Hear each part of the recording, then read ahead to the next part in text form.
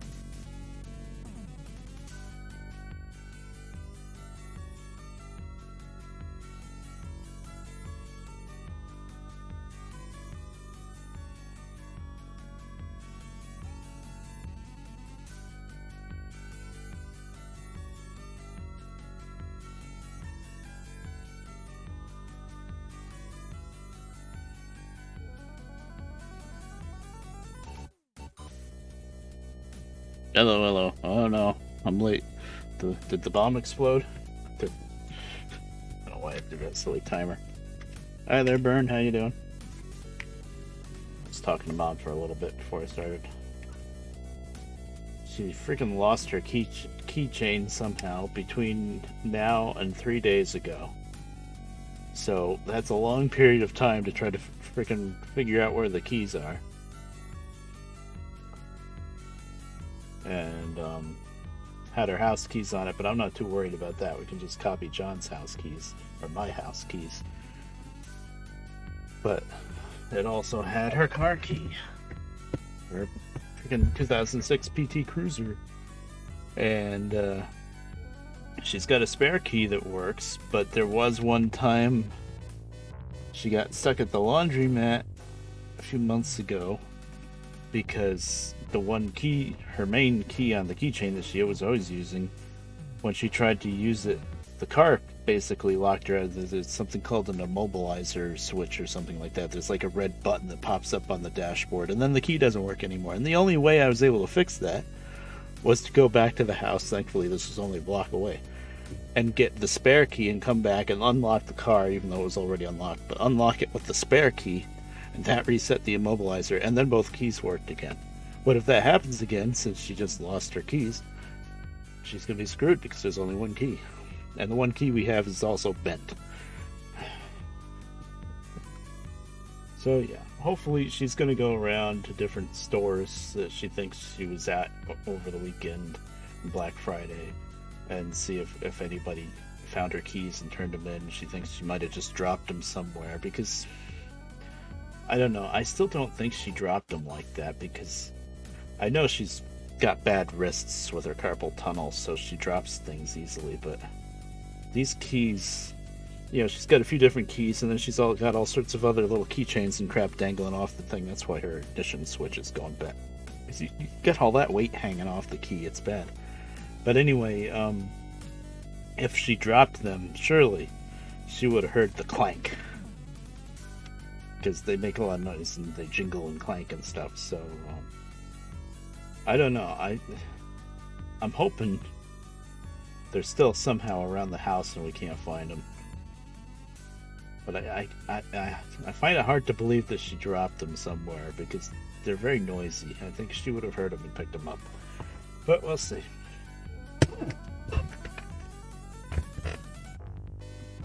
All right.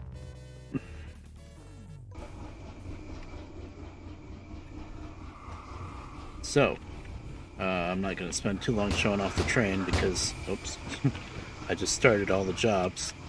But we've got a military train double heading the big DE6, which is going to cost a fortune on fuel. But we've got about 800 tons of various stuff. Let's see, we've got military supplies. It is 800 tons. I did it on the calculator. We've got military supplies. We've got ammunition. Doesn't look like much, but when you total it up, it's 800 tons. Ammunition. Oh, there we go. I was looking at this. So military supplies, ammunition. Okay, so 2 ammos.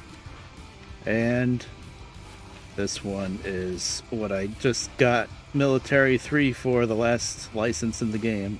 Spent nuclear fuel. And that job alone is worth like $40,000. The whole, all 4 jobs together is going to be like 80,000, I think, pretty close. So let's get going. I know the handbrakes are off. I don't know if anybody's audio or engine aficionado, but we've got different engine sounds now with the sounds mod. I still have the day-night mod in. Last short stream, what was it, yesterday, day before? I think yesterday. Wow, this is 2 engines and we're starting off this slow. Let me just make sure all the handbrakes are off. Seems like an awful lot of drag for 2 engines. I'm also not used to driving the DE6 though. the DE6, you kind of have to give it a lot of throttle just to go anywhere. Okay, I'm holding the buttons and I'm sure that there's no handbrake. We've got the Southern Pacific daylight caboose back here. It doesn't really make sense because I don't have the daylight passenger train right now, but we do have Southern Pacific locomotives though, so it kind of makes sense. Yeah, I guess these things are just... These engines aren't happy unless you give them a lot of throttle. That's why they suck down so much juice.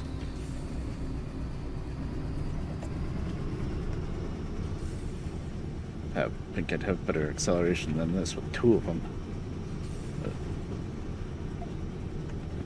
But anyway, I didn't take out the day-night mod or anything. After the end of the stream, I had stopped to eat anyway, and it was all laggy and stuff. All I did... What did I do? Well, I did it during the stream. I changed one of the settings for the shadows of the locomotive lights mod. I just turned the shadows off completely. I thought I did that before, but maybe something changed. Oh, I'm going fast. Oh boy. We're doing 50. Oh, where's my bell? There it is. We have a bell now because of the sounds mod, which is very cool. Okay, we're going all straight here, all good. Because I did switch out this yard a bit, so yeah, we're good.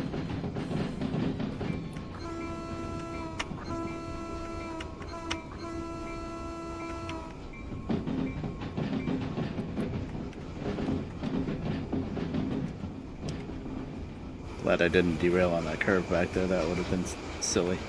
I'm not used to... I was complaining about the acceleration, but at the same time we were doing 50 like it was nothing, so it's just... I just gotta get used to driving this. I'm so used to the steam engine, too. Is music too loud? It still sounds a bit loud to me, but... if it's not too loud for you, then... no.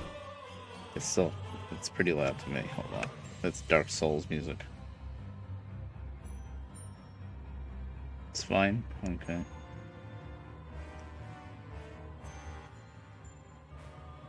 There.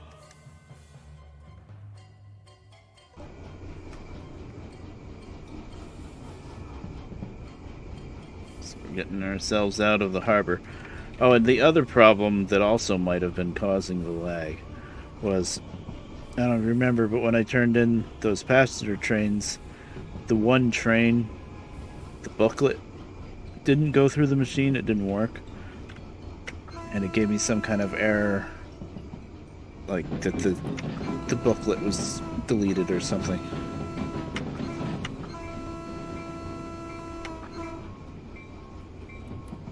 But anyway, and I remember later on that same job booklet, I threw it on the ground to change the order of what I had in my hands, and then I tried to pick it back up, and it was gone. So I had to run back into the station and pick it up off the table with the booklets again. I think that's probably what caused that. We're doing 40. So I don't know. That may have caused the lag anyway. Also, but anyway, when I logged back into the game, I didn't get the job booklet back. But in the Lost and Found with some other stuff was the money payout for that job. So it's like the mod figured out the problem. So it was either... Oh, losing speed. It's a hill here. Should have been speeding up, but it was only a 40, so it couldn't really speed up. So it was one of two things. It was the shadow setting on locomotive lights, which I thought was already off, but I turned it off then. Or it was that job booklet issue, and then that got sorted after the next time I logged in. So I still have the day-night mod on. I kind of fine-tuned the time scale a bit more for the day-night mod. Oh, you're not going to see it now on the watch because I've got it set on the timer now. But I made it maybe not quite as fast. It looked like it was going, the clock was going just a little bit too quick. But it's kind of hard to figure out. I'm trying to find something between realistic and not just always day or always night either. So we'll find something we like, happy medium. I think I turned it up to 10, but I felt like maybe that was a little too fast, so I dialed it back down to like 8 time scale. This is going to be all uphill, by the way. That's why I got 2 engines.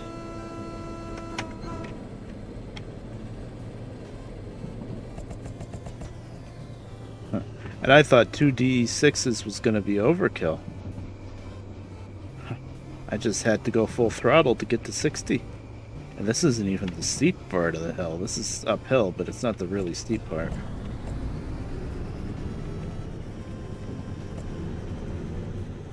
I am throttling both engines right. I didn't like miss it. A U cable or something. Yeah, sounds like it. Let's make sure.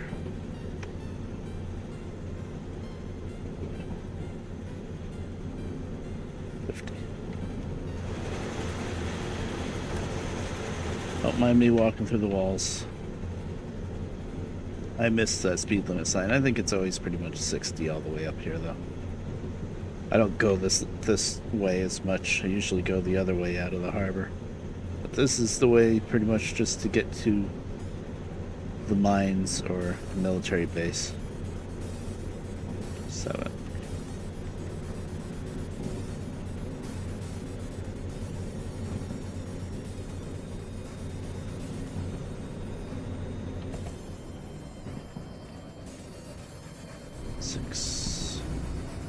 Still going uphill. Still losing speed.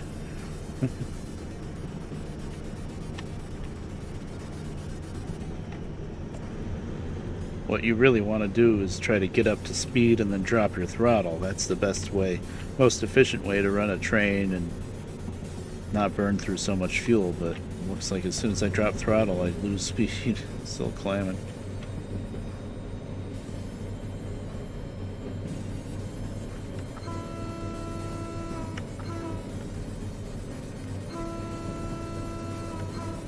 I'm not too crazy about this horn. There's a couple different horns I can choose from.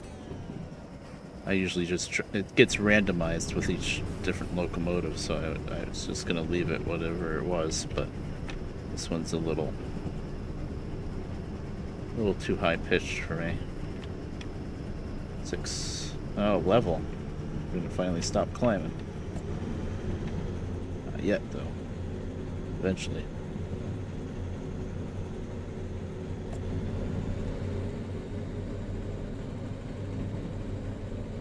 Well, I don't know. I'd be struggling if I only had one engine, I guess. No, now 5.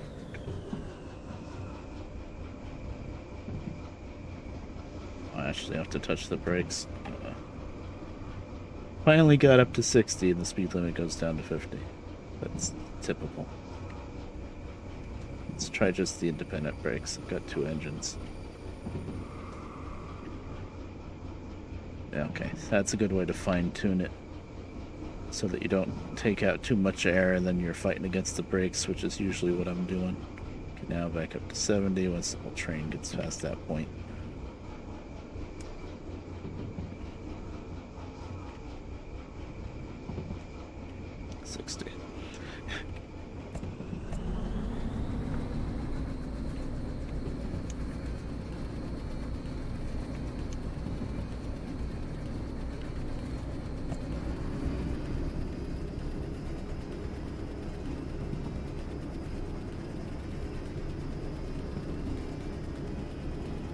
Yeah, I didn't feel like setting up the, well, the webcam's always set up, but I didn't feel like using it. I didn't feel like having a light on over my head, I guess.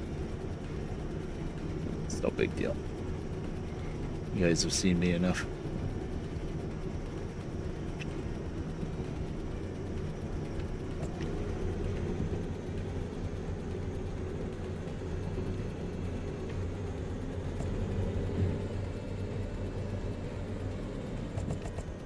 I'd love to get there in time, but we'll see. I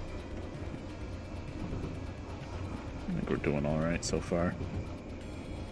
Still got a lot of hills to climb, though.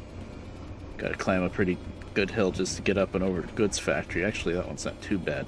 But then after that part where you go over the goods factory, then it's really steep to get up the mountain.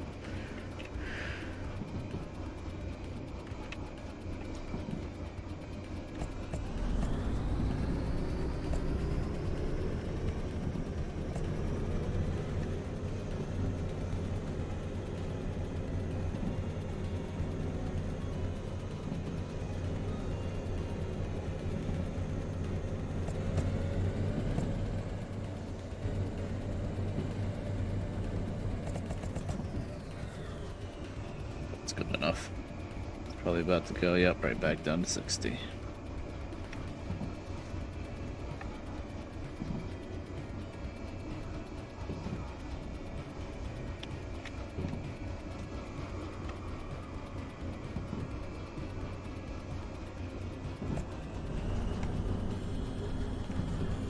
Switch, but I never use this switch, so it's fine.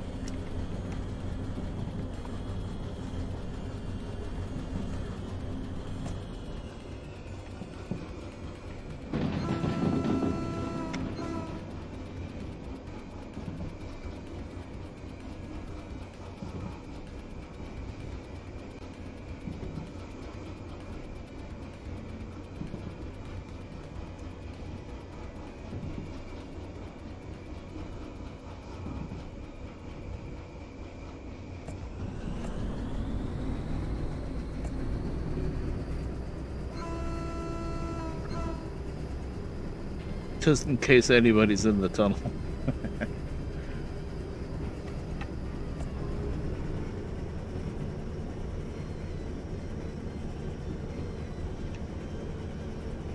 Now we're starting to really climb again. 1.6, I think I said, percent. I never would have made it with this train with the steam engine up this hill. I mean, this is going pretty well, but I'm taking 2 DE6s. That's a lot more power than the steam engine.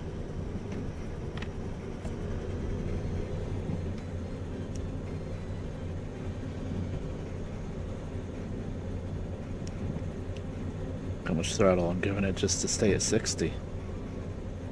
Oof. I don't want to look at the fuel gauge.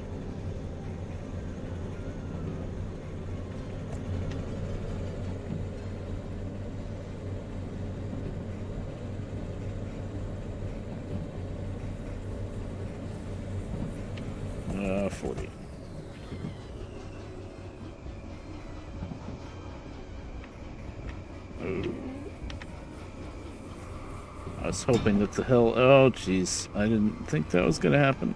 Oh, no.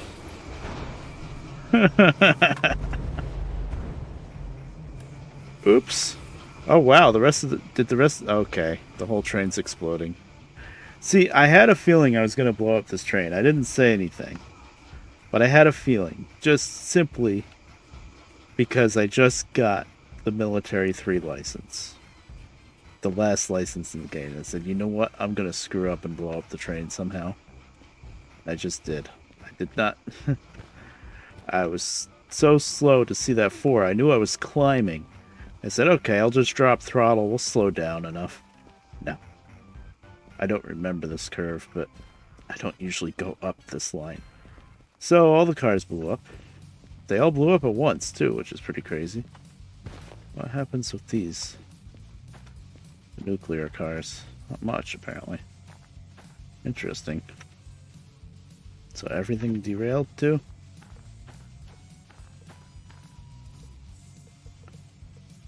Maybe it's a good thing this stream is in the middle of the night.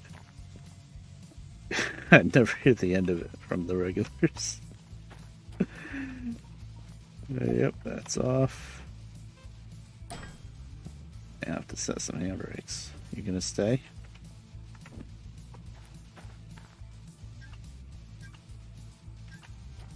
I guess there's no air, so the brakes are locked up now. Yeah, radioactive. Good. Well, this is gonna be all of my money.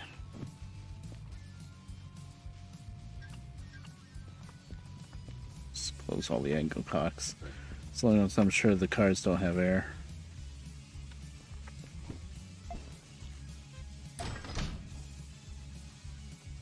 Okay.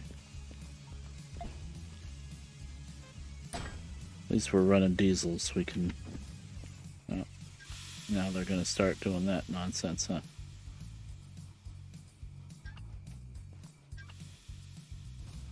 I want full brakes, please. You know, set some handbrakes. No, we're not moving now. Okay.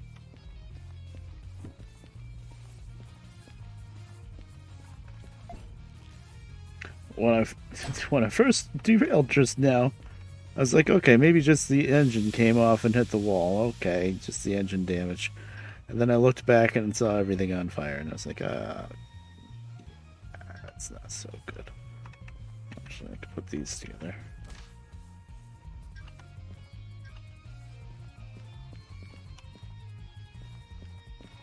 I'm still gonna deliver it all because why not? Sage. The funny thing is, the cars are gonna stay in their exploded states even after I pay off the payment.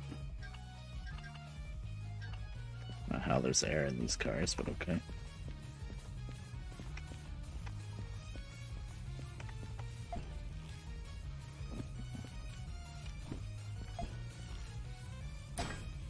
Whoa. Whoa. Why did we go zooming?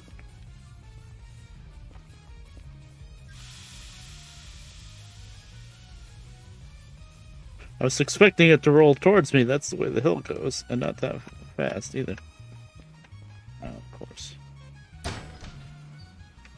Ugh.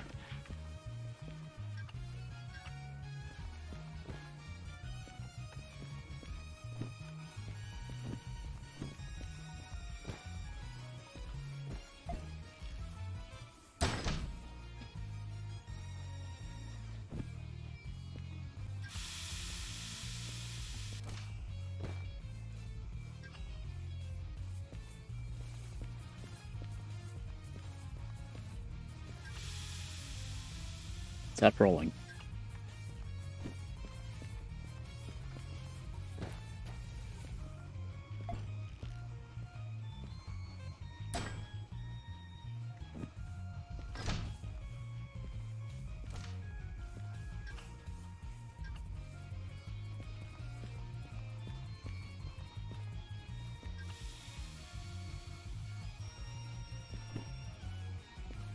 Every single car derailed, huh? Not quite every single. Go ahead.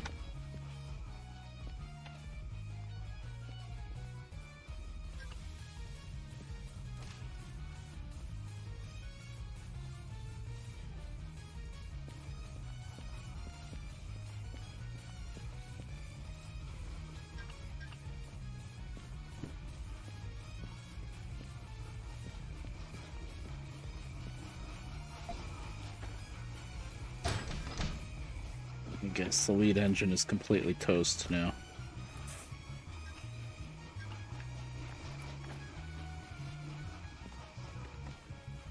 Couple here, yeah.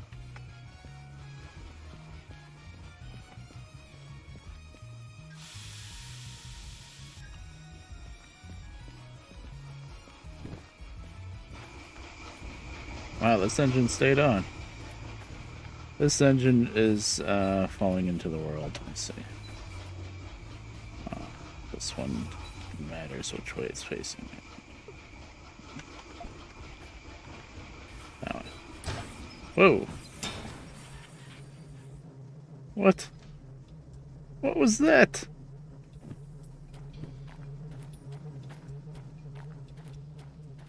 God. Made a derail sound. That wasn't good.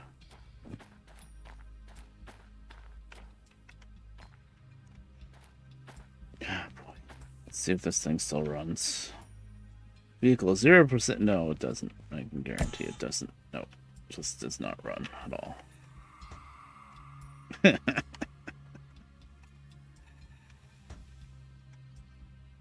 Oh boy.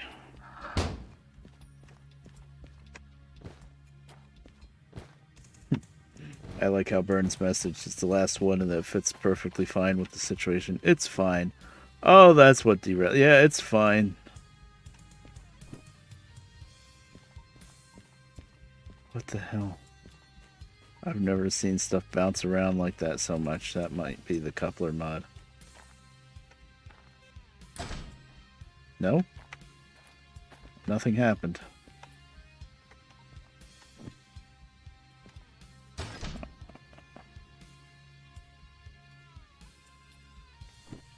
Exactly. It's mandatory that even somebody who's kind of good at the game like me, you gotta derail sometimes. Yep. Does this engine work? 34%. Oh boy, that might be enough. Got rid of the glass, I see. Brake pipe, yeah. A lot of issues with that. Okay, we're going to be controlling this one now.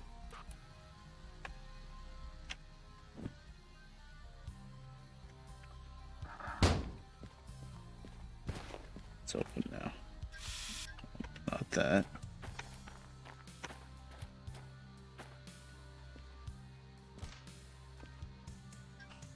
I guess the buzzer goes off just if they're not connected, right? Okay. Alright, let's see if this engine runs.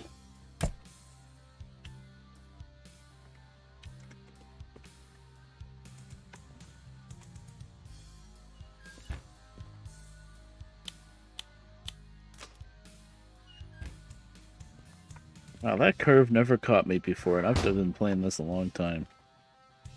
Other curves have, but not that one.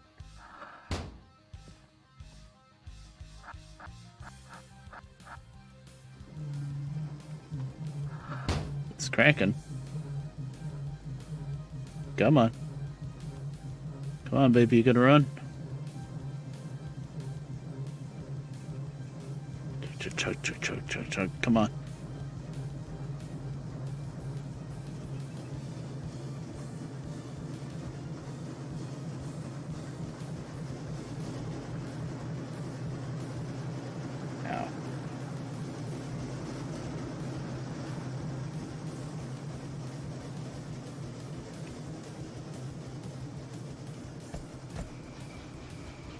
Ow. Oh, don't die. Okay, right. That was still in the cranking. Now it's running.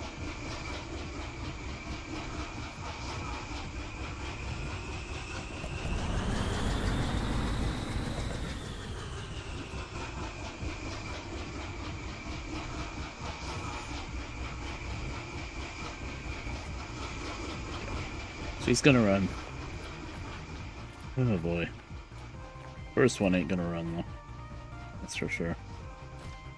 And where I'm going, military base, and then there's the two different mines, coal and iron mines. Yeah, none of them have services available for diesel. So now we got 800 tons with one engine, basically. Oh dear.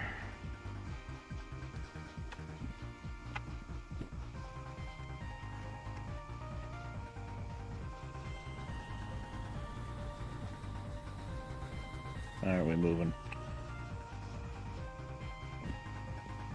Handbrake's on? Oh. I thought I closed that.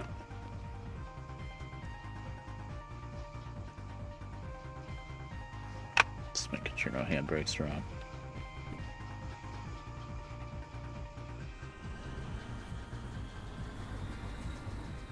No?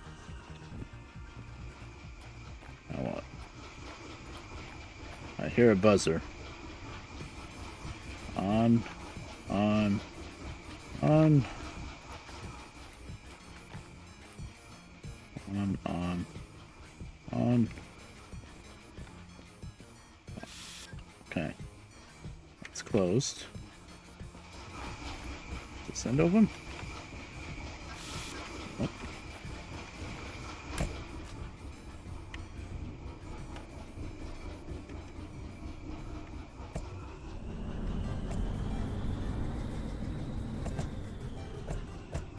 What's going on here?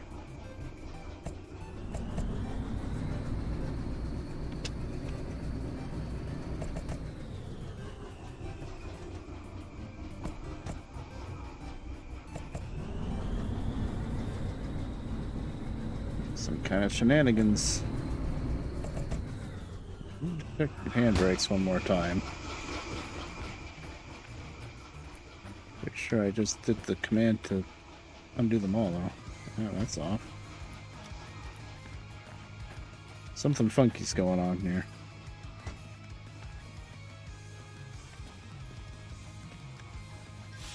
Maybe the cars themselves are unusable.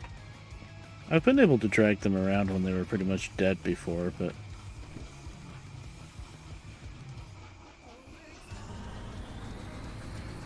There we go.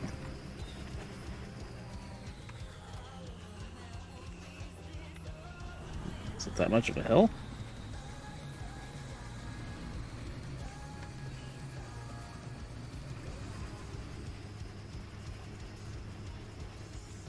Come on, it's 2 cars. Really?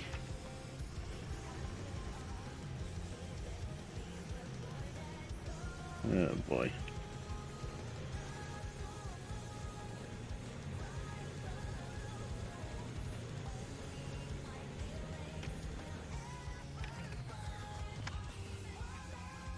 That's why the spot got me so good. Maybe it was going back downhill.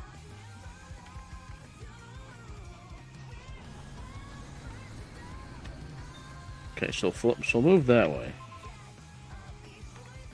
Let's hook this engine up. It's useless, but I gotta drag it around anyway.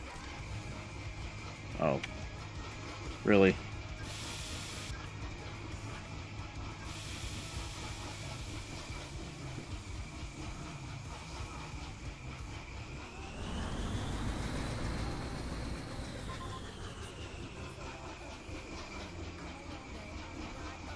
Why are these couplers coming apart? Oh dear. Why are the couplers not coupling?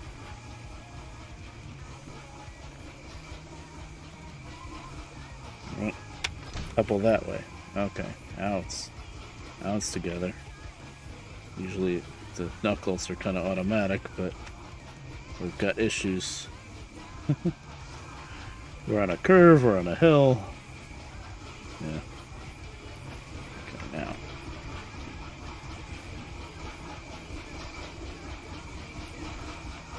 So she wants to roll it. I thought I was still going uphill. That's part of the problem. That's why I didn't hit the brakes a lot harder. Thought I was going uphill, not down.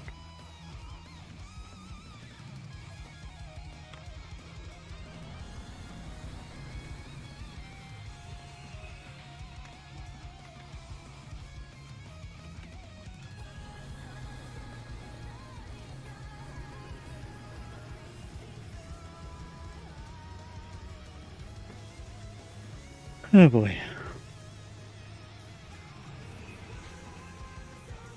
Now my next question is, would I have done this if I wasn't streaming? I want to say no, but maybe. I don't know how streaming has anything to do with it, but...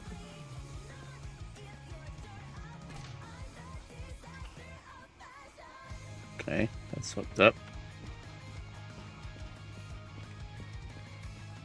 That's not.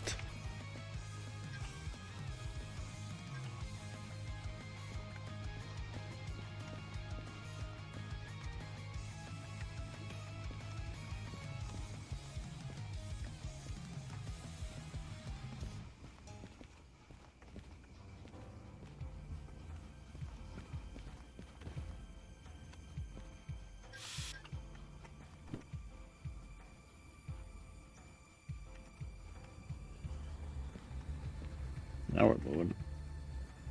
That must be the crest of a hill there.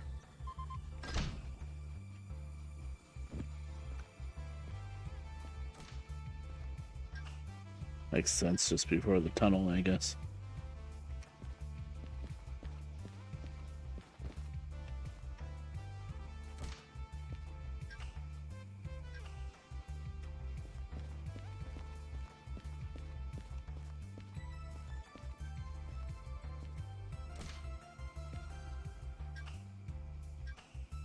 Oh, if anybody's just joining now, I think there was some kind of like, I don't know, wrecked train mod that just spawned in this wrecked train and now I'm trying to save it. Yeah, we'll go with that.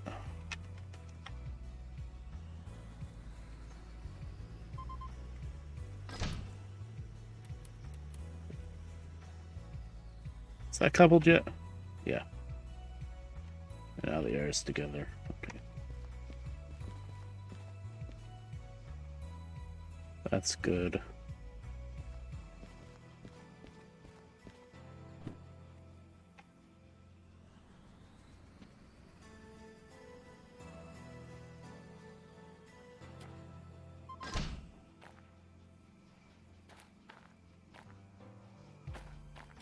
I want to keep going.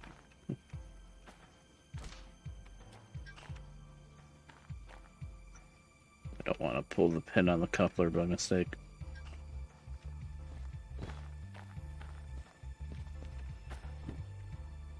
This is what I was expecting, the train to be rolling this way.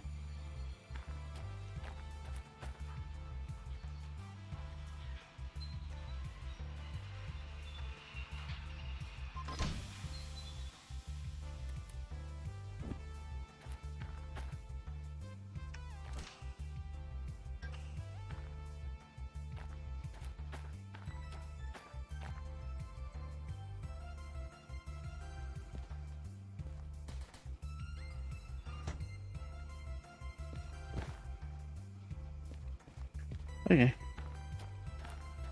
Got the train all hooked up. Yeah, next question is, can we move? Now, obviously, this engine, 0%. There is no way in hell this thing is gonna run.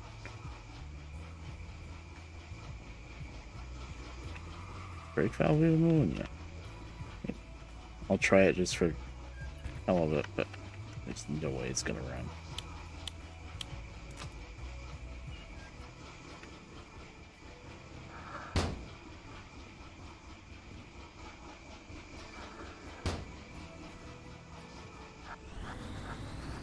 Well, that gooses up the throttle. That shouldn't goose up the throttle for both engines, even in MU. Come on.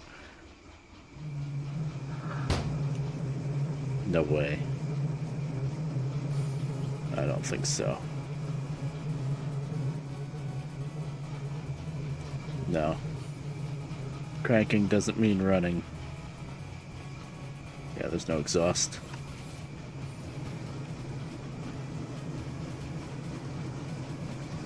It almost sounds like it's gonna run, though.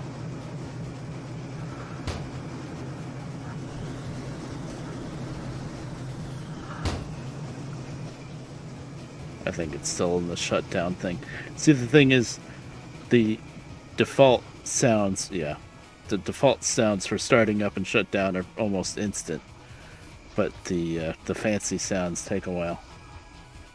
Hi there, Lucy. Yeah, I slept most of the day today, so now I'm streaming. I'll give it one more shot, but this thing's not gonna start. I kind of regret it already, because I was flying up the line here at 60 because the speed limit was 60, and then there was a speed limit 40 sign. I said, I'm going uphill anyway, just kind of lightly touched the brakes and let off the throttle. It wasn't enough. We flew off the rails right here on this curve, crashed into the wall of the tunnel there, and the whole train blew up. Because it's a military train full of ammo, and then the last set of cars is nuclear waste. I don't want to know what happened back there. Those cars didn't get it as bad. Most of the cars of the train just kind of derailed a little bit. The engine is what was really wrecked and like into the ground. And here, look, see all the broken glass. And if you look on the plate on the side, the vehicle is 0. That's supposed to be 100. So we're down to one engine. You see, slowly rolling downhill too. So we're gonna try. Now it's MU, so I could control both engines from this one, even though this one's busted. But we're gonna see what we can do with just one engine. But with 800 tons on these hills, we're gonna get stuck. We're gonna have to break up the train somewhere. And there's nowhere to fix the trains anywhere up here either. And we're not gonna make 2 cents when we deliver it either, because everything's damaged. So that's fun. Wait, am I going the right way? Yeah, she just don't want to move. Okay.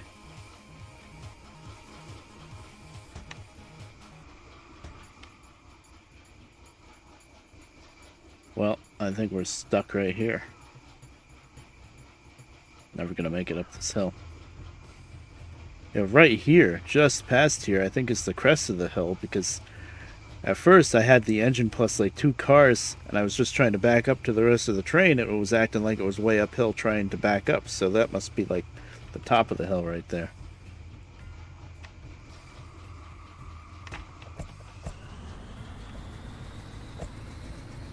Let's see if we're gonna move.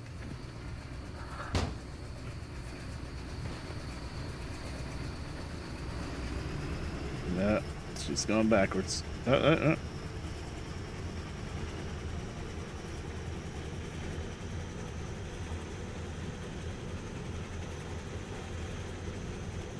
What I'm gonna set this remote to this engine so I know when the wheels are slipping. I mean, it takes a lot for these wheels to slip, but still. Oh, it was for this. It was for this one?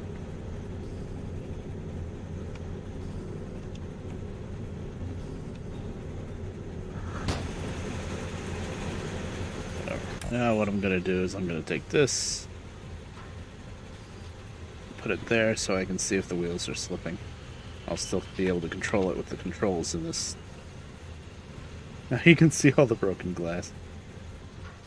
Yeah, service engine. Yeah, you think?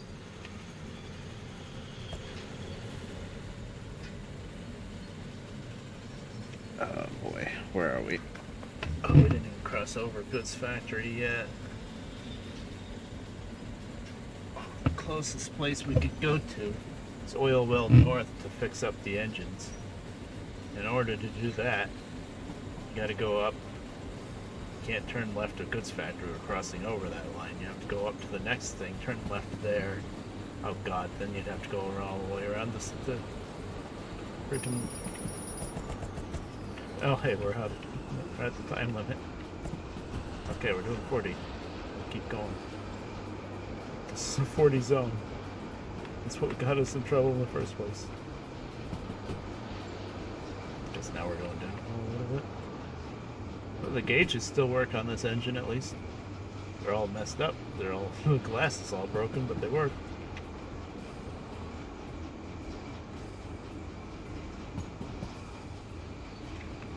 Watch, I'm just gonna put that back on normal time.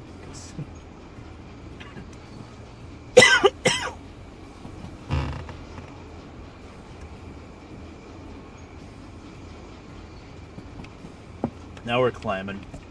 80 speed limit.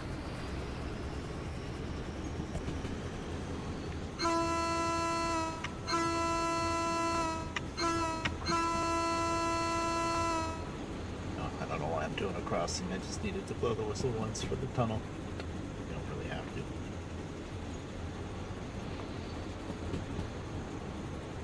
So that's what happens when Red Bear gets too much power. He goes too fast. I never ran into that issue with that curve before. It's weird.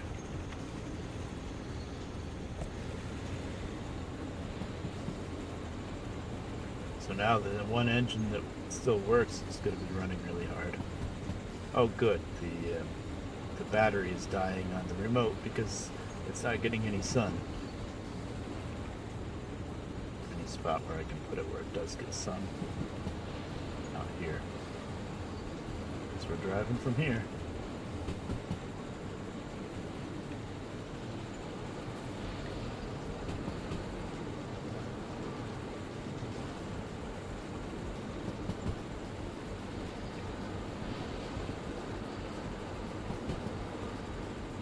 It doesn't look like it'd be that heavy of a train, but it is. It's 800 tons, and This is a steep hill. There's Goods Factory. That's nice.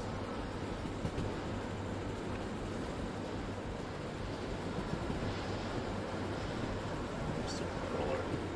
Come on, where did you put it? I'd love to leave it there, but it's not getting any sun.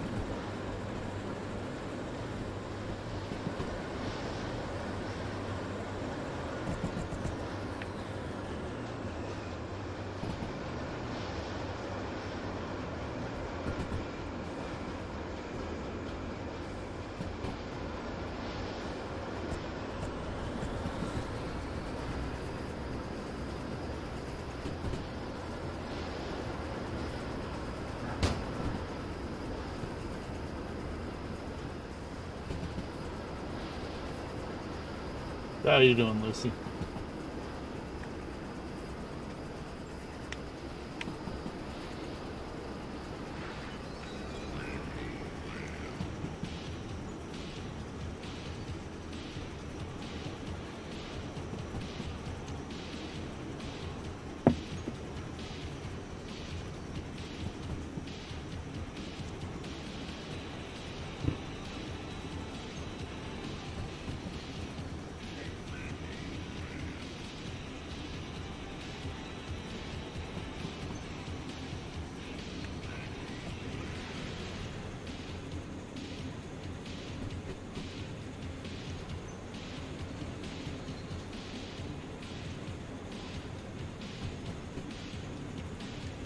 So, how much money do I have? 191,000. Yeah, that ain't not gonna pay off. But the way this works is there's gonna be probably like $1 million damage or something, but you have a copay. But since I have all of the licenses in the game, the copay is probably like astronomical still. It's probably like $500,000-$600,000 or something. So I know you don't get soft locked, but there's got to be like some of it that I can pay off.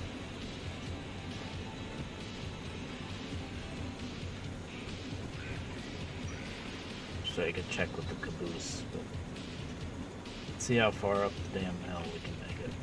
It's gonna be tough. It's gonna be really tough. Oh, now we're slipping the wheels. It's gonna be tough with one engine. I would pull into the iron mine if we make it that far, but yeah, I can't service the diesel there. You know what I could do? I could probably pick up a steam engine there to help with the power. Oh wow, that's what we're gonna have to do. Yep.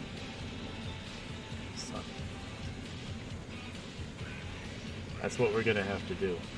We're gonna have to get the steam engine, throw it on the front, and put the remote in the steam engine so that I can power both the steam engine and the problem with that is I'm gonna have to stop on the hill. Well, actually, I think we're gonna be stuck pretty soon anyway. I was gonna say we're gonna have to stop on the hill to get the steam engine and hook it up, but I don't even think we're gonna make it that far. Look, we're not even up to that switch yet. Oh dear.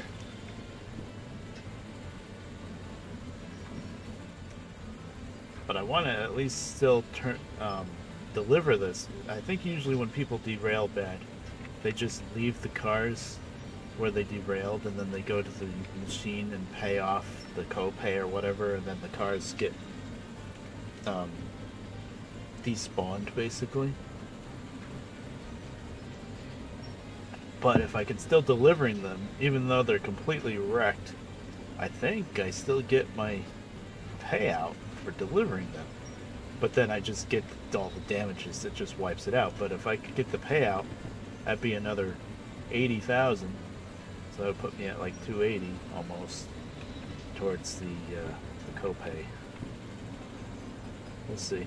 I'm not sure how this works. I so rarely derail like this. I'll remove it again.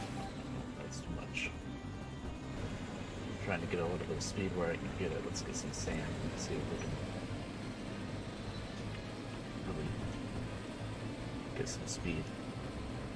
I don't think that's giving me any more speed, really. It's just making more noise and using up sand. Yeah, it doesn't really make a difference. So I'm not going to turn left here. I mean, if I turned left here, I could go around the spiral, which is a pain in the ass, but it is downhill. And go down to Oil Well North, fix up the engines, and then try to get up there. Oh, jeez, that's so roundabout. Then I'd have to go back around the spiral. No, I'm not doing that. I'm not doing that. That's not worth it. Nope, I'd rather try to get as close as I can get to the iron mine, grab a steam engine out of there, or even a diesel lift. Sometimes there's a diesel part there. Plus 1% grade, yeah, that's a hill. So we'll get as far up as we can get, grab the steam or diesel, whatever's up there at the iron mine, come back down and see if we can get this thing to military base still.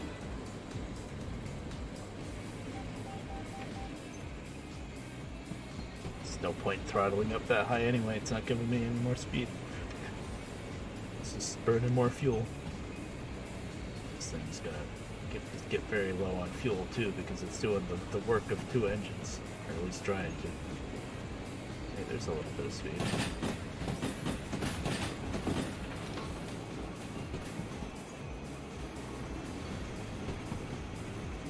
Well, I think we actually, that was one part of the steep hill, but it still keeps climbing until you get past the iron mine.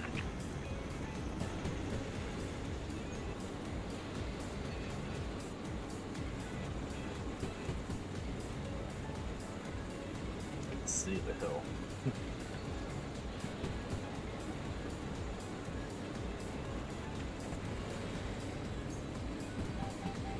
It's not giving me anything anyway.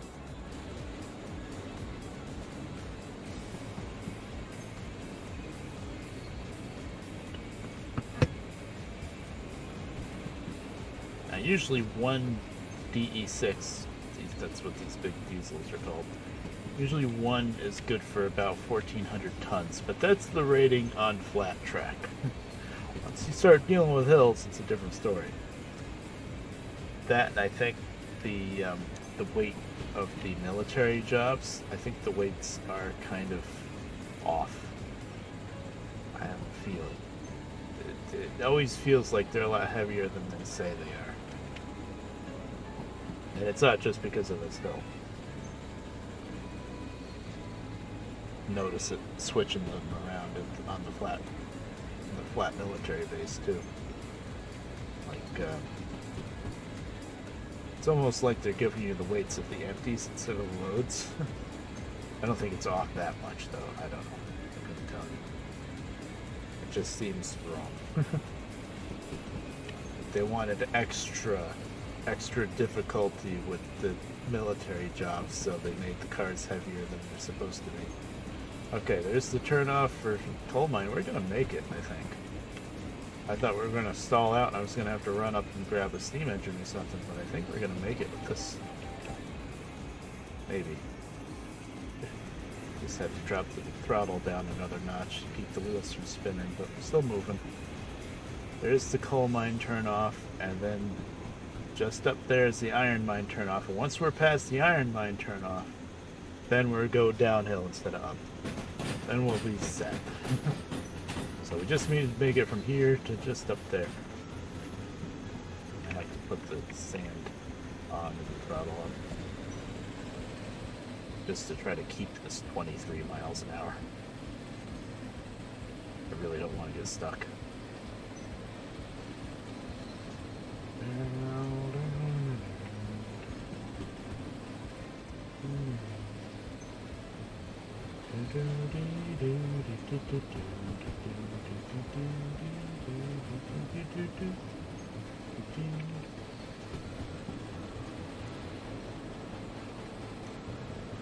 Yeah, so this song isn't as loud. Volume leveling, what is it?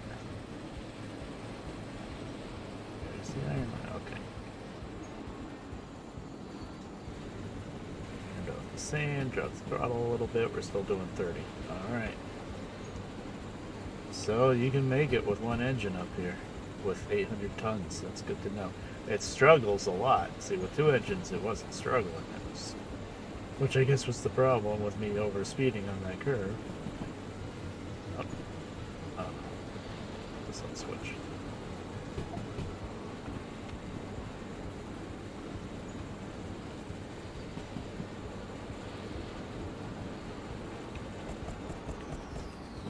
Okay, now we should be able to coast. Probably. Well, we're not quite. We're just at the top of the hill, we're not over it yet.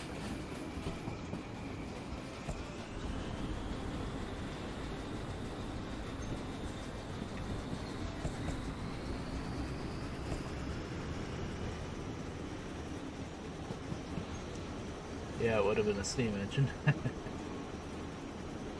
Oh, I'm glad I didn't have to do that. At least that would have been a little pain in the ass. Okay, here we go. 40. Now we gotta hit the brakes.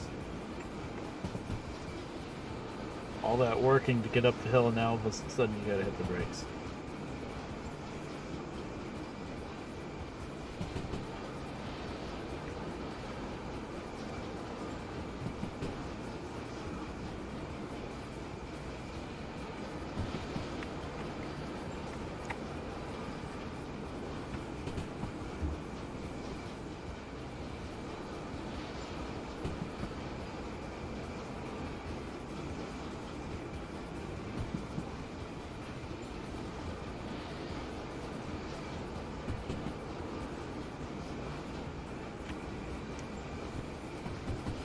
Two in the afternoon. Good. Last thing I need to start to get dark while I'm messing with this.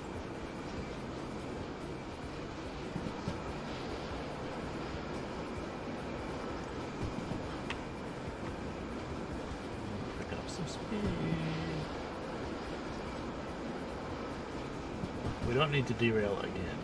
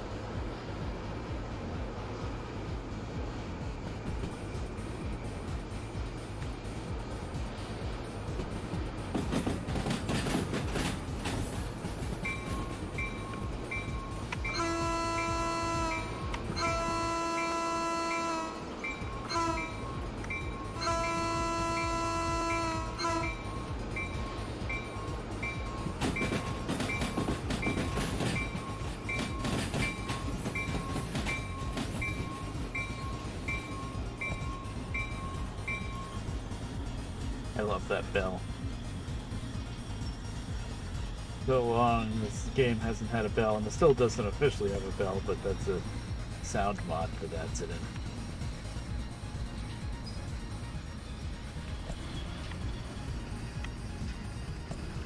I hit the brakes a little too hard. No, I'm fighting them.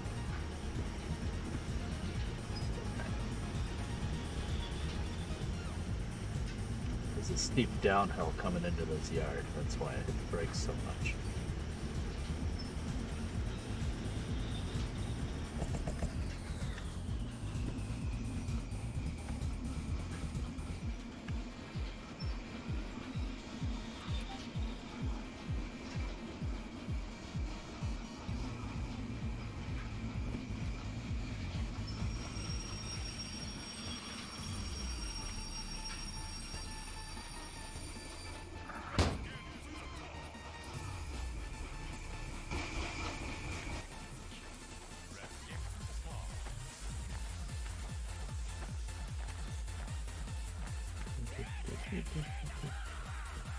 Okay, first the good news.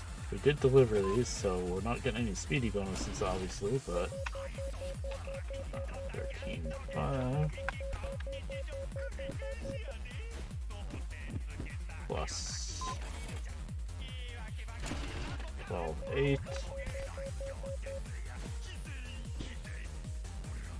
plus 16. So yeah, don't go all the way back here and see all the red ink. Okay, there you go. 172,000 damage, and we just made 16,000. So we've got a bit of a deficit. And this one was worth 40,000, but damn it, no environmental. Oh, thank God, those ones didn't blow up. We actually made money on that one. Okay. Okay. These can all. Yeah, there was a fire. Okay. Yeah. Oh, okay.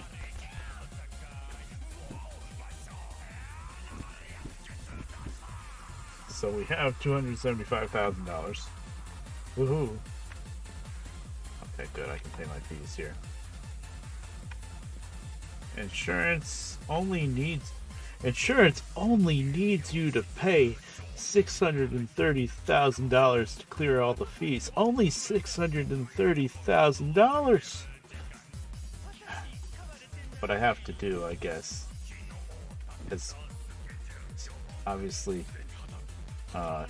yeah, I have only 630, and if you add all this stuff up, 584, 438, 224, 210, 161, and 12, that adds up to more than $630,000, obviously. But the thing is, I don't have $630,000. So there's no way in hell I'm gonna be able to pick up the switching jobs, by the way, to unload all this stuff. Like, that would have been another, or would have been much, 3,700, 14,000, 5,000, 5,000. Yeah, I can't get any of that.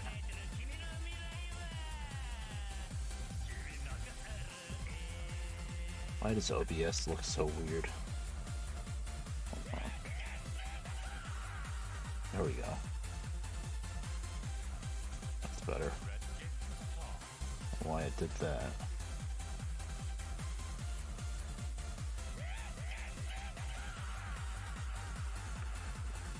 So, I think the first thing I'm gonna do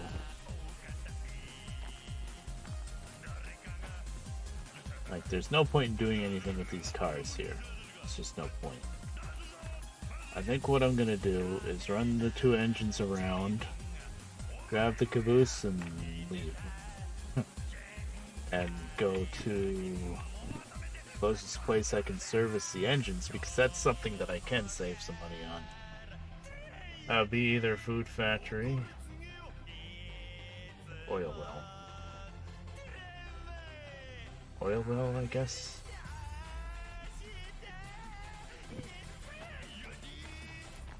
I don't know what's going with the with the music, Asper. Not bad. It's interesting.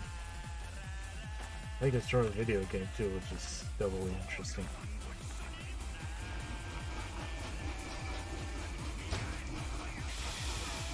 I think this song came from Burn, maybe it didn't.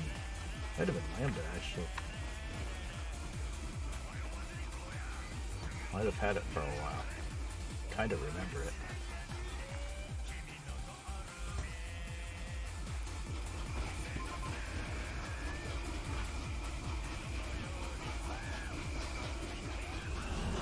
Oh, yeah.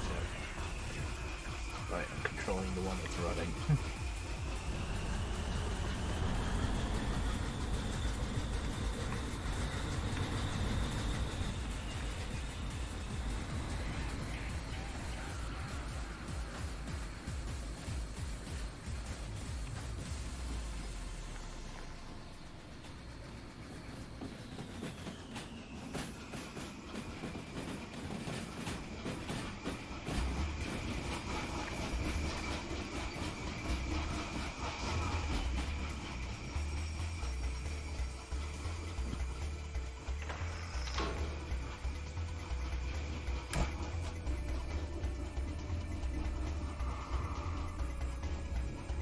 So this one that's still running, by the way, is quite damaged too, but it still runs.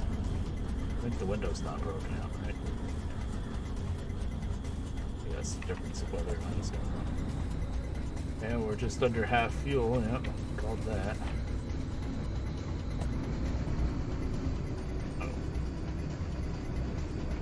Oh, why am I... Did I not throw any switches like an idiot? Well, this track's open. This track's open. I'm an idiot, but I got away with it. Really? I can't move now? Did I hit the brakes that much? I guess I did. Maybe the air pump doesn't work as good. I don't know how much is really involved in damages. Like, what gets affected when things get damaged. I don't think it's that complicated of a model. It probably will be with simulator.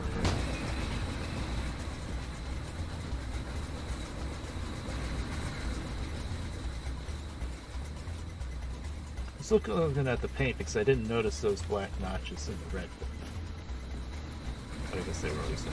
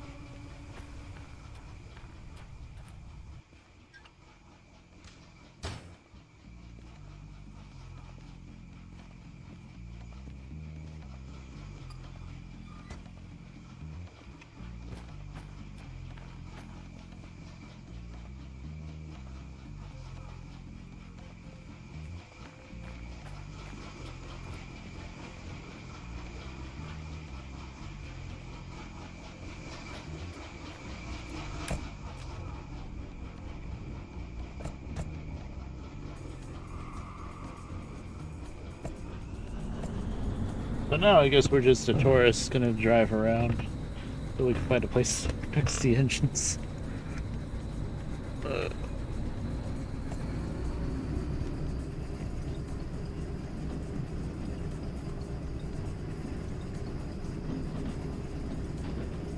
I can't fix them here, right?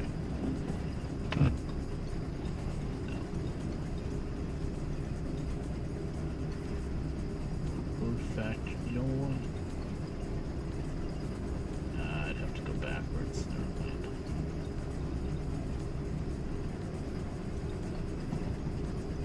mind. Guess we'll go to oil well.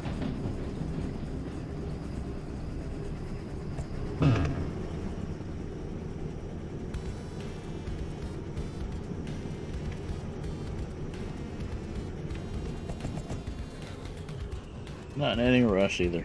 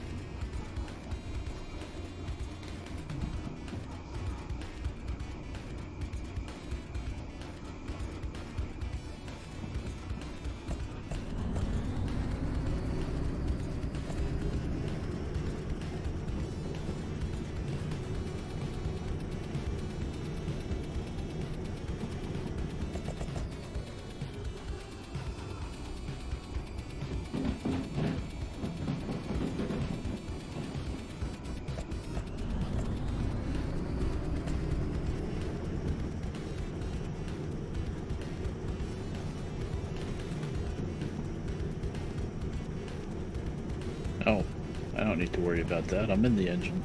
It's running.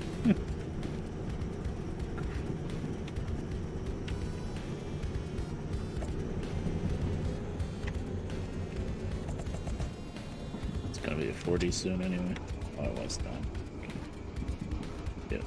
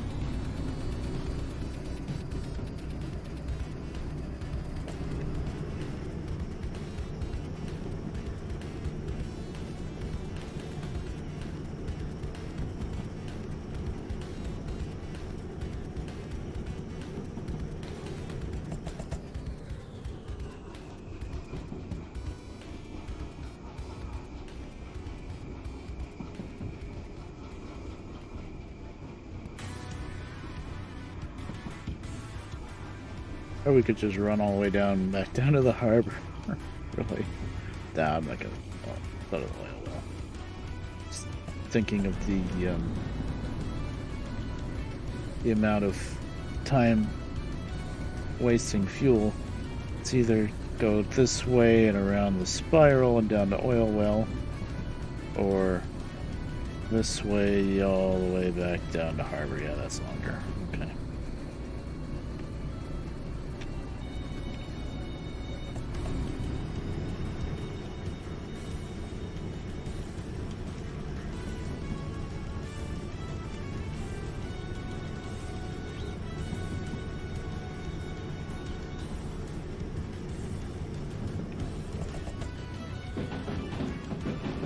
Go to food factory and maybe get a passenger train. You know what, I think I'll do that.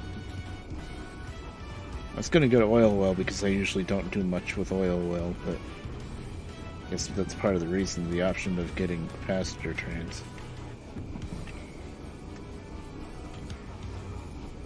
I do kind of want to test out the passenger trains a bit more.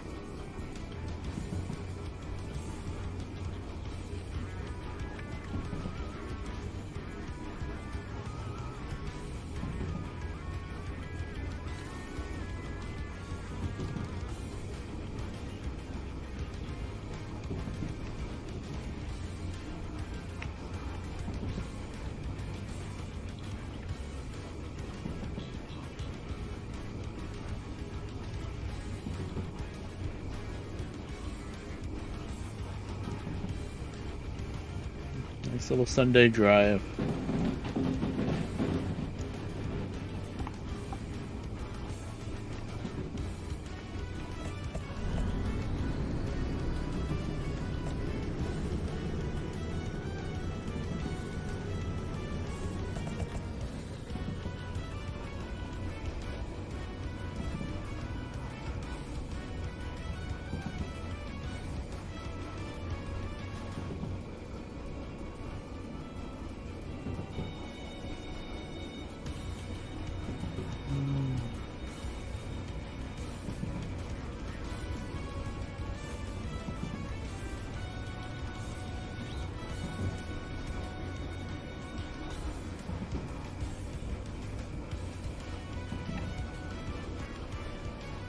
Hit the brakes and the speed limit's going up. For some reason I thought it was going to go down. It went right back to 60s this game. I got a switch coming up that I had to turn.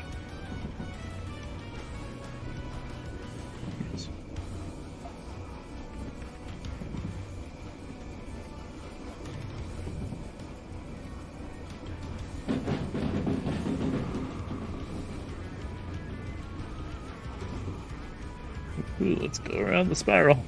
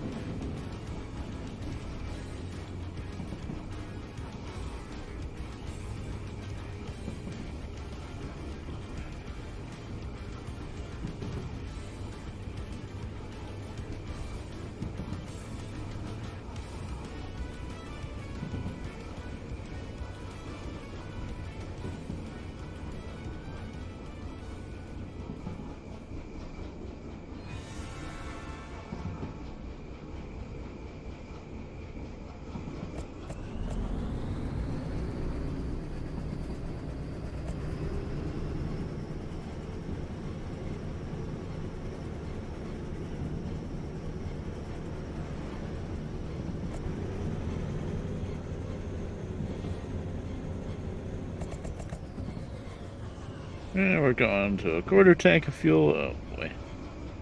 I can't siphon fuel from the other wrench. That's just not a thing.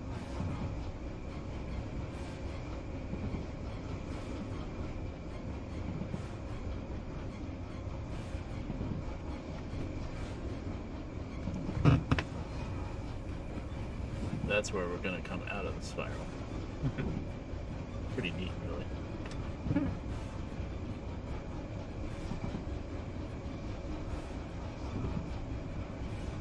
70, that's exactly where we're going.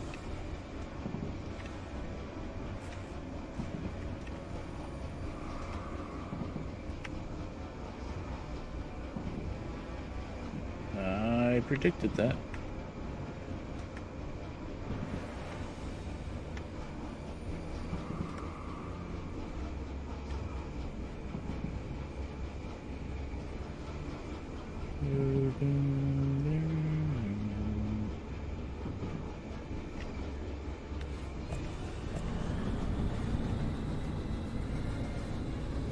Ah, 40.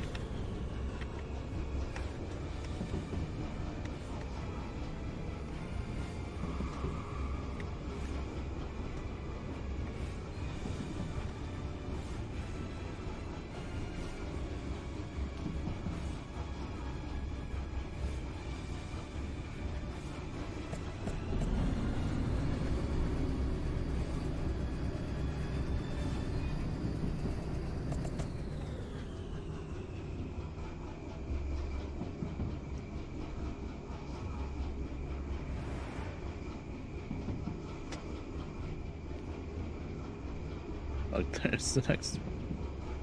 There's the lower part. That's so cool. Actually, that's the line going down to a food factory, but we'll be taking that eventually. Once we make it around the spiral.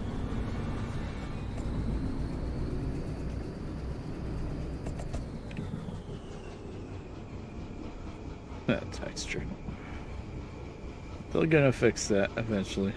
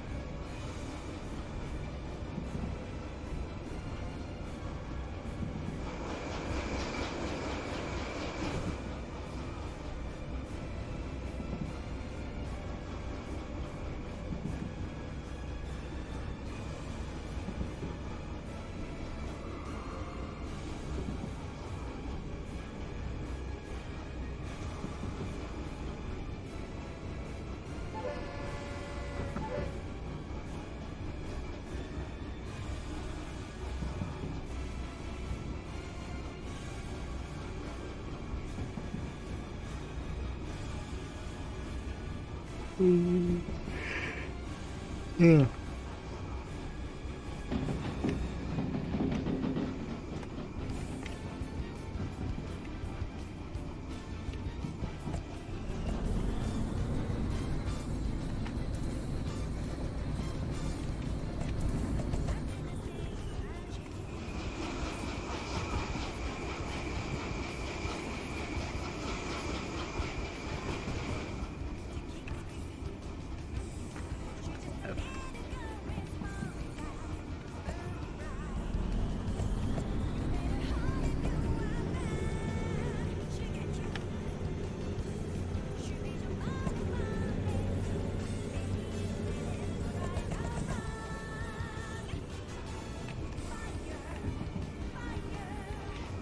What are we going uphill now? That's weird. Thought this was all down.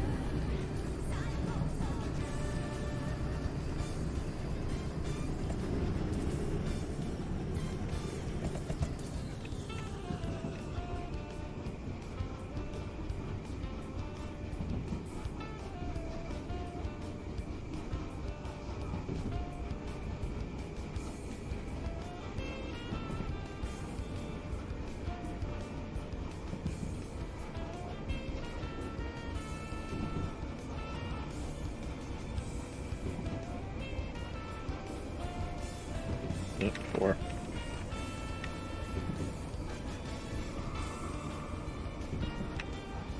No.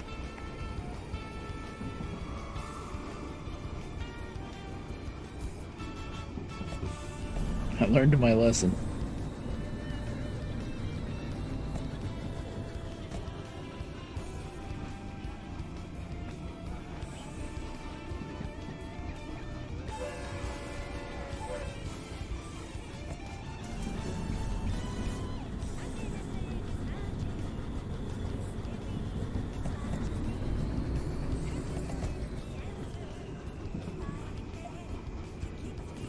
That switch is a pain to see when you're in the steam engine. Even with the diesel, I barely saw it.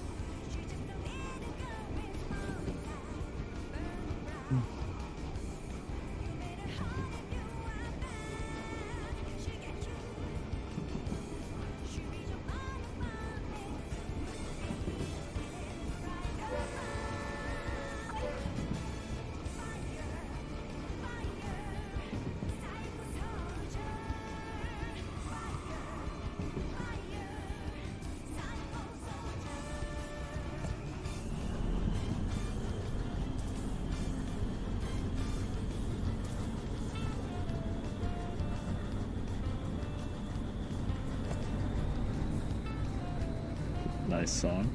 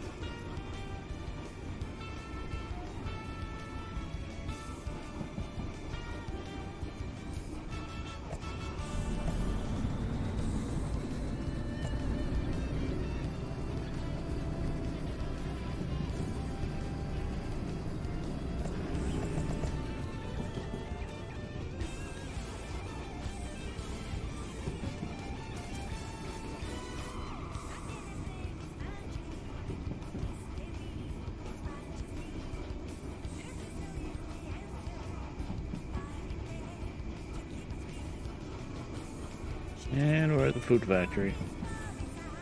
Oh boy.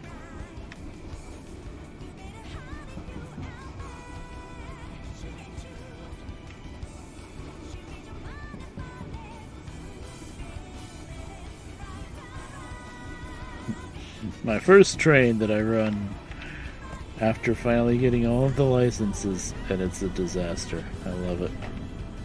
Not really.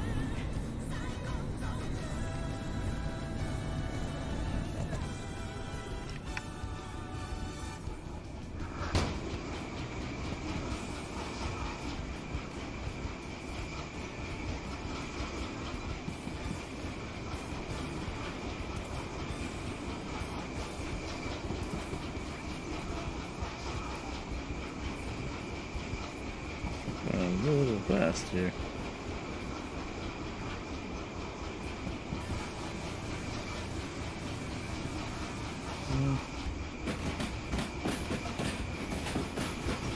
Actually, I might have to go through here. No, there's a through track. Was the lag back?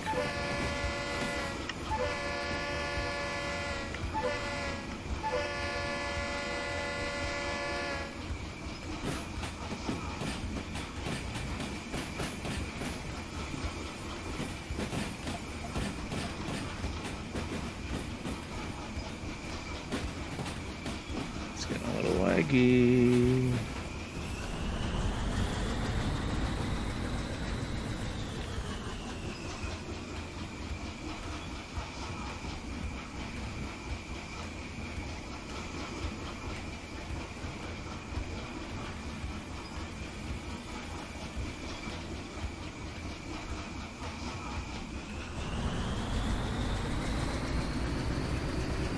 Kind of laggy.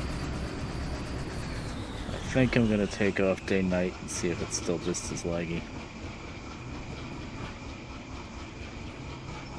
I think it's kind of the straw that broke the camel's back. If I didn't have so many other mods, probably day-night would be okay, but I think it's causing a little too much lag.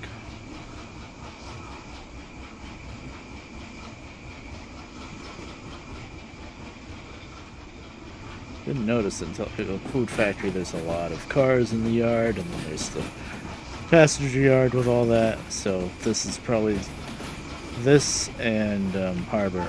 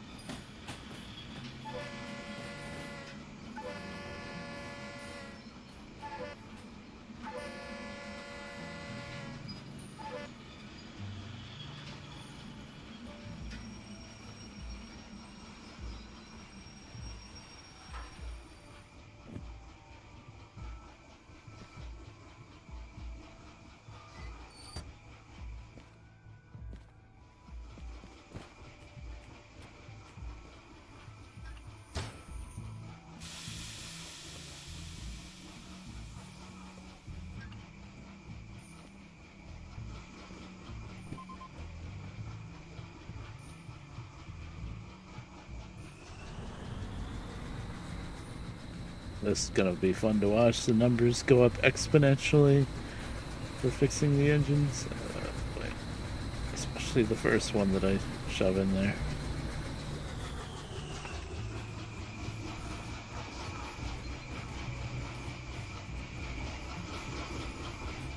At least I didn't use a whole lot of fuel in the first one yet before I completely destroyed it.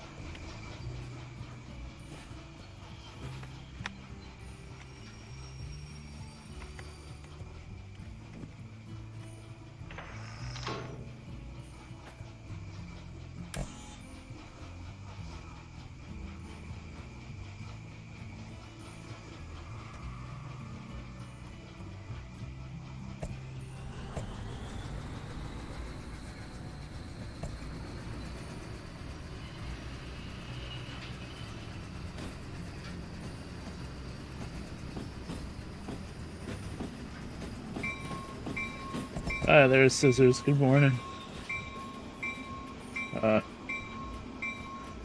Crazy story. Somebody got on my Derail Valley when I was sleeping during the day, right? And they completely trashed this locomotive and the entire train that it was connected to. Tragedy.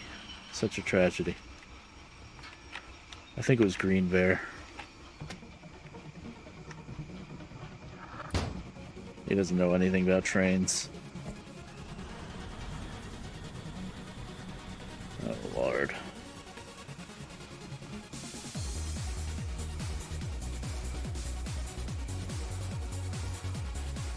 Engine completely zero.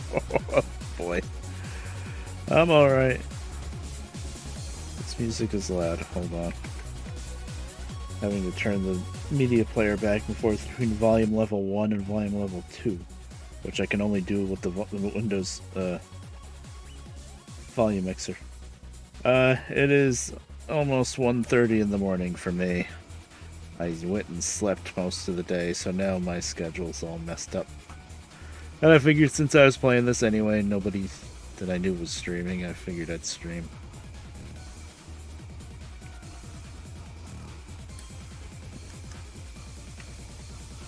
Okay, $7,500 right there just to fix the engine. Wheels. Still we're at 3/4. That's another 6,000. Oh, farming sim, nice. I think next time I set up the wheel, which might be pretty soon, I'm gonna maybe get into farming sim. I haven't played it barely at all since I fixed up the computer last year. Last Christmas, I think it was, when I got all the computers set up. So I can actually have the graphics quality cranked up kind of high. Not even high, just not super low. And that was 100,000 just for the body damage. Yeah. Oh boy. I don't think I'm going to be able to pay this. Actually. I thought I was going to be able to pay off the engines at least, but probably not. Not much diesel at least.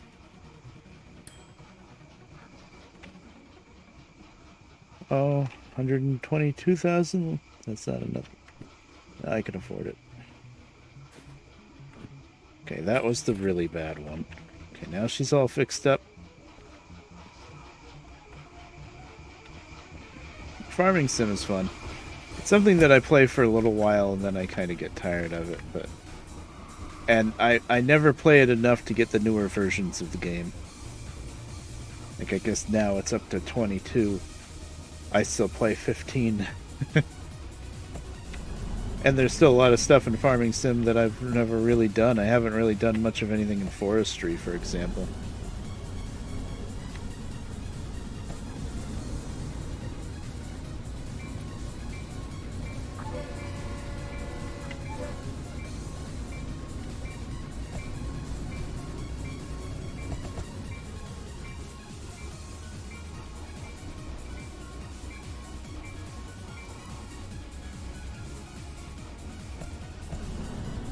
I think with this, after I'm done fixing up the engines anyway, I think I'm going to shut the game down and take off Well, I'm gonna get the handcart out and go down towards the passenger cars and see how laggy it is. But I just came in through the freight yard, and even that was kind of laggy. So I think I'm gonna have to take day-night mod back off. That's the one that I just recently added. I think it's just like a bridge too far with my other mods. What am I doing? I need to shove this in there, right? Okay.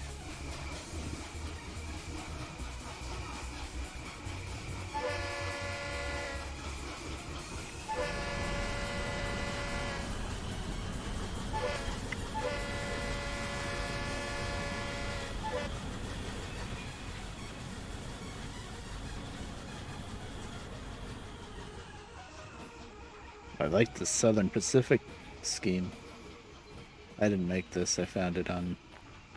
It's been around for a little while, but I wasn't using it. Where am I going to stick this? I guess with the shunter.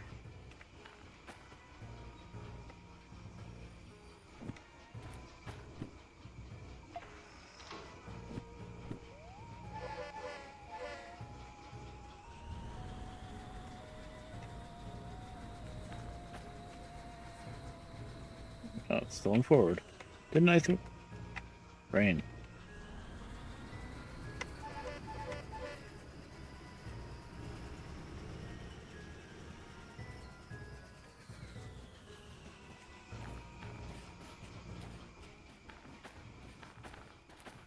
So even if I shove this back to the stop, can I fit another big one here? Let's try it.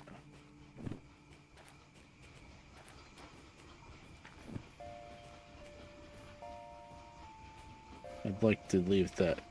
I'd like to not bury that little switcher just in case I want to use it.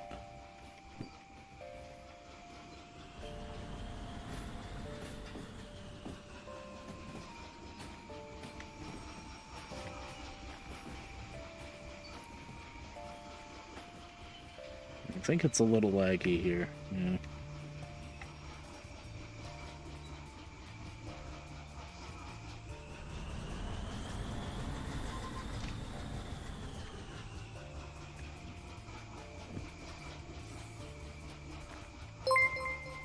Oh, hey, David, thanks for the raid. How you doing?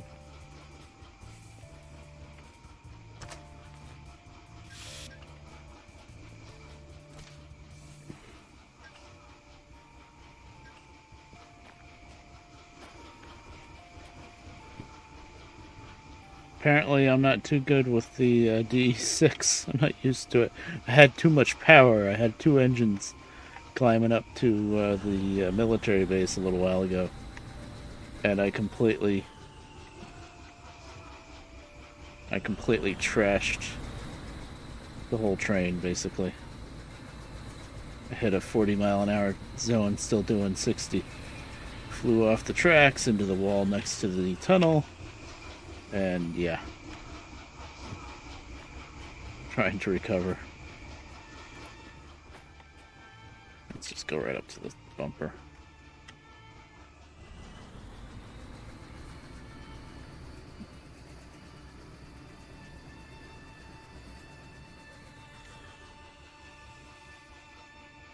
Yeah, no. Oh, maybe you're just getting here. Thanks for the raid. Much appreciated. Streaming at nighttime for a change because the schedule will be messed up.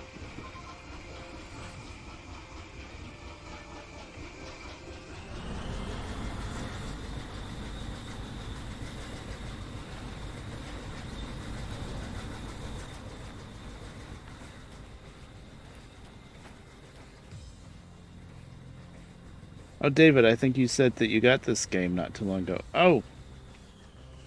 Did I not uncouple? Have you tried it much? What happened? Oh, that's the second time I've done that. I didn't disconnect the MU cable. So the other two engines, the brakes released, so it just rolled along with me.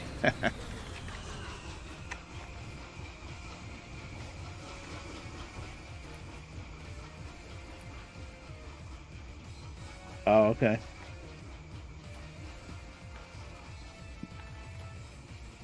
Yeah, the mods are nice, but they do add a lot more processing power requirement, I guess you call it. I haven't had any booting issues, but they do start getting a tad rough. Takes too long to load, yeah. Okay, this time... You see, I never set the brakes. That's what I did wrong.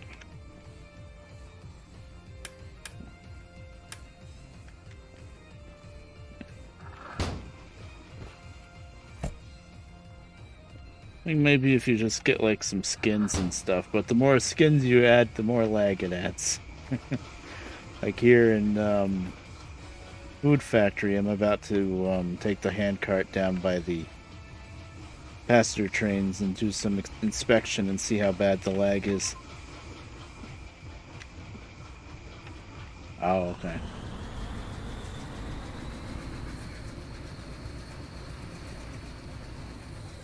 What? Wait. Okay, now something's screwing up.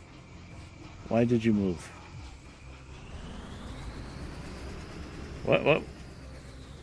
Ooh. This is new. Does it still think it's couple? Huh?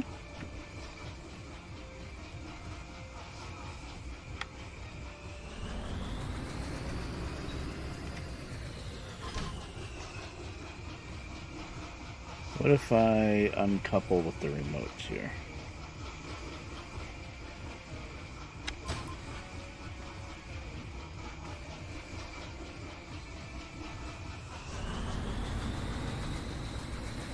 Okay. Oh. What?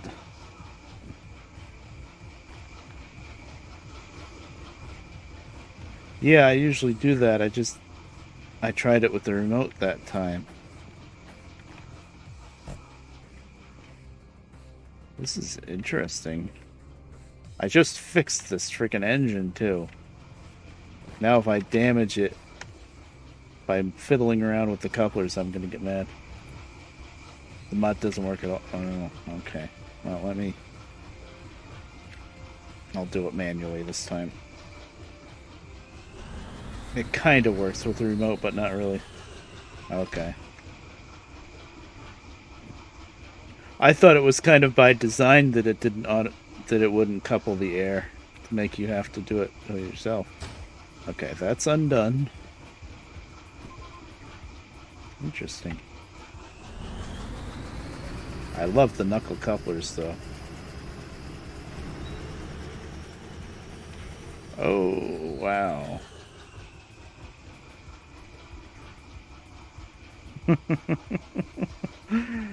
Oh, I've never seen this. What if I unhook it here?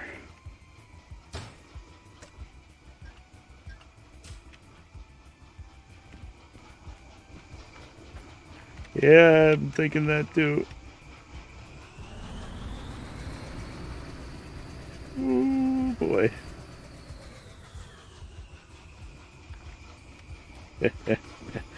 Well, I derailed with these two.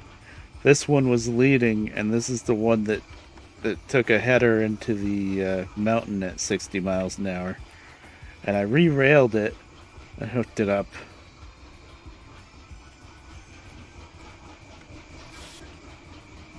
Oh. You know what happened? I unhooked this. And I unhooked the air, but I didn't unhook the stupid MU cable. And I just kind of tugged it away and let it pull apart. I'm wondering if that's what's binding now.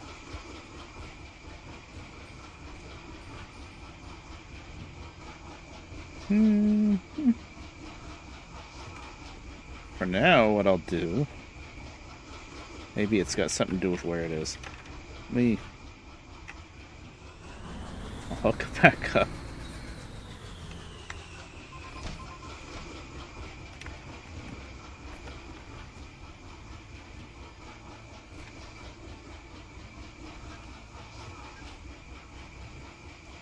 this is a new one for me.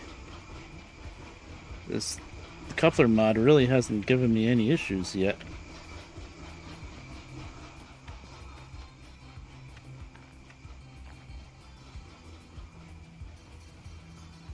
Southwest Machine Factory. Oh wow. Yeah, it's easy. It's with the steam engine, with all the crazy crap you gotta try to do at the same time, it's very easy to derail with the steamer. Because you're looking at the firebox, you're looking at the steam gauge, and then you miss a speed sign, and that's it.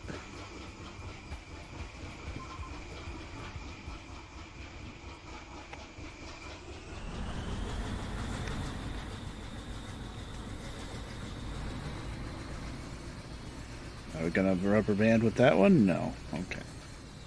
Let me try just parking it somewhere else. Good lord.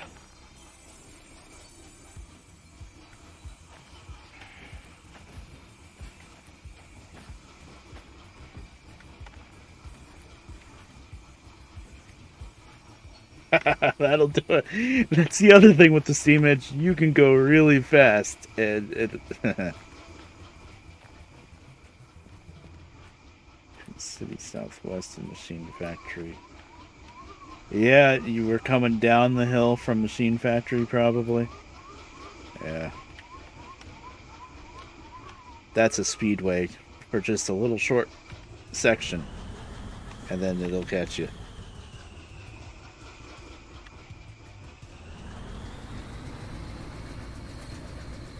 Where's the main line?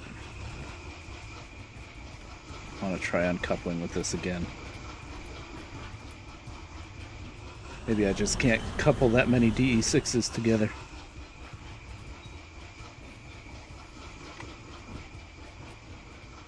Okay, gonna do everything manually this time. Unhook that.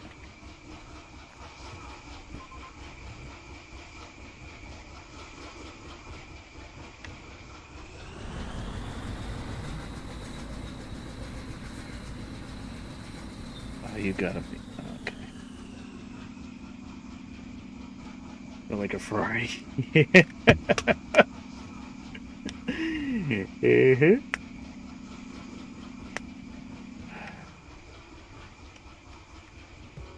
Game, please.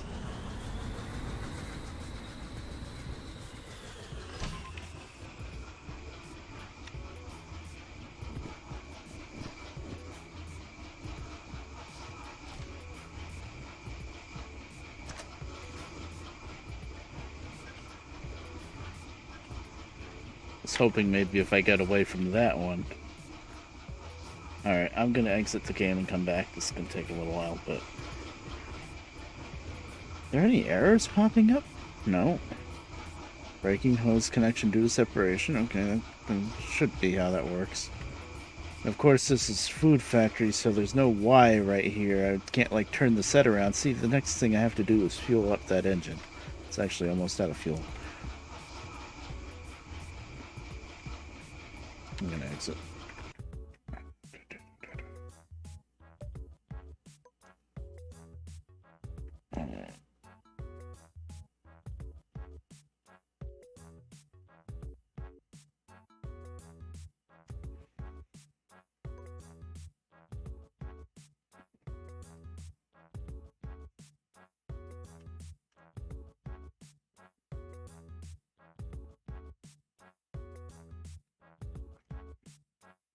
Yeah, you can get that steamer going quick. I know, because I like to haul passengers with it sometimes, and passengers weigh nothing, you know, especially for the steamer. So yeah, you can really get going. The best thing as far as like trying to get yourself really skilled with the steamer is to see how cool you can run the firebox. If you can have just enough steam to do what you need to do, but keep it cool enough, then you'll be really efficient and not use much coal, and especially water, which water is a big deal because there's not too many places where you can get it, which is really annoying. That's going to change, I think, with the new big update.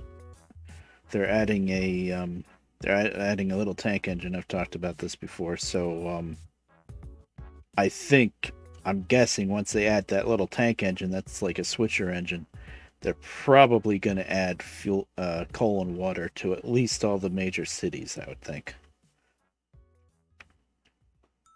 Otherwise, what are you going to do with the little steamer when you're done with it? Because it's not going to have much of a capacity for coal and water, I would think, because it's a tank engine.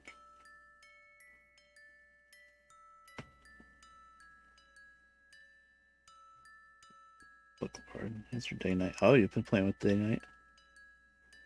DV custom. I've never used that.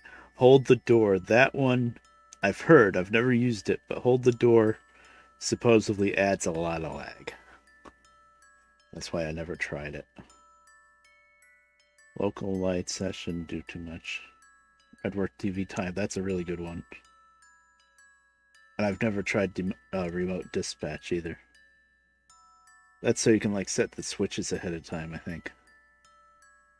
A route manager too, okay. Smart Plus. Yep. I have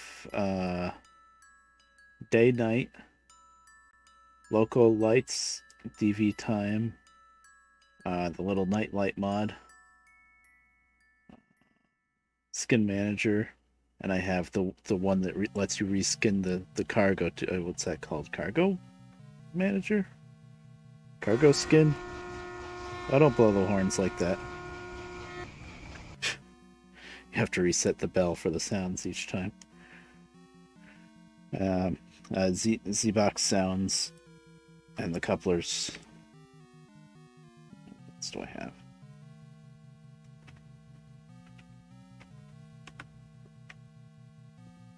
I'll show you in a second.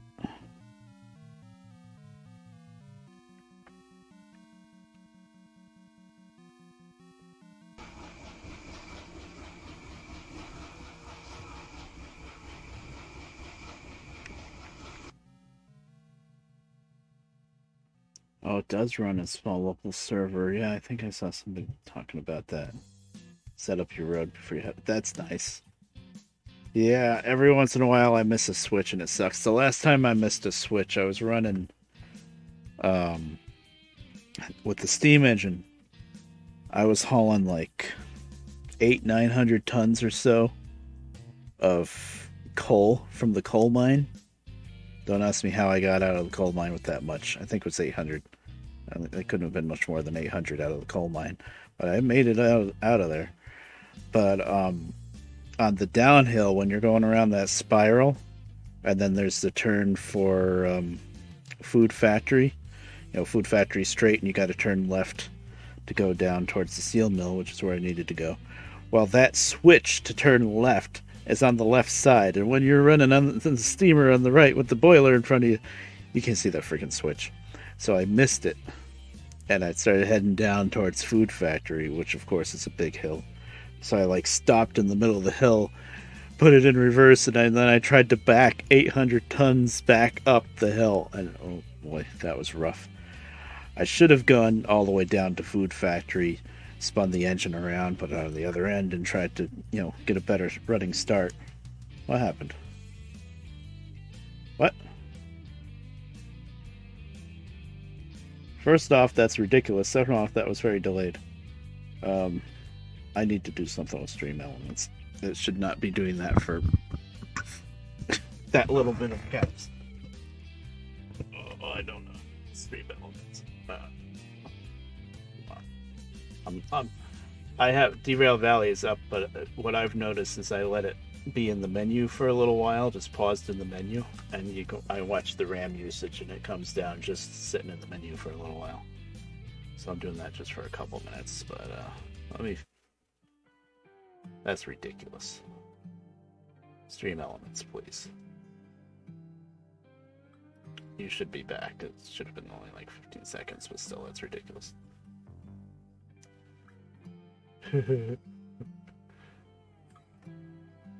Yeah.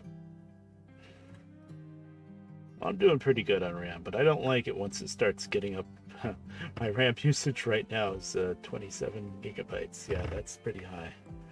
It comes down. I have 32, but still, that's really high. It does come down. Actually, I might kill off Chrome. Sometimes Chrome is using way more than it should. Oh, nice.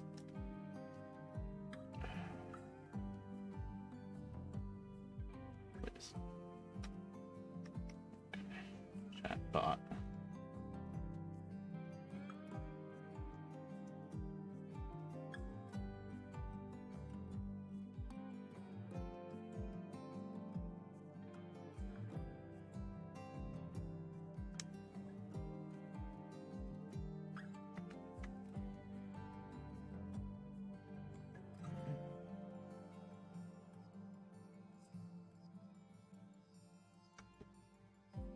You know what? I'm just turning that whole thing off. I don't care if somebody's in caps. There. I don't have to worry about it. Is there a save button?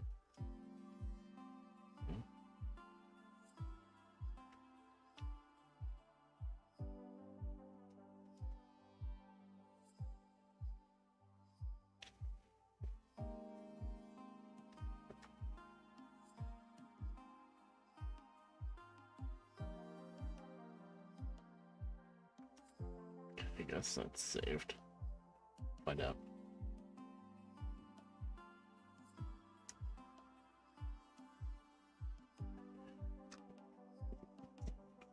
Oh, nice.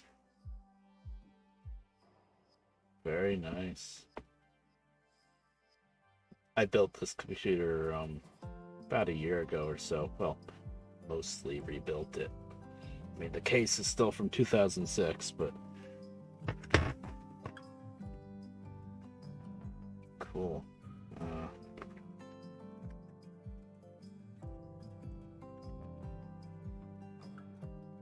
That's what I got, if you're wondering.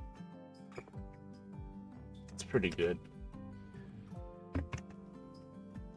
Thankfully, my video card is a bit older than when I rebuilt everything else. And I got that before the, all the chip crisis price nonsense. Be nice if I could upgrade that, but it ain't ever gonna happen. For years from now, probably. Alright, I'll be right back, might as well.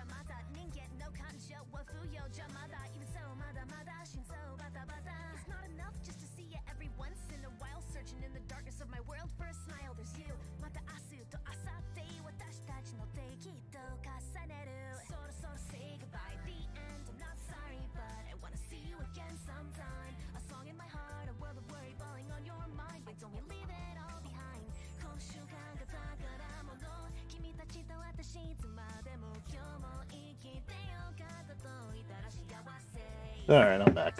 Hey, there's Callie, which means this is going to be a copyright thing on, well, just on YouTube. I don't care. Alright. Let's see.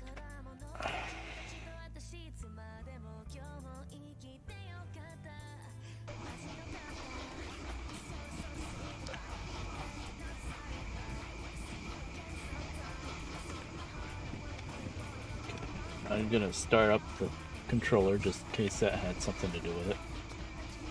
Let's manually disconnect again.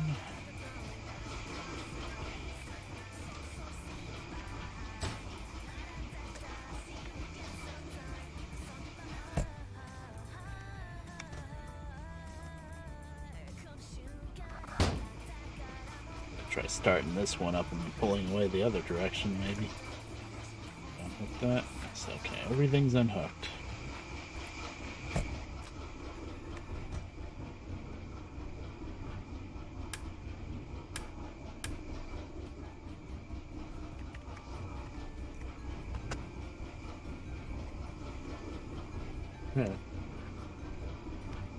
Yeah, I don't record a VOD. I just take it off of. Oh, I guess you still could do that. I just take it off of Twitch afterwards. Yeah, I don't care about YouTube. YouTube is basically just archives. If I ever get anywhere with streaming, it's going to be on Twitch.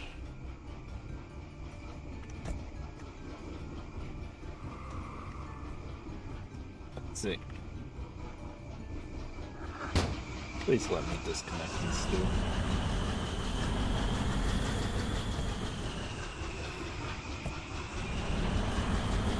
Yay, I fixed it.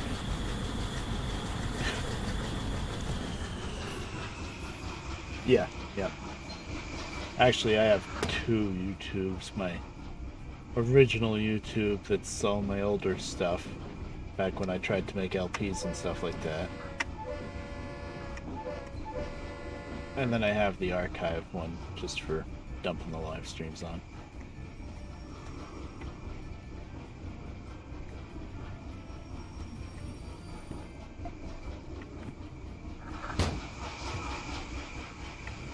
All that matters to me is that Twitch doesn't come up with any copyright claims, which so far I've been good with that.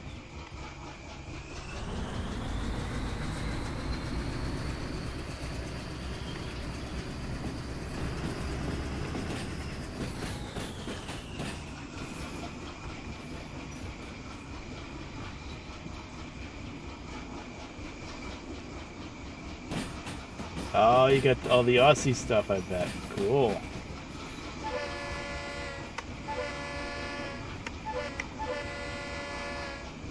That caboose I actually made myself to try to go by with the daylight passenger cars.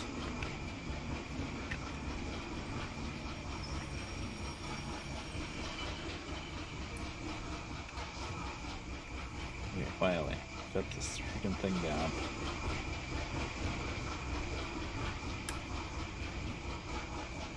Shut off switch.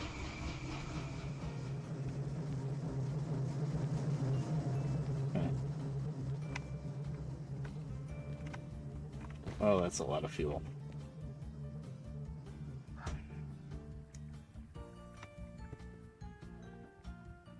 Right. Well, in Aussie land, do they use cabooses? Or, well, caboose, is there plural cabooses?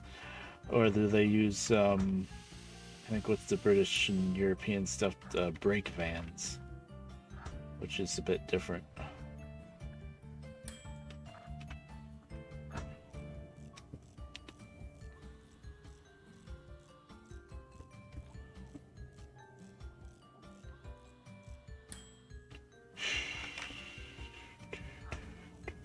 Can I afford this? Ah, okay.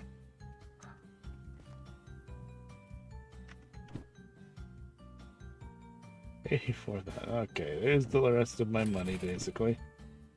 Still have 78. Oh, boy. Oh, Let's see what I can do. Oh, okay. Yeah, I think I heard there was a bunch of electric in Aussie land. This paint scheme that I made is actually never existed in real life. It's a Lionel Trains paint scheme. They made a daylight heritage caboose to go with the daylight passenger train, or at least the daylight engines.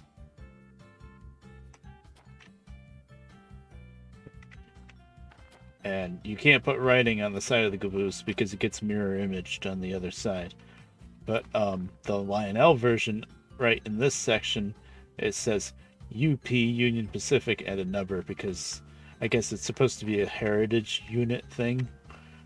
You know, something they painted long afterwards, so Southern Pacific doesn't exist anymore. It got taken over by Union Pacific, but I don't know, that's kind of heresy. I'll keep it Southern Pacific. Yeah, came out alright. Getting those lines right was a little annoying. Let's see. Oh, that one I made, Baltimore, Ohio. That's extremely simple. It's just all blue with a couple of yellow lines.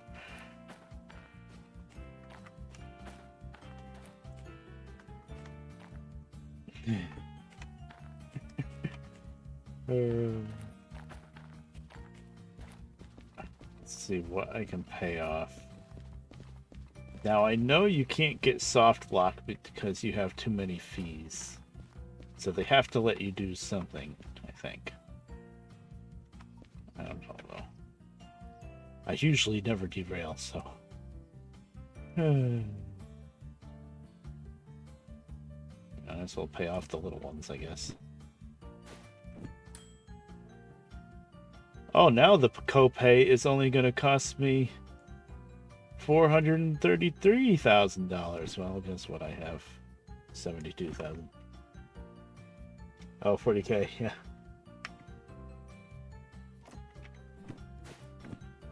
I think I knew what that was from. Let's see, 12,000, I can pay that. But 210, 438, and 584, I cannot. So. I guess the question is, can I do a job now, like a switching job, so that I can make enough money to pay the copay? I don't know. See, I don't know how paying off this first one would make much of a difference, is the thing.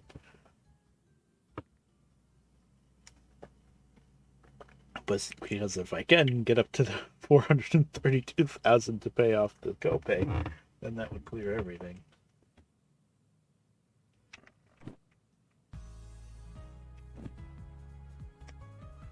Woe is me.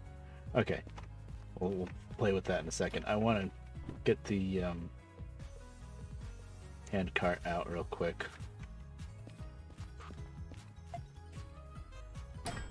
I just want to buzz by those passenger cars and see if it's all laggy. I just, right before I wrecked that train, I just got the last license that I had to get. Military 3. I have every license in the game now. And the first train, after I have every license in the game, I wrecked. And I haven't wrecked a train in like, I don't know, 6 months IRL.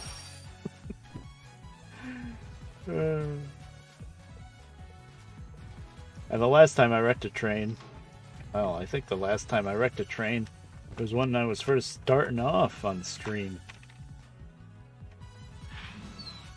Like really wrecked. I mean, I've had some small derailments, but as far as like a big wreck like that, yeah. I'm usually pretty good at this game. Yeah, let's buzz by here. How's the lag? It's kind of laggy. It's playable, but it's definitely slowing down a little bit.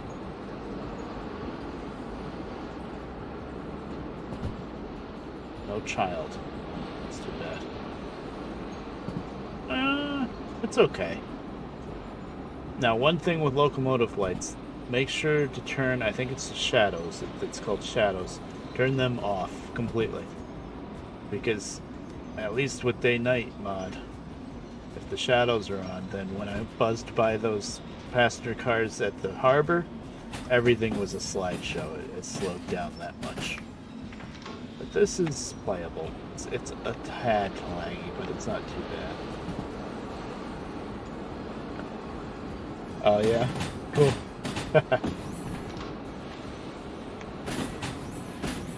I've... I think this is... I think this is only the second time I got all of the licenses legit. I just want to buzz through here too. I think I've restarted the game, I think 3 times. But one of the times I didn't get everything. Because that's kind of what I do. I get everything. I run around with the big D6 for a while. Ah, look at me, Lord of all trains. And then it gets boring, so then I start over again. Yep. The shadows with the locomotive lights. You know how to pull up the mod map manager thingy majiggy game, right? So a lot of these mods, that's what you gotta do. It's Control F10. Yeah. Yep. But yeah, locomotive lights. Is it called shadows? Exterior light, shadow, and interior. I had interior none, but exterior was on hard, I think. And before I got the daylight, yeah, day night mod, I don't think it really mattered. But as soon as I got the day night mod, everything lagged down.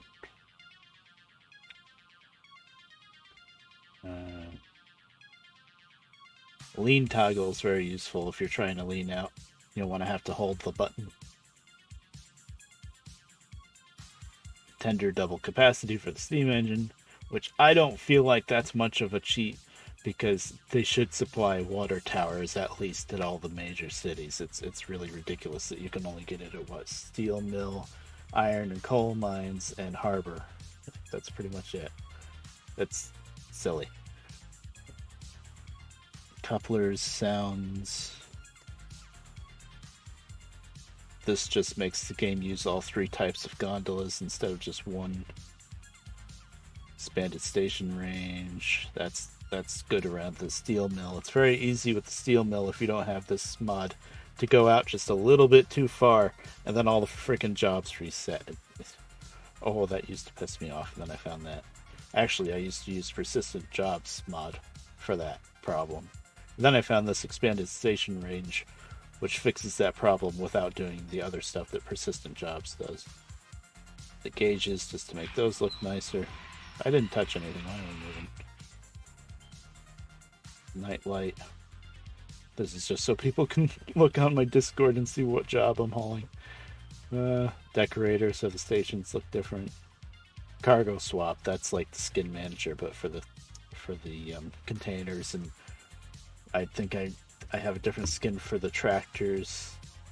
And let's see, what is it? The containers, the tractors. Oh, and I have a couple of skins for the what do you call it? Like the cryo tanks, like the liquid nitrogen and stuff like that. I have some skins for that. Booklet organizer. Ah, hardens off. Yeah, I have a feeling if you don't have day night, then that doesn't matter so much. Oh, okay. I'll see you. Have fun.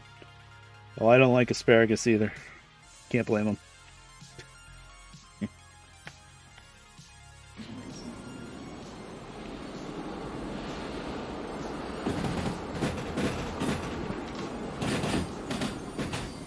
Okay. So it's a little laggy, but it's playable. I definitely can't add any more mods. That will definitely be the straw that broke the camel's back. Yeah. Yeah, my mom would love it too. Well, just about everybody I know except me. You green things. Alright. Let's see. I think for a test, I usually never accept a shunting job until I'm ready to do it. But I think just to see if it's going to let me pick up... Well, actually, look at stats. Now, there's copay remaining, copay total. I don't really get that, but okay. Oh, wow, my total copay, like once I pay it off and it resets to the total copay, is over $1 million. That's hilarious. Alright, Bern. Nighty night. I was surprised you showed up at all with how late I started. Thanks for coming by. Yeah, get some sleep. License is owned 20 out of 19. That's because it doesn't normally count the passenger jobs. So yeah, I've got all of that. So fee tolerance right now. Technically, I'm only allowed to have $10,000 in fees before I can't get a new job. That's what fee tolerance is. Of course, I have much, much more in fees than that. So the question is, how do I do a job?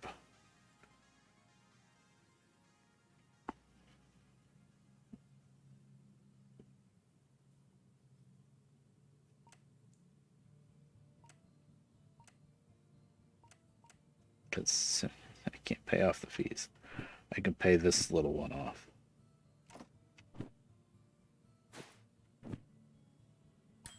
But that's it. I've still got 210 plus so 4, 5, 6 100,000 plus another. So what? 11,000? No, 111,000 in fees, right? Yeah, and I have 64,000 in my wallet. So unless the game lets me take a job, we're soft locked, basically. So it must let me take a job now. Okay. Alright, we'd be starting from scratch.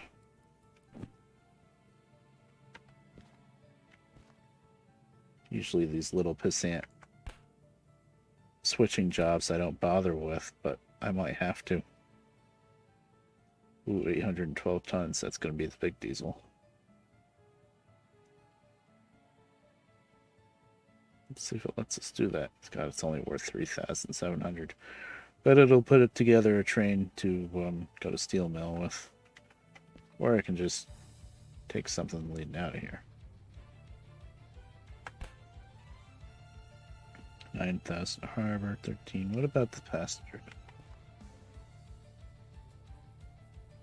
We can do the little commuter train with the shunter. Iron Line West. It's a little silly, but it would be nice to test out the passenger cars a little bit.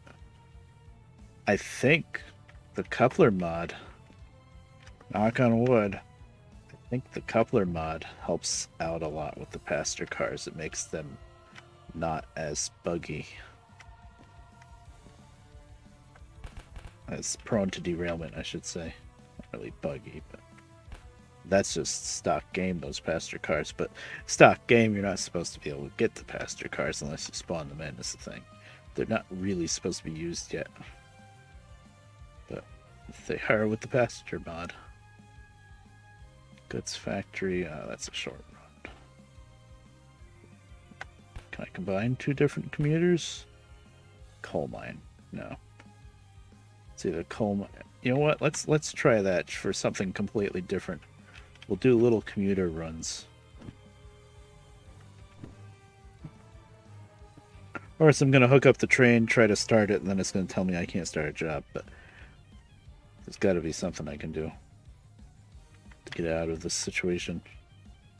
So, where is it? There it is. Let's go to Iron Ore Mine West. That'll be easy. With this switch, I'm just going to use the shunter. It's only 72 tons. Just wondering if... No, because I'll park the two cars and then I'll get another job heading out of Iron Mine. Okay, so, yeah, I just need the one shunter. which is good. That's all there is here. I'm not going to use the freaking big DE6 for 2 little bastard cars. Well, not that little, but still. 72 tons. It's such a waste of fuel. Oh, where's the handcart? I'm trying to get it into my brain to use this handcart all the time. Did I clear it? Why did I clear it? I just need to run down, whatever. Let's run. But I'm trying to make myself use the handcart instead of zipping around with the teleport button. Because when the simulator update comes out... Oh, there's the empties for that. Simulator update comes out, though. There's going to be a hardcore difficulty. And on that one... Oh, I gotta move that. But on that difficulty... They're getting rid of the teleport button completely. Which I think is a pretty neat thing. Because I use it all the time, but at the same time, I kind of wish it didn't exist because it really breaks the immersion. I understand why it does for VR. It makes sense for VR. But I don't have VR. Never will, probably.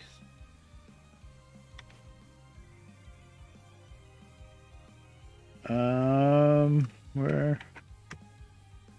This is the extreme, yeah. Where did I get this?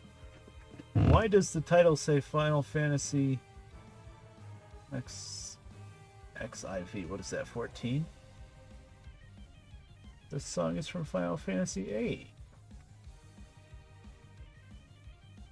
It must have come... Oh, Final Fantasy 14.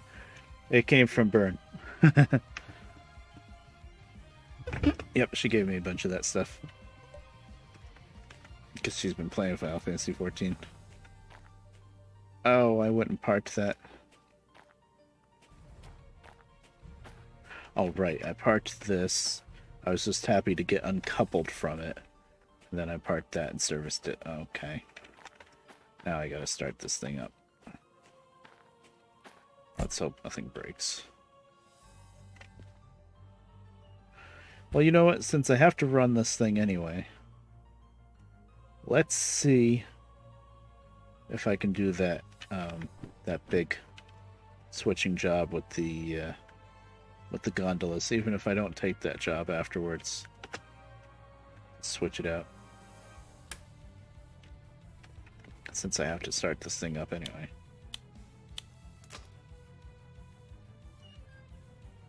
Oh, let's change the sounds just for the hell of it.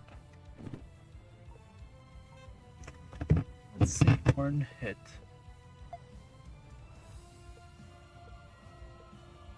A8. Sorry, I'm blind. RS3K hit. Sure. I don't know what that is for sure. Horn hit. Traction motors, no. Wait, horn hit, horn loop. I want that as the same thing as horn hit. It's gonna be weird if it's not. RS3K. Okay.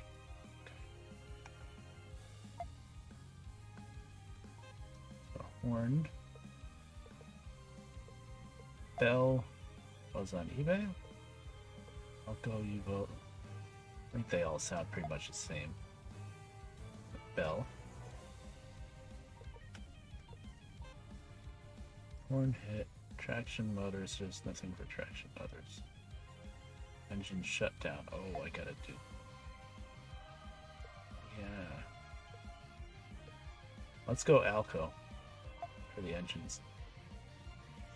So engine shutdown. Engine startup. Alco.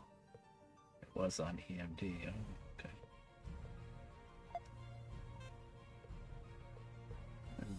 Shutdown. Engine startup. Engine loop. Oh, there's nothing there. I'm pretty new to this sound thing. Engine loop. I'll go.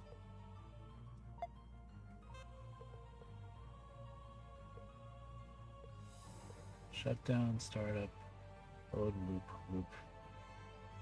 Bell. Well, I guess the bell should be Alco then.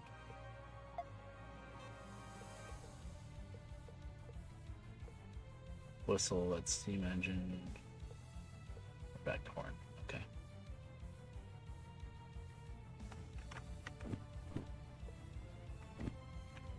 Let's see how it sounds.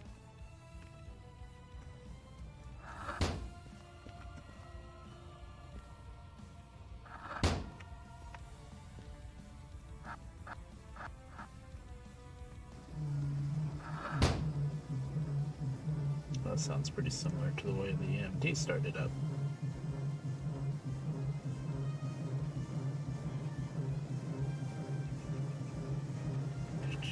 Sounds exactly the same.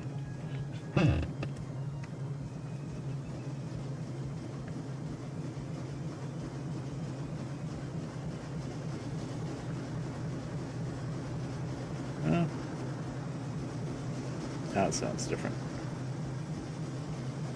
I think. Let's listen for the turbo whistle. Oh, there it goes.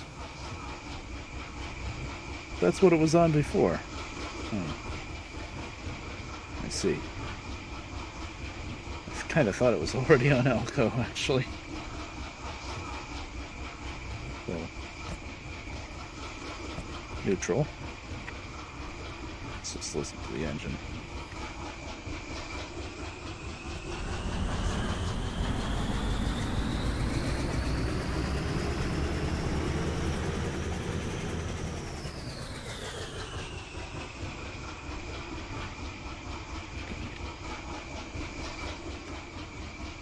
Sorry, I'm messing around with the sound mod. Now it's off. That's the shutdown noise. So that's what it was on before when I was running up to military base, surely. So when you aim this thing at it for the sounds, that's not telling you what sound it's on. Okay.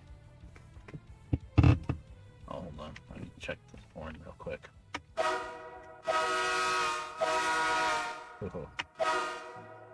The bell. Cool. Okay, I'm not gonna mess with this. Oh, let's see. Horn, I'll leave alone. I think. Traction motors, there's no option for that.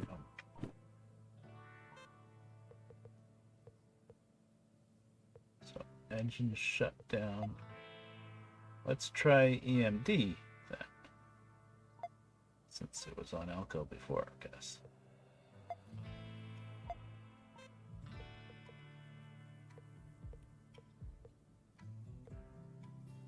Load loop, there's nothing in.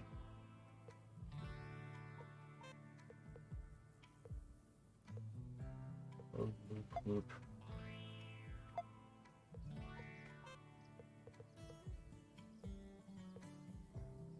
Bell, soul. That's it.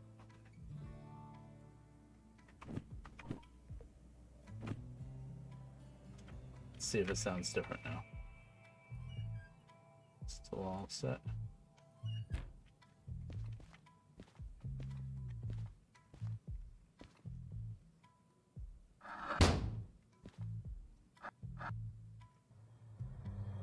Oh yeah.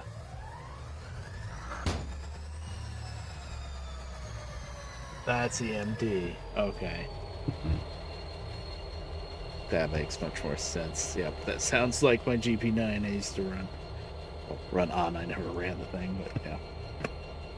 It's EMD.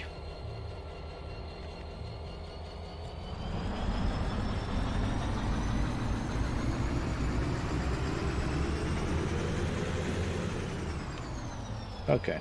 That's what it should be, because technically this engine is based off of a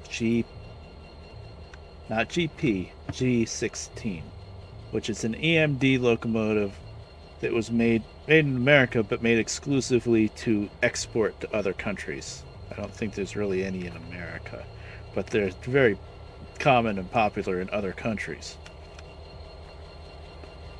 So usually, if you want 6-axle, it just says 3 and 3, 6. In America, you wouldn't get G. G is GP, general purpose. Those are all 4-axle engines. 6-axle, you would get SD, special duties. Yeah, Australia has them too. Yeah, there, David. Welcome back. I've just been putzing around. Messing around with the sound mod and stuff.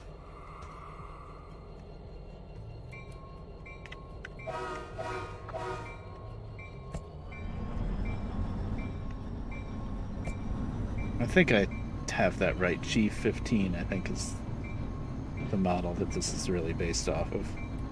A lot of them were high hoods, though. This one's a short, low hood.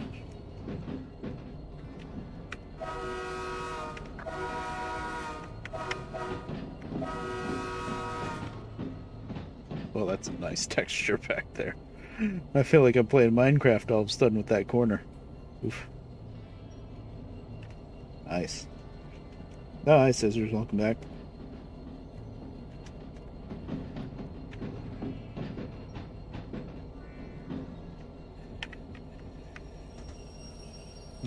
We got our first little snow last night. Just a little dusting. Just enough that I had to sweep it off the front and back steps. Like maybe not even half an inch, probably. And then there was just one little part of the front sidewalk area where it actually stuck. Most of the pavement it didn't stick at all to, but there's this one little spot where it managed to stick that I had to scrape with the shovel a little bit, but that was it. Didn't even have to put my boots on. But yeah, winter's been here for a little while.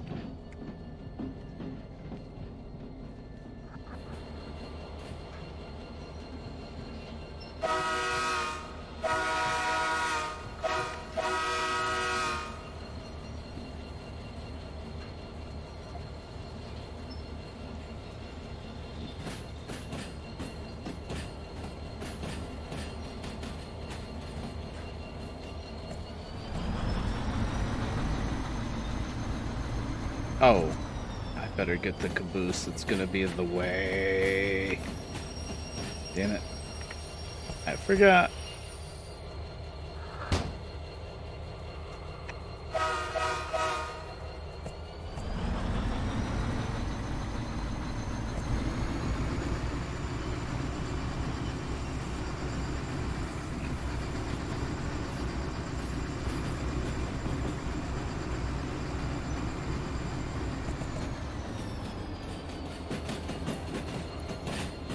I won't use this for coupling at all. But I think I should be able to still accelerate the engines back and forth and stuff like that with it. That was an interesting bug with not being able to get the two DE6s apart.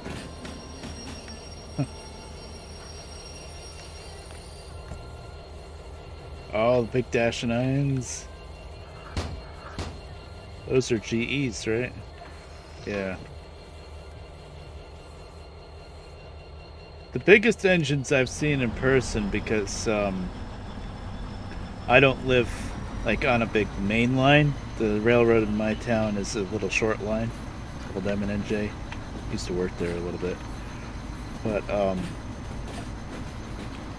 so the biggest engines I've really seen in person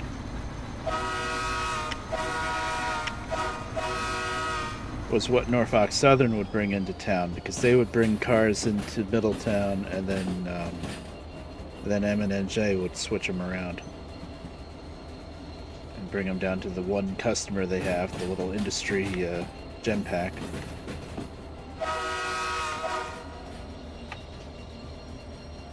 I like that horn, but it's a bit loud.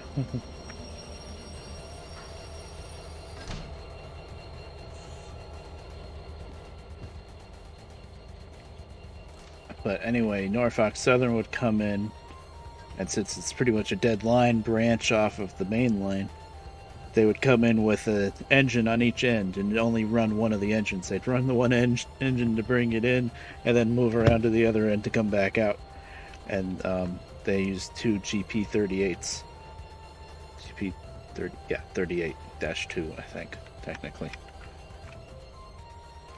And that was, I got to go up inside of it because I was working at M&NJ at the time. So they said, "Oh, you want to see the engine?" Yeah, sure. And that was pretty cool. I was like, oh wow, this thing's huge. You know, for us running around in a little 44 tonner.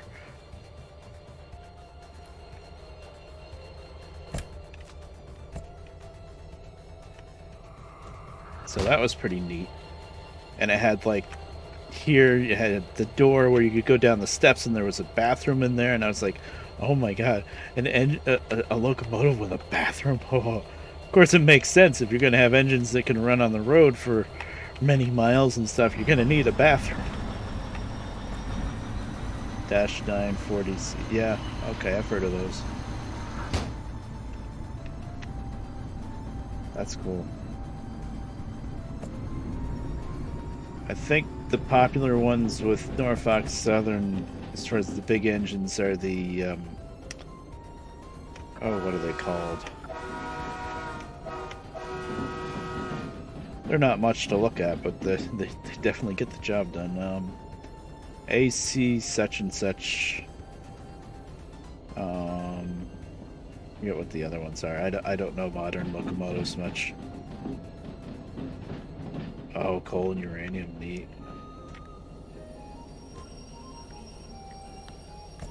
Yeah, that's a lot of weight. You need something with a lot of power for that. Makes sense.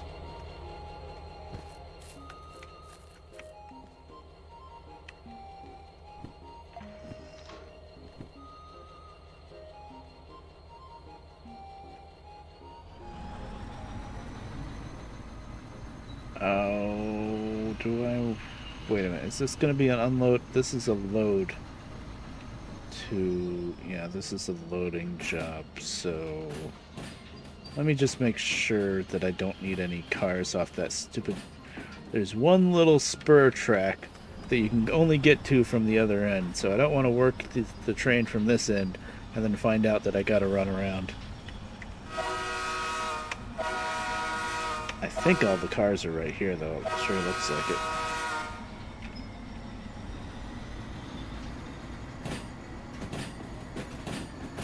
It's a pretty long string of cars sitting here. I think that's probably it.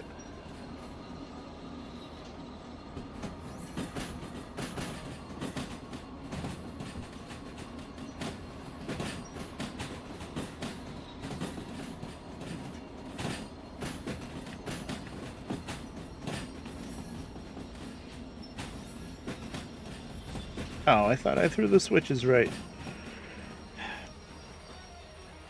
Some bum walked over here while I was AFK and threw that switch on me. Gotta put better locks on these switches. Maybe they hacked the radio frequency.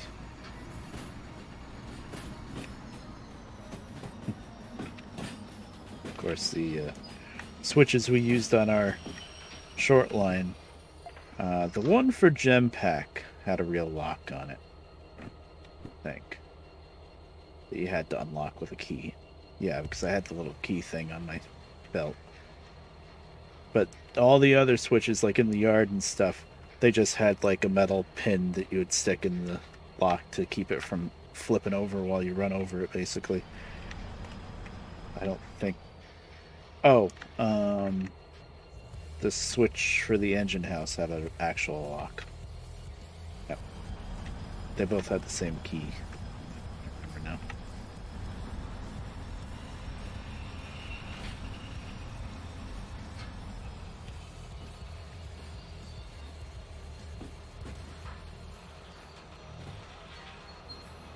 Wow, that's pretty awesome. You know, I bet the only other country that would ever be able to let a big boy steam engine run around on would probably be Australia, because they have a lot of huge wide open tracks that are, you know, built for big heavy locomotives anyway. And, you know, your big coal and uranium stuff and whatnot. Could you imagine somebody brought in a big boy?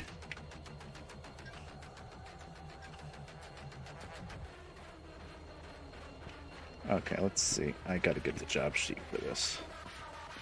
This is a pretty long string of cars. This is probably the whole string. And it's loading, so I know it's not going to make me put anything on that stupid track over there. Oh yeah, is there anything parked over here? No, this... Wait, that's not it. This track. There's just some flat cars. Okay. Good. I don't think I'll have to deal with that track then.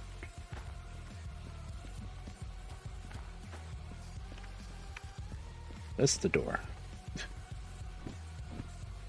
Where'd that switching it up go?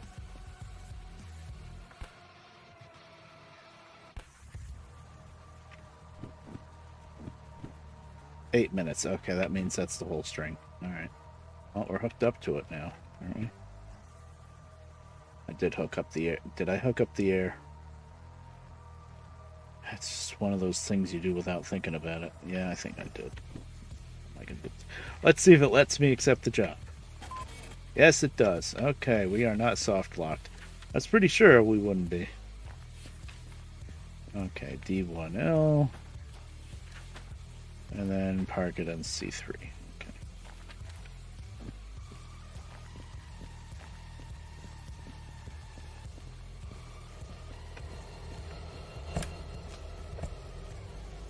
Yeah, we're good.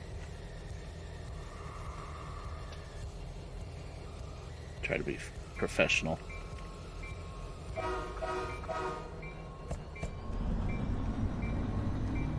No, I didn't check for handbrakes, but there's never any handbrakes on cars that respond in. The player is the only one that ever sets them.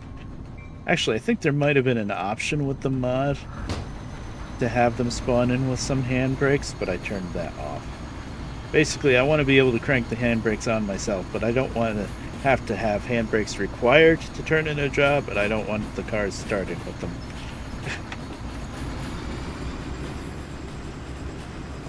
Because I have a feeling if the cars started with them, every single car would have the handbrake cranked on. And then there's the thing where you can stand on one car, and every car that's coupled together, you can just hold shift and hit the button for the handbrake. What am I doing? My brain mixed up the buttons. Please, knock it off. But that's kind of ruining the whole point of having a handbrake mod if you can just stand on one car and undo them all. It's like, wait a minute. That's not how handbrakes work. They're called hand brakes.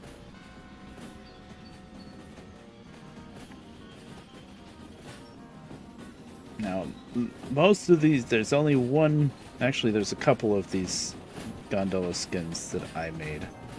None of them are here, though.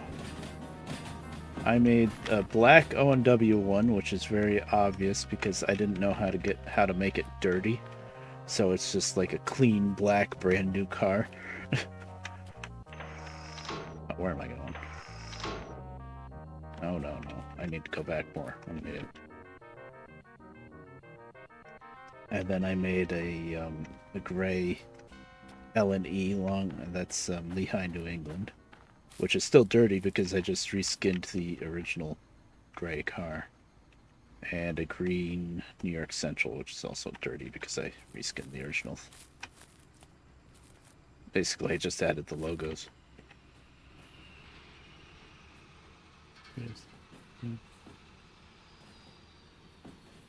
Oh, 480s. Oh, what's that? Mastodon? That's a pretty rare wheel arrangement in the US. We did 280s.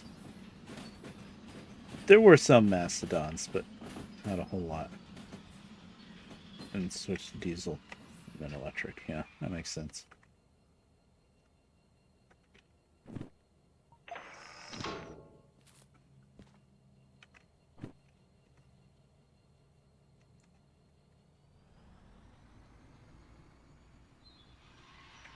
That song just kind of dies.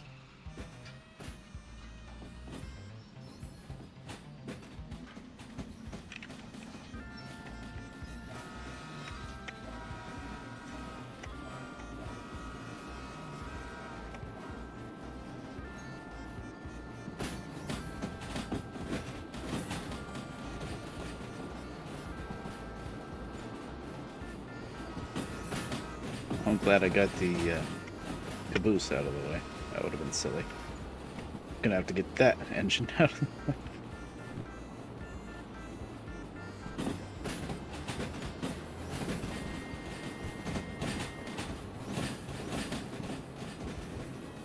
Yeah, I'm just kind of standing on this edge of it. I really want to be able to hang off the ladders on the different cars. Maybe that'll be the next update. I don't know. It's something we've been wanting to do for a long time in Derail Valley. Oh, what am I doing? I didn't have the remote, so I was just working the handbrake. I think that'll actually still accept that. Even though the sign is back here, I found out that all you have to do is not be on the switch or on the main track, and it'll accept it. All right, narrow gauge. Cool.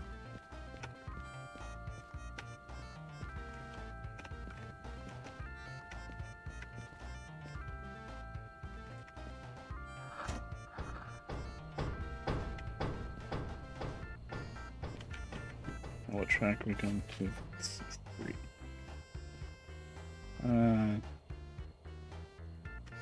You know what?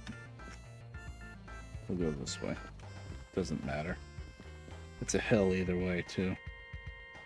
Actually, no. I think the hill doesn't hit quite as quick this way, so we'll go this way. I know I'm not getting the time bonus anyway, so...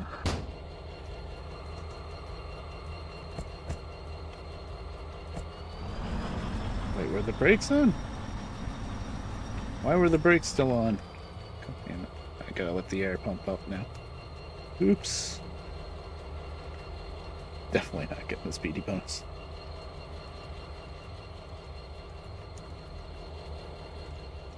This is one thing that's really not realistic, but it's probably fine because who wants to sit around and wait for air to pump up? Like a train this long to pump the air up would probably take at least 15 minutes.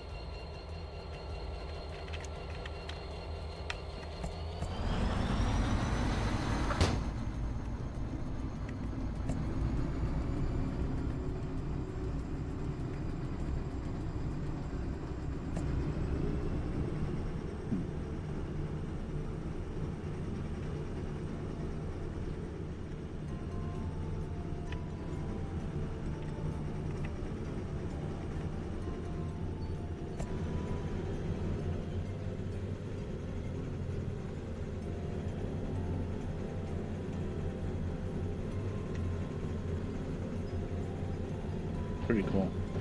Actually, there is one running Mastodon. I think that's what 480 is, Mastodon. It's in Strasbourg Railroad Museum.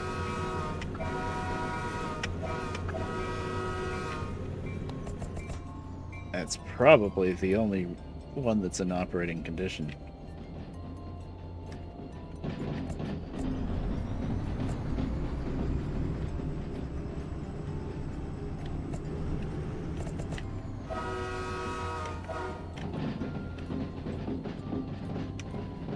They also, Strasbourg has a bunch of stuff. They also have a big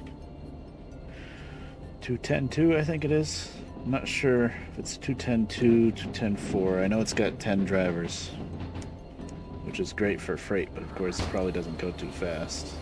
But that's not what it was designed for. Of course, they're using it probably for passenger trains, which is a little silly. Actually, they do a little bit of freight at Strasbourg Railroad Museum. And they do it with steam sometimes. Not too often, but a little bit. But with that 210, I think it's a 210-2. I know I saw one video where I guess there's a big yard of coal hoppers pretty close to them. Reverse.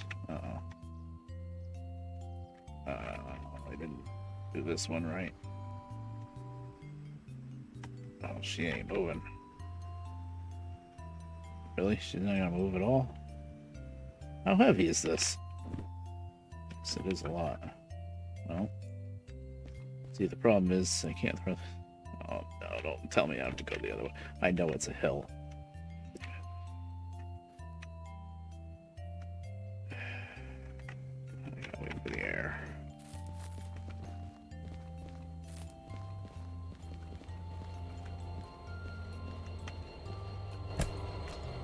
Let's see that air gauge.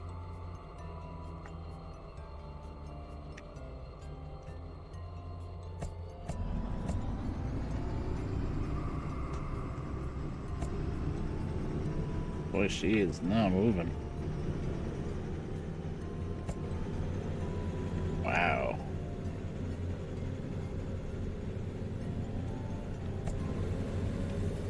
Jeez. Alright, we're going the other way, I guess. Wasn't gonna get the speedy bonus anyway.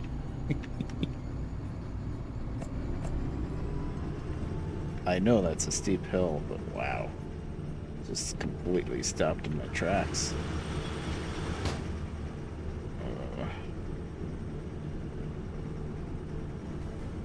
Well, I know the switches are set up to go through the loading tracks, so.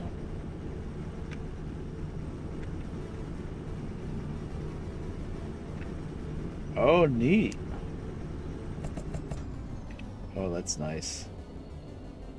That's really fast for narrow gauge. Wow. Yeah, narrow gauge. You always think of like logging trains, and well, of course, this is from an American speaking. Logging trains and other kind of smaller freight trains and stuff like that. Although, like Durango and Silverton, that's narrow gauge. It's what's left of the old narrow gauge Rio Grande stuff. I think it used to be Denver Rio Grande back then, when it was thriving up in the mountains. And then if you want to go really narrow, there's some still. I think they've been mostly scrapped by now, but there's a couple of really narrow gauge trains in Maine, state of Maine. And by really narrow gauge, I mean like 2.5 foot or something like that, not even 3 foot wide. Really narrow. Because they weave through the mountains and forests and stuff.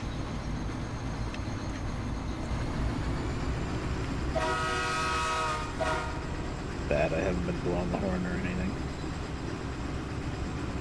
Okay, let's make sure we have like 30 miles an hour before we hit the hill. I thought this side was steeper, but maybe not.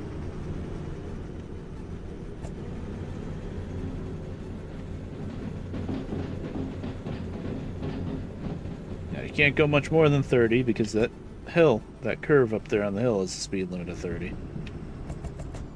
But boy, I'm gonna go as close as I can.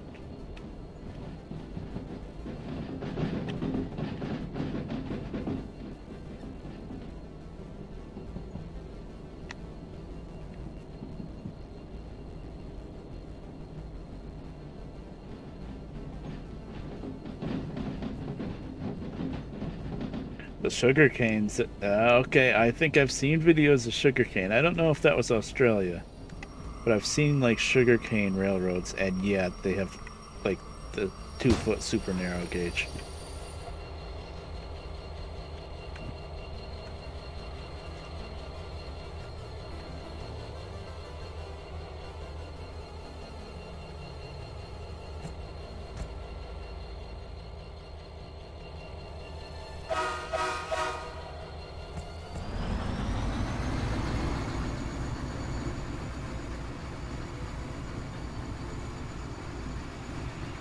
We're going to C3. Oh, I hope that track is open. It's gotta be for a train this long. It's gotta be open.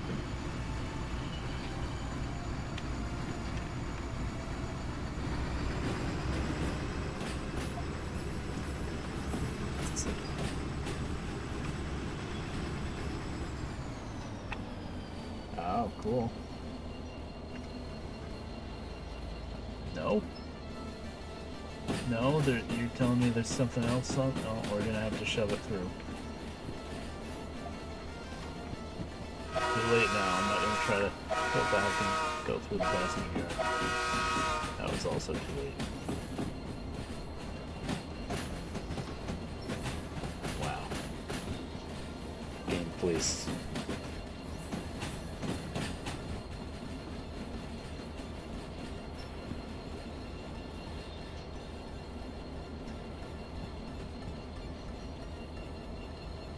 BB, those are little switching engines, basically.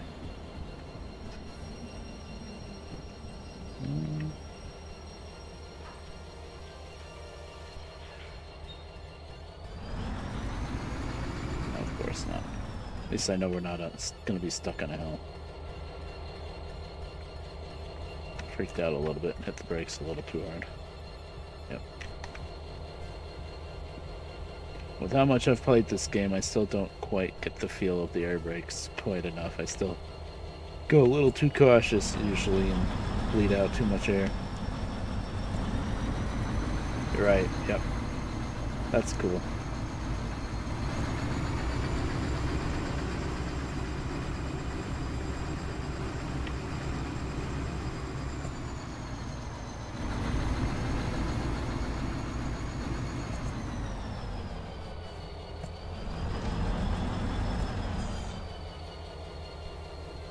Well, what I used to work with on our little short line here in town for a little while, and then they got a new engine, but we ran the M&NJ number 2, which was a GE 44 tonner from, like,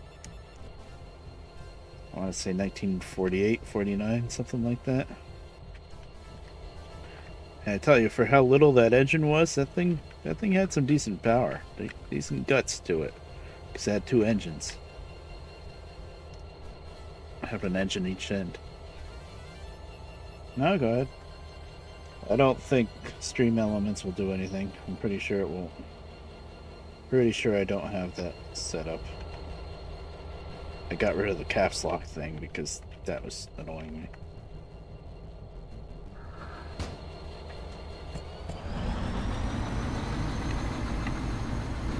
Oh, good. It worked.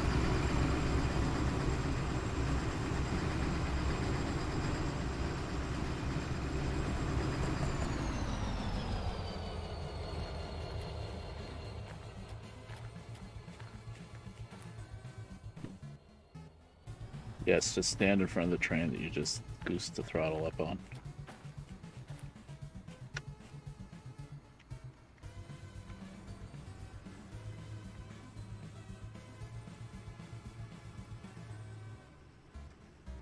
Look at that.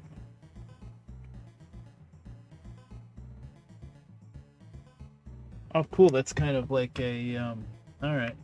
That's kind of like an NW2 type. That's cool. That's like what the O&W used to run a bunch of. They had a bunch of NW2s, and then they had some 44 tonners for the smaller stuff.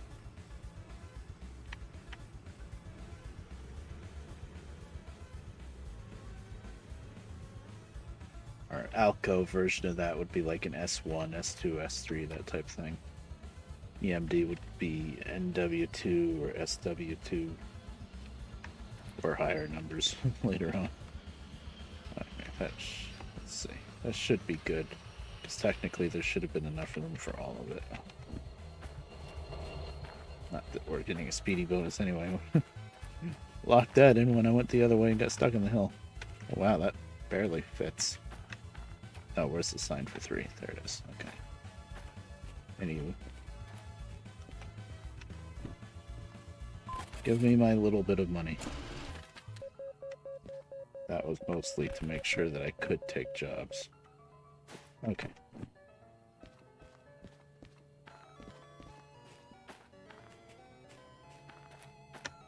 Yeah, this track's still open. I guess I'll just run around with those extra little cars up there.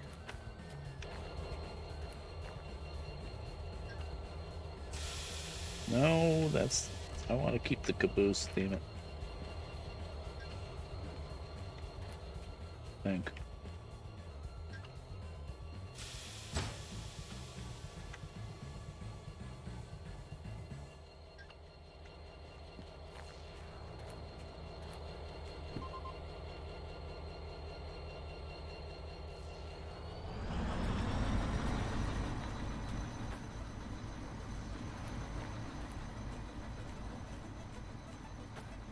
Oh, cool.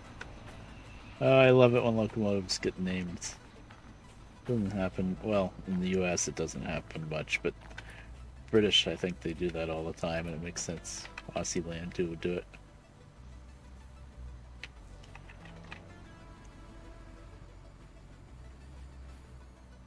Well, sometimes American locomotives get named.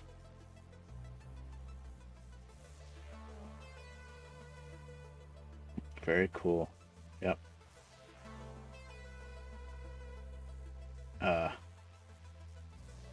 The one that I can think of off the top of my head that's American locomotive that's named is the Pacific class 462.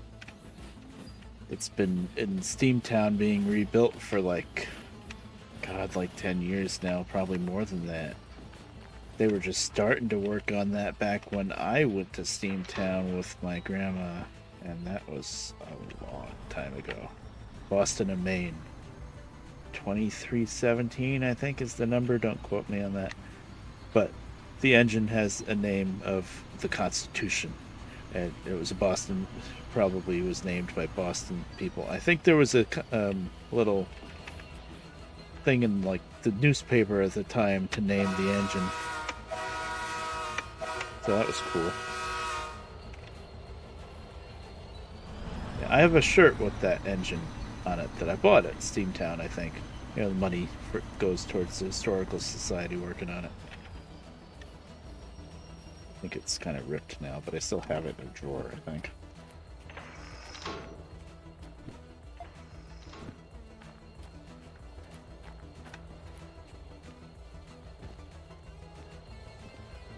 Yeah, when I saw that engine, yeah, they had it stripped down to like just boiler on frame.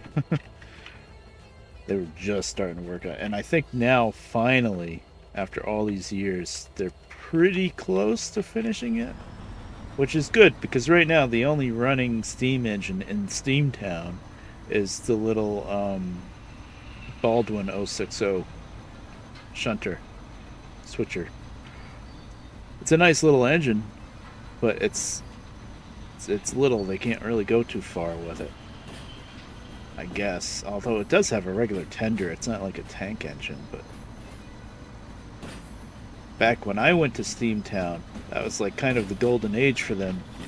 They had both a Pacific class running steam engine, and they had the Mikado 282. They actually had both steam engines linked up, and they were kind of just running back and forth in the yard with the passenger train showing it off. And then when it was time for the excursion with the passenger train, they just used the Pacific. And we went up to a town called Moscow, Pennsylvania, up and back. It's a nice little trip, nice little excursion. And come to find out, they don't do those like excursions anymore, really. Nice.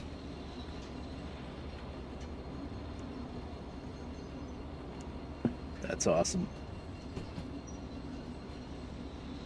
One of these days, we're gonna try to set a new speed record for Steam when the T1 gets finished, which is gonna be. They put up they kind of guessed at a date of 2030 for the T1 to get finished, but it's going to be sooner than that, I think. They're making some really good progress on it. Like, they're working as fast as they get donations, and I guess they've been doing a pretty good job getting donations, because they're doing really good with it. Because they're building it from freaking scratch. It's a big engine, too. It's a 4444.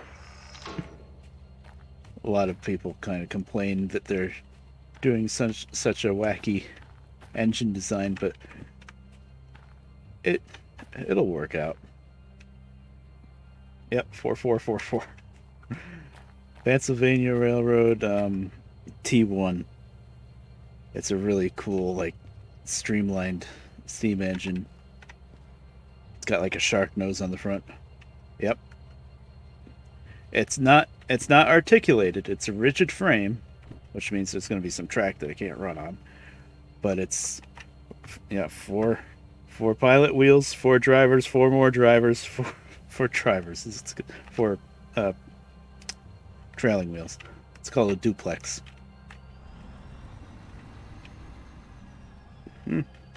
Which way are we facing now? Oh, okay.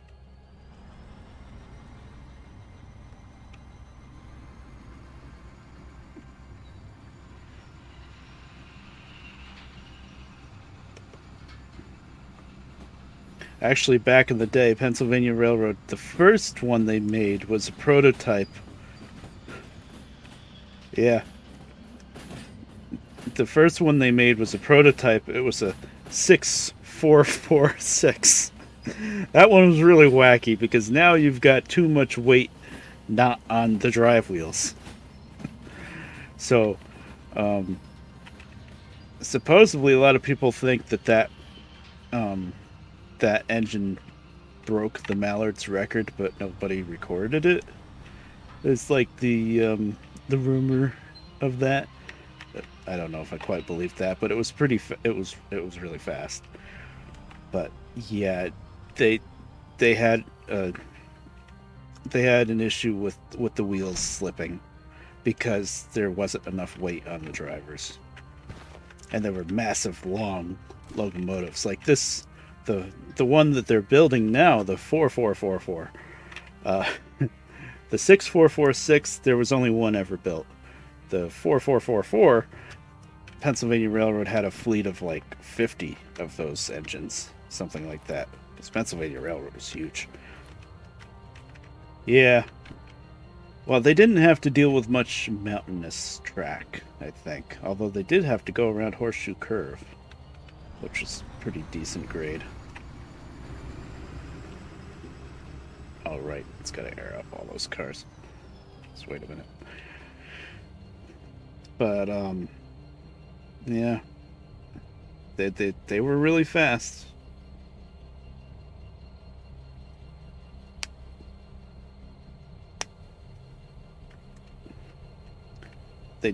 A lot of the problems with slipping was also because the engineers that went to run the 4444 were used to the K4 Pacifics on the Pennsylvania Railroad because they had hundreds of those engines, and those engines were very what's the word?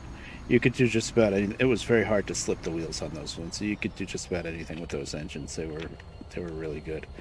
So when they moved on from those to the big thing, the 4444, the T1. I should just call it the T1 instead of the numbers. That's silly. But they didn't realize how careful they had to be with the throttle. So a lot of times you did see shots of them slipping, but I think a lot of it could have been trained better, and they could have improved the technology a little bit. But the problem was when they built all these T1s, it was like mid to late 40s. So it was already, they only ran them for like 10 years, and then diesels were around, and then they scrapped them all. It's kind of sad, really. If they developed it like 10 years earlier, it would have been really well known, you know?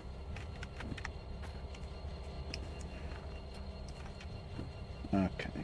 Do I want to do anything else switching wise? I don't think so. I think I've bored you guys enough with switching. Let's put this thing away, which means I got to drag the other one out of the shop so that I can fuel this one up. And then we'll get the little shunter, and we'll just do a little passenger train, because why not? Little commuter. Baby train.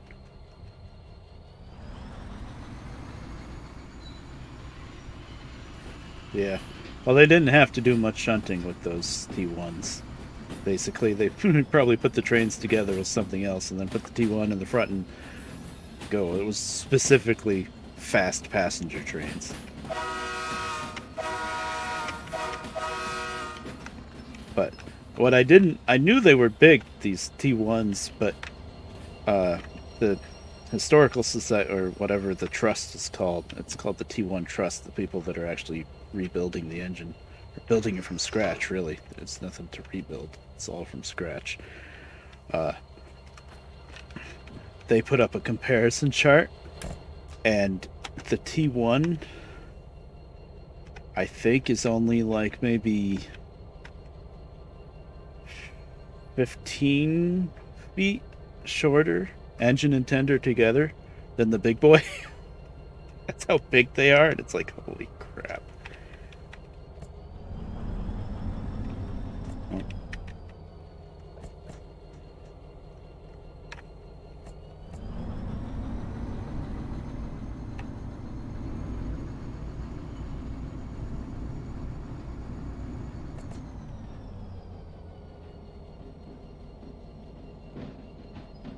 Oh, that's cool. That's cool. I got to run the GP9 on my little short line once. Just a little bit, just to shove into Gym Pack. Nice. That was fun.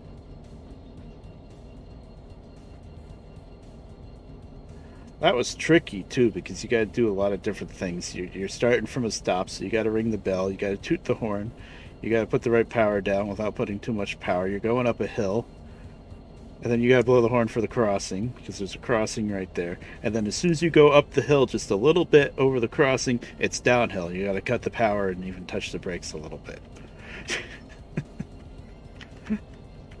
It's just this little industrial siding, and it's steep both ways.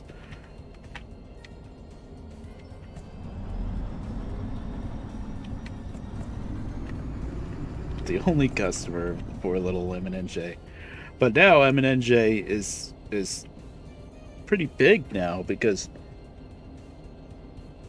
the funny thing with the big railroads like Norfolk Southern, CSX, and all them, they don't want to have to deal with the customers at the end of the line. They just want to have their big giant unit trains and haul them cross country, and they don't want to have to deal with like the short line aspect of it, breaking down a train, just putting a couple cars here, a couple cars there. They don't want to deal with that. So M&NJ, when I was working there, was just like, the whole railroad was 7 miles long, and we only used about 1.5 miles of that for the one customer we had left. And but then after I worked there, they picked up a bunch of branches that Norfolk Southern used to run, but they didn't want to deal with it anymore. So like overnight, practically, the M&NJ went from having 7 miles of track they could run on to like 50. It was crazy. I looked at that in the paper. I'm like, what? M&NJ picked up what? They picked up from Campbell Hall. They picked up the branch to Walden, New York. And let's see. You go through Montgomery to get to... Do you go through Montgomery? No. I'm trying to remember now. There's Walden, there's Montgomery. Those are two different branches, right? And there's Maybrook. You go through Montgomery to get to Walden, and then there's Maybrook as another branch. And then they picked up south, what Norfolk Southern calls the secondary. I think Hudson Secondary, from basically Campbell Hall down to Warwick. So they picked up a lot. And I think they even run some trains from Campbell Hall to Port Jervis. It's like, wow. Oh, I know what I'm doing. Right, I'm stowing the caboose.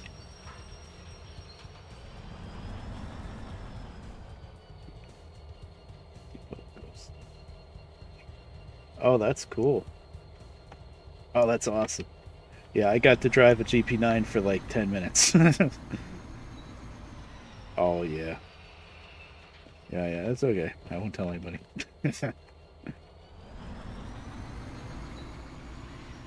See, I think when I got to drive the GP9, even though it was just a tiny bit, that was probably technically legal because I was hired as a conductor trainee, and a conductor trainee could also train for being an engineer a little bit here and there.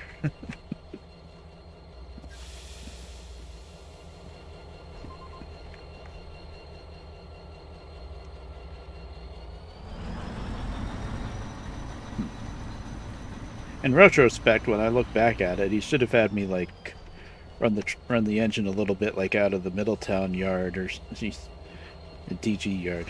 Whoa! Oh no! Don't start this game! Don't start this. This is an old bug that happens now and then. Happens more often with mods, but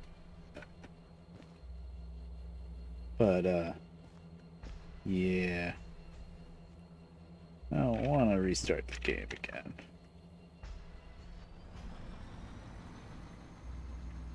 I wonder if anything, there's a known way to fix that. Besides just stay on the tracks so you don't fall through the ground.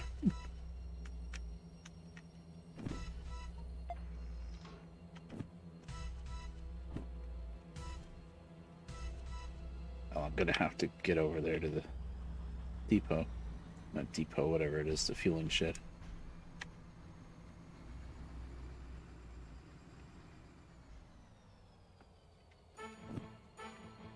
Oh, the tilt train stuff. Oh, that's cool. I've always been fascinated by that. I saw some show about a British tilt train that was not very successful. And there's like some Railroad Historical Society that kept it from getting scrapped. That's always pretty fascinating.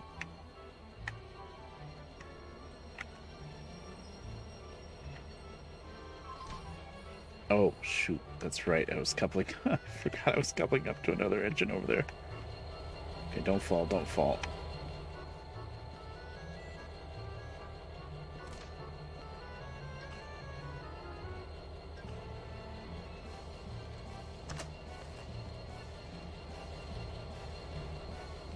Just tell me I didn't damage anything. I don't think I hit that hard. Yeah, okay. So this one's already fueled up.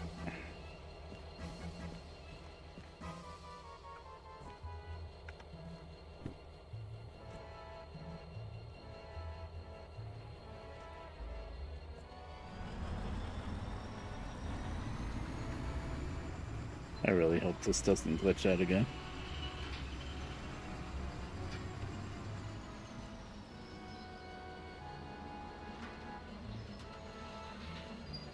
Oh, I can't block in the switcher. Right, I want to use the switcher. God damn it. I'm afraid to hook it back up to that engine and shove it in again because that's when all the nonsense happened. Oh, I can stick it. Which way is the shutter facing? That's okay.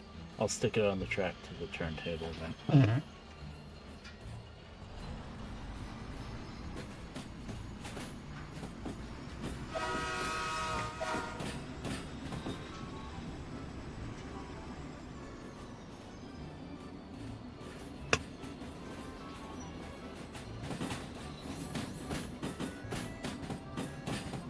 Oh, nice.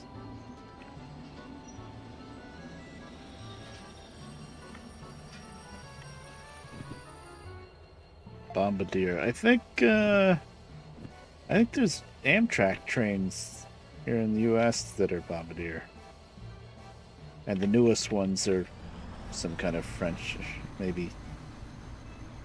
I don't remember what they are now. Siemens, maybe. There's a couple different kinds.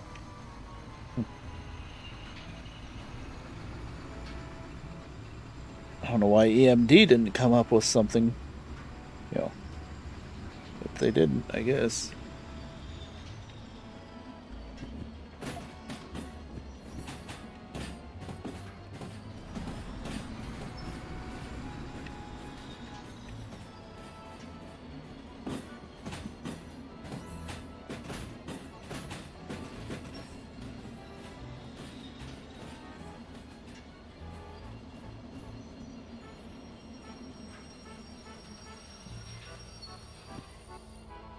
Mm-hmm. Yep.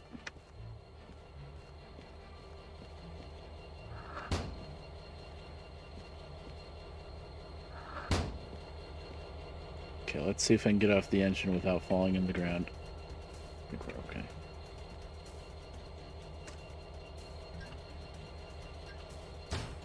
Okay, I didn't use the controller to do anything, so...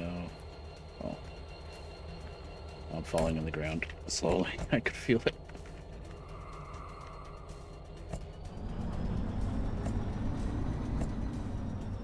Please? Okay. It's gonna be very upset if that freaked out again.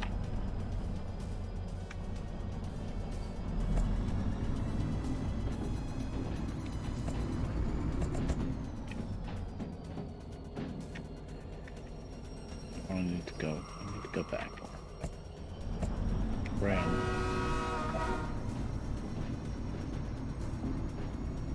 "3 a.m. brain. I'm not really that tired. I slept all day.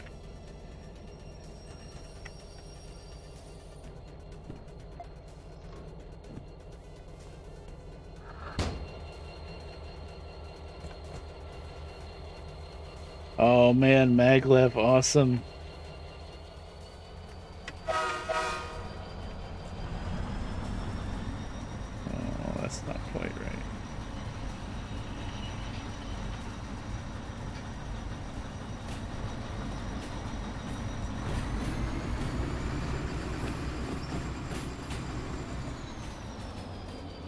Closest thing I've been to a maglev is they call it, where was it? It must have been an airport. Newark Airport, maybe? It's been Newark. They call it the air train. There's a train that goes between the different terminals.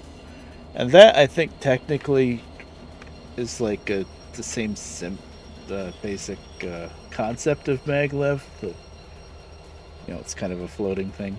Fully automated. Nobody drives the train or anything. It's just fully automated, goes back and forth between the 3 terminals. And of course it does probably like, I don't know, 5-10 miles an hour or something. But it was kind of neat anyway. God damn. That's insane.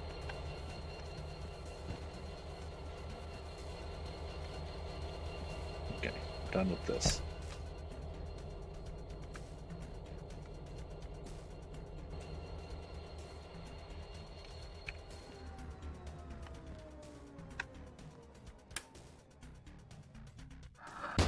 That's awesome.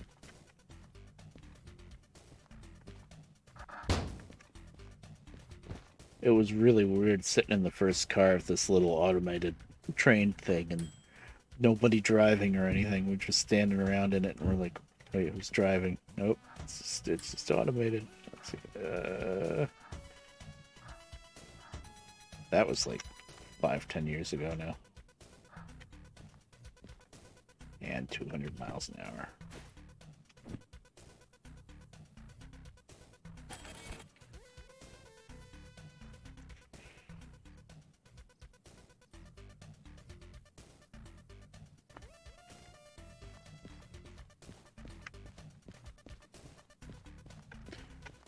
Okay, the floor is lava.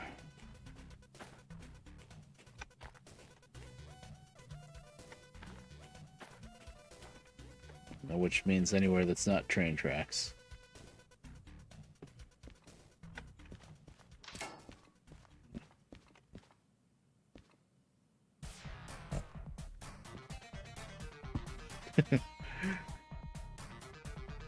I'm not going to reskin anything until I know what the passenger cars are going to be.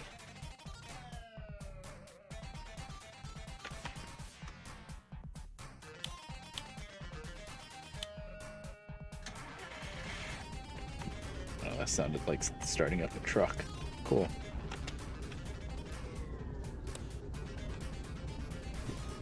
Oh, I just gotta fix the bell. For some reason, every time you spawn in the game, the bells on any of these engines are messed up, and if you don't do anything and you press the bell button, you just get a long horn blast instead. So you always have to set something for the bell.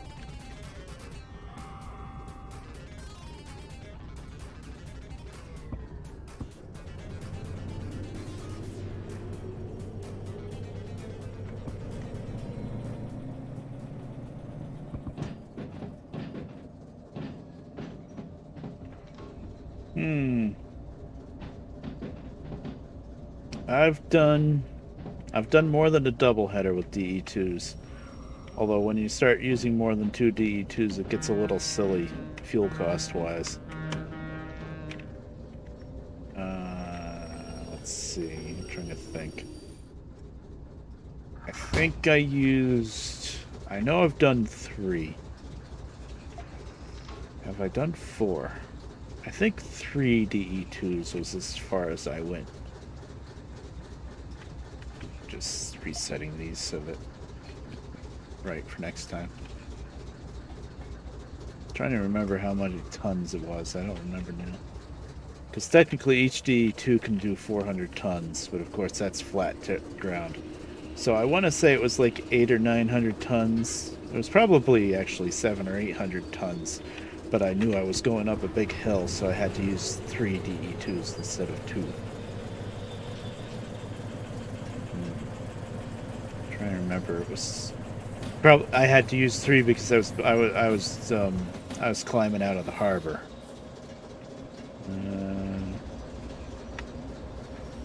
What I was hauling her. I think it was a big food factory train, probably, because you can loop up a bunch of different jobs going to food factory from harbor. I don't remember what it was, but yeah, that was probably it. 3 units. And I remember, yeah, I had 3 units. Actually, I think I had them all facing the right way, yeah. You have to, or else they just overheat. I had 3 units, and then as soon as I made it up the hill from the harbor, I hopped into the middle one and shut that one down. So it was just 2. 4 front and 4 back, push-pulling. That's great. Just for the hell of it, huh? That's pretty good.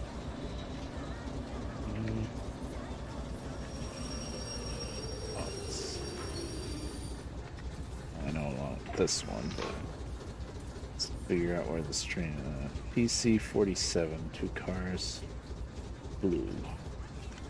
Oh, maybe. Ah!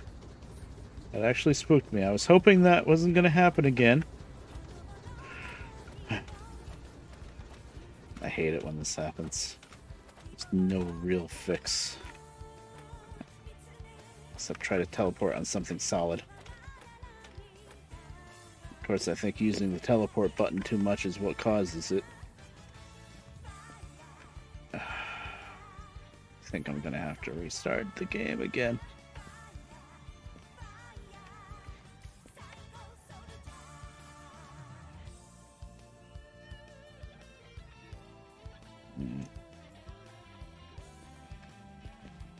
Floor is lava.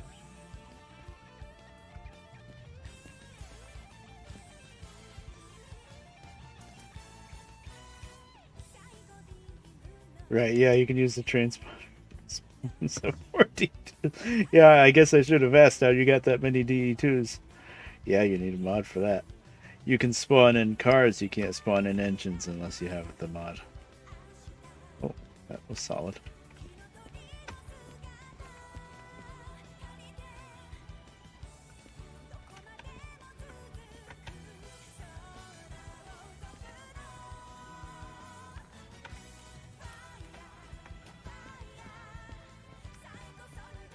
Okay. Blue. Can't move that from there. It's only gonna be 2 cars. That's green, isn't it? Oh, I could have gone O and W, but not my luck, probably. PC 12, PC 47. Gotta be these 2.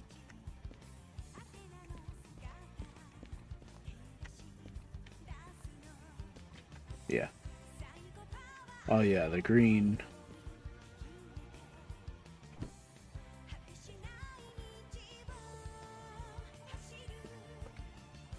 Oh, they're blue. Okay. There we go.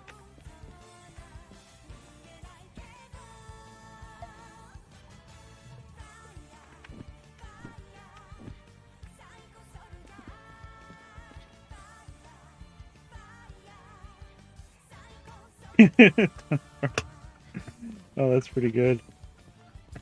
That'd be fun. I believe everything was already switched correctly. Nice.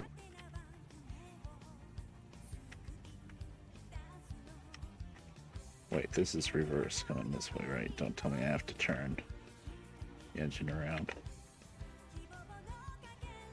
Oh, shoot. I never set this for the switch. A good thing that D6 is turned off, or else that could have been a problem. Yeah.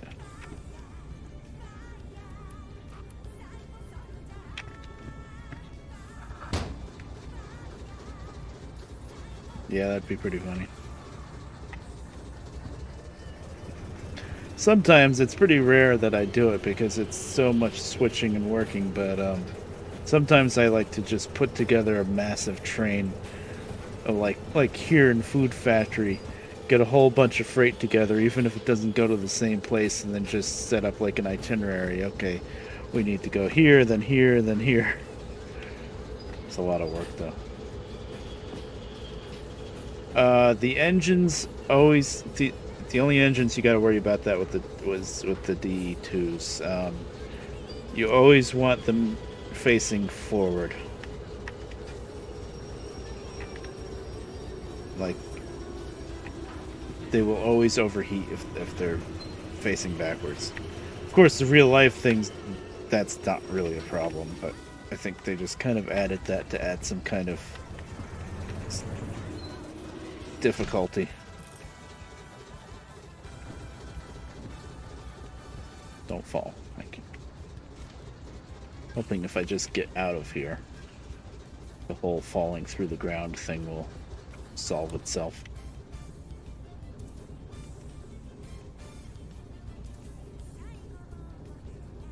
Yeah, you always want them facing forward. So if you're doing... Yes. Now, if I'm doing switching, when I'm not worried about them overheating because you're just giving it some bursts of throttle and then coasting most of the time, then I'll have them back to back so that it's just easier for switching. You know, you can face one way, and then when you're going the other way, you can just go in the other engine and face the other way. But when you're going from one town to the next, you're going to have overheating problems if you do that. You really want them both facing forward.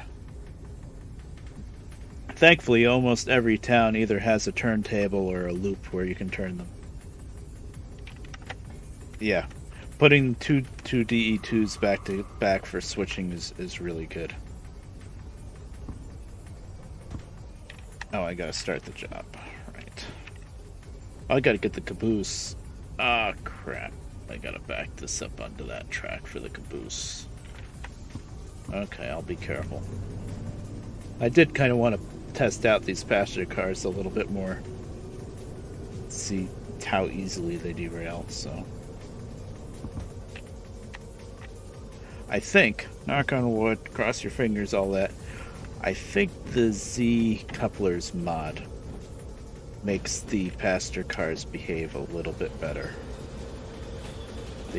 I think they don't try to jump the tracks quite as bad. It's always switches and very tight turns that are a problem with them.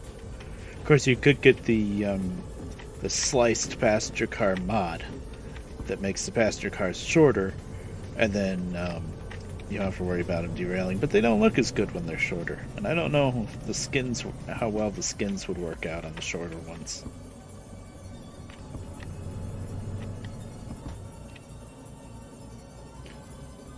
Yeah, they don't wobble as much, right? Yeah.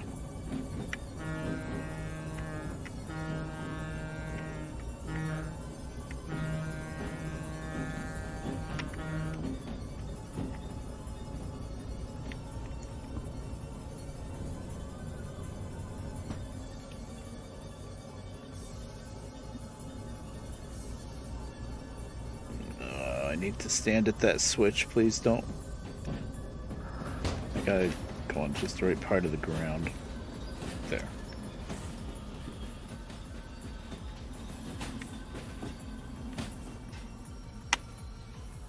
Oh, that's way too much. Keep going, keep going.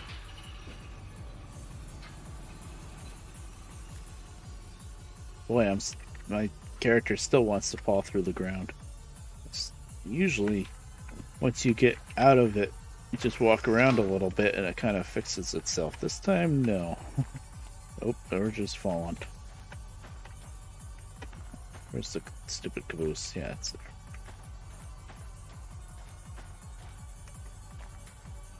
there. Ye old one-tone horn, yeah. A lot of diesel horns were like that, yep.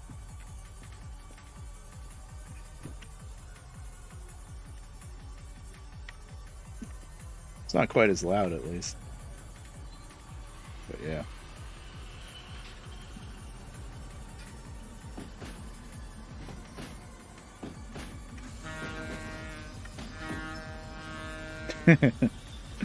Does sound a little sick.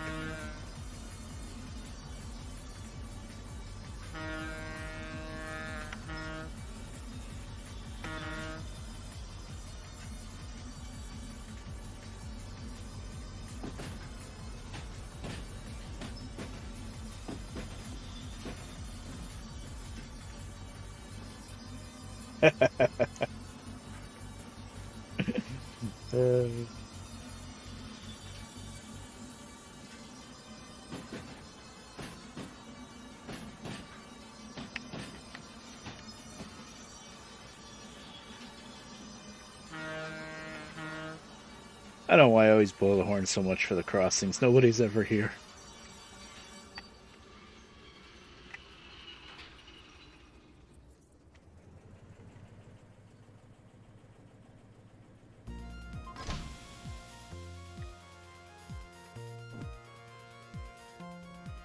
Okay, we need to... Yeah. The floor is lava still. Oh, that one was open.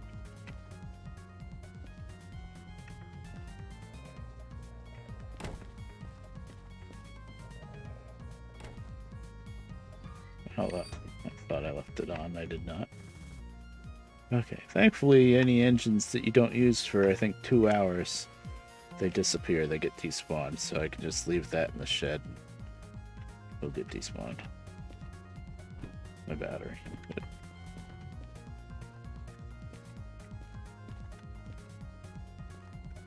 Thought I saw a booklet on the floor.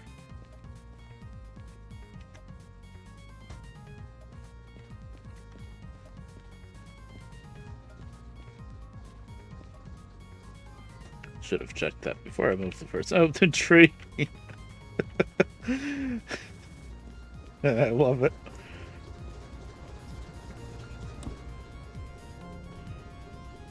Okay, I'm gonna be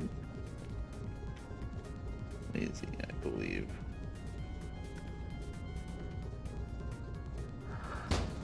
Oh, what am I? No, I gotta be ready to try. I gotta load the passenger cars. I almost forgot. I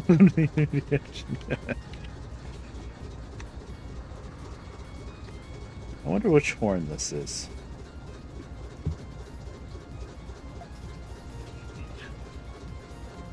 Nathan. Is it the Nathan that sounds like that?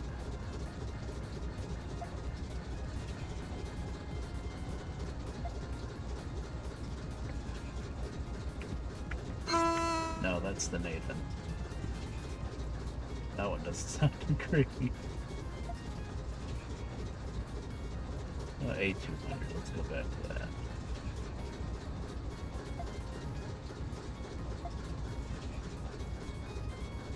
Hit on the A200 hit. One hit, A200 hit. Oh. Okay. Oh, that's the A200, I see.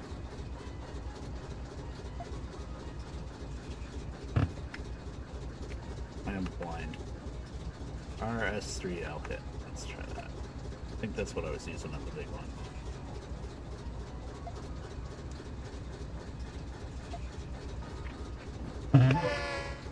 Yeah, it's probably as good as it's gonna get.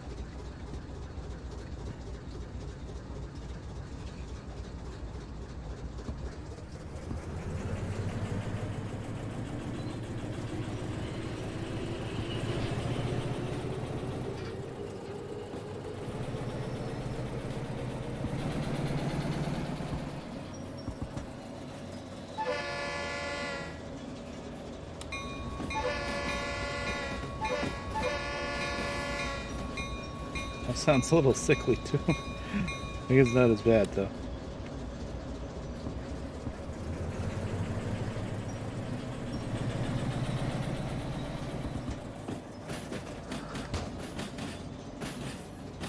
Oh, we gotta reskin the engine, the caboose. We're not doing Southern Pacific anymore.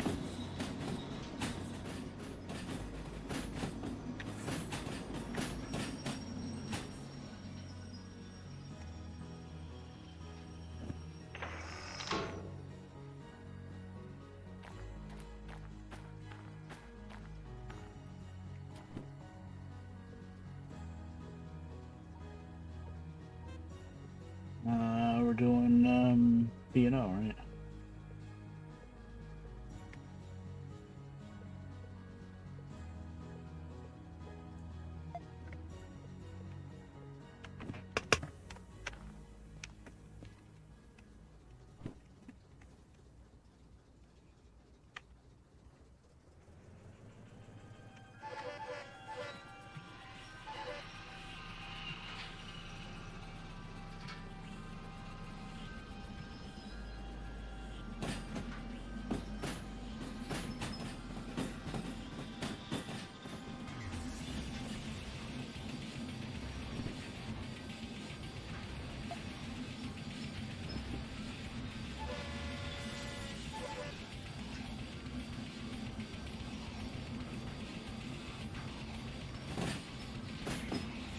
If I could read those signs up there, I would know which track to load this on. I think I'll just park it right before the switch. That's good enough.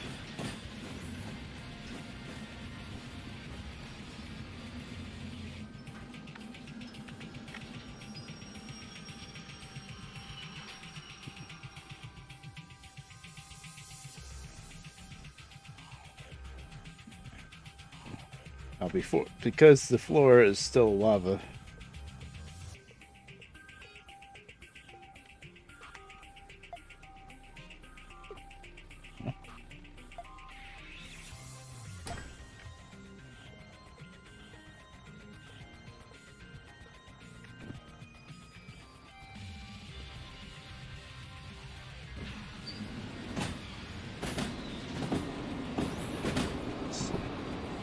C47 to iron.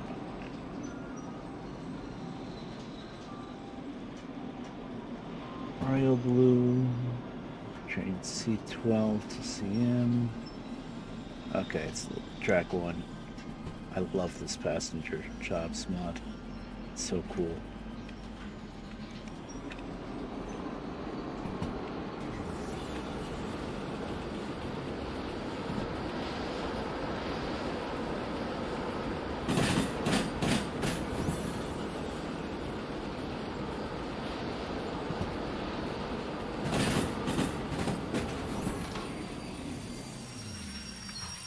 Can I get...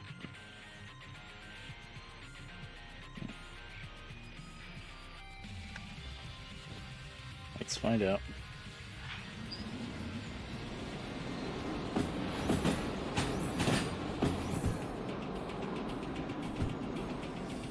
think there's enough tracks here. Yeah, I can probably do that. Usually don't like to teleport around that much, but I'm gonna fall through the ground if I don't. Okay, 29 minutes.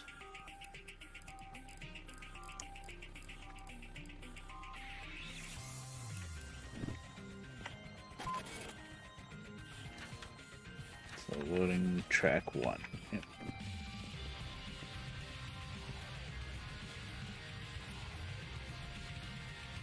Okay.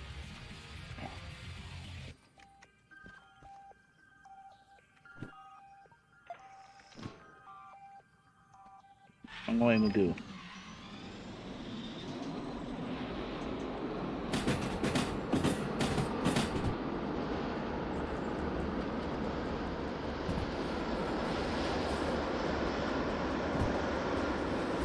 I wish this little handcart had a bell, that'd be neat. Like even like a bicycle bell. Ding ding!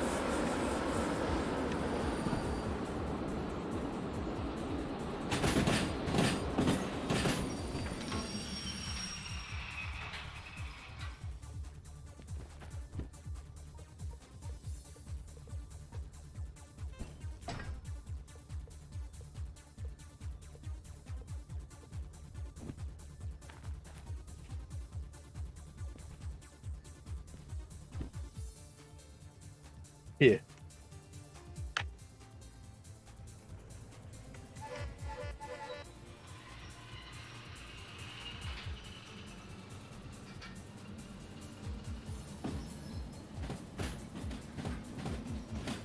I've been derailed with these passenger cars like on this switch, and I was doing like maybe 20 miles an hour, not even 12 kilometers.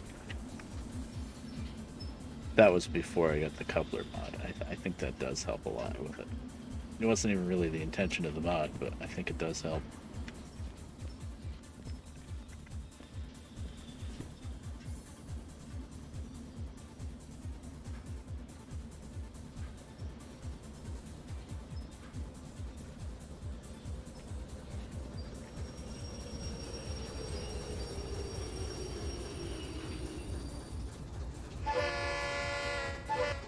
All aboard. There we go.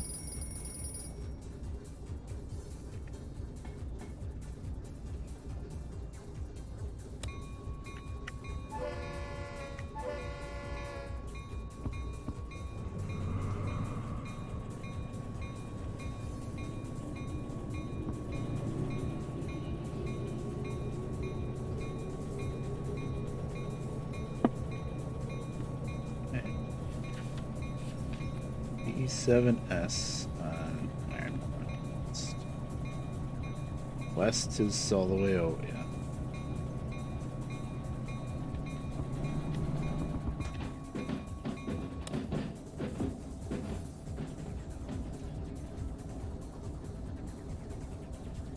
Yeah, 25.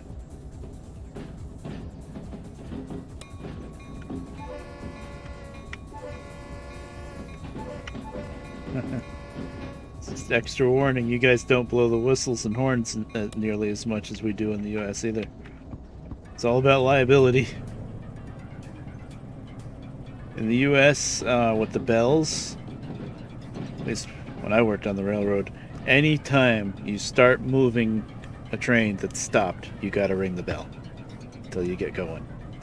And anytime you come up to a crossing, not only do you gotta blow the whistle long, long, short, long, unless you're in a quiet zone, you also gotta ring the bell.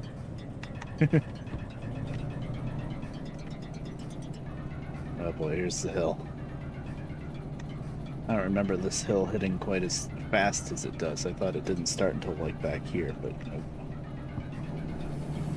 Oh boy, here we go with the wheels. Come on, it's two little passenger cars. Maybe I should have double... No, I couldn't have double-headed. There's only one switcher.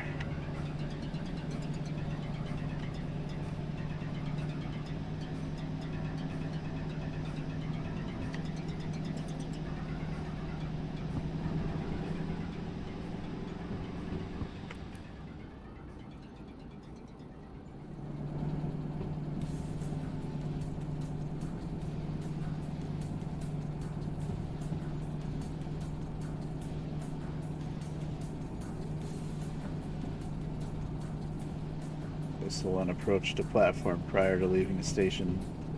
Mark track post. Yeah. Well,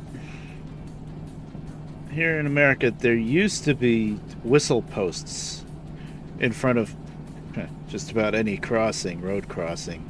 There'd be a white post with a W on it for you to blow the whistle. But then once it became mandatory to pretty much always blow the whistle at any crossing, then they didn't need the whistle posts anymore, I guess. All about liability, probably. Can't get sued if you blow the whistle. And then there's towns that are quiet zones, and then the trains aren't allowed to blow the whistle, they're not allowed to ring the bell, and then somebody gets hit by the train, and then there's a lawsuit, and then the railroad says, well, it's a quiet zone, we're not allowed to do it. And then they end up getting rid of the quiet zone, maybe. I don't know. There should be some kind of medium between quiet zone and having to blow the whistle long, long, short, long, and ring the bell and all that. Me personally, I don't like the idea of quiet zones because trains, if you don't blow the whistle, trains are really quiet before level crossings and line bends. Okay, yeah, that makes sense. I gotta throw the switch. It's still switched for the City Southwest shortcut. Oh, okay.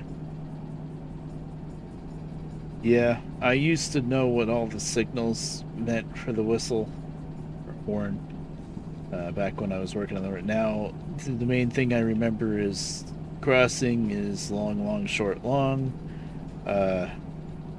Forward. Anytime you move forward, it's 2 short blasts, and anytime you move back, it's 3 short blasts.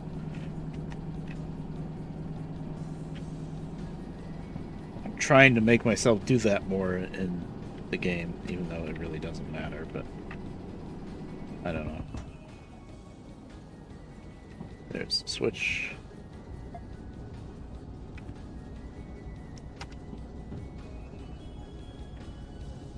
You done going uphill yet? No.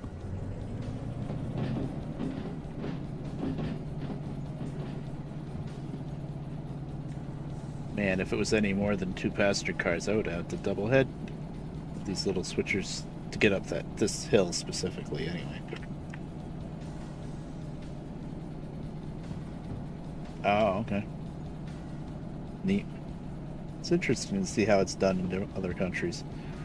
I know in most train videos I watch of like American trains, there's always somebody from another country in the comments going, "Why are they blowing the horn so much? Why are they ringing the bell?" And it's like, it's just required. Like anytime you're moving around in a yard, like switching around in the yard, you pretty much got to have that bell on. Well, not all the time.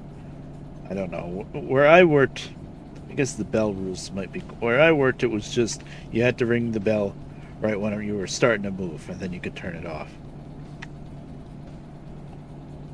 But then I see other videos of trains moving around in a yard. And I guess maybe there's more people around because it's like a historic area or whatever, then they got to ring the bell all the time whenever they're moving. There's this one video on YouTube of this this classic Fairbanks Morse switching engine, which very rare nowadays to find one of those running still. And but you can barely hear the engine because he's just moving around a little bit in the yard, and that bell is just going constant. And for some reason, the bell on that engine, instead of like most bells are like this, that kind of increment, or even a little bit slower, the bell on that engine was double speed. It was like ding ding ding ding ding ding ding ding. It was like, oh my god. I usually don't get annoyed by bells, but that one was starting to bug me in that video.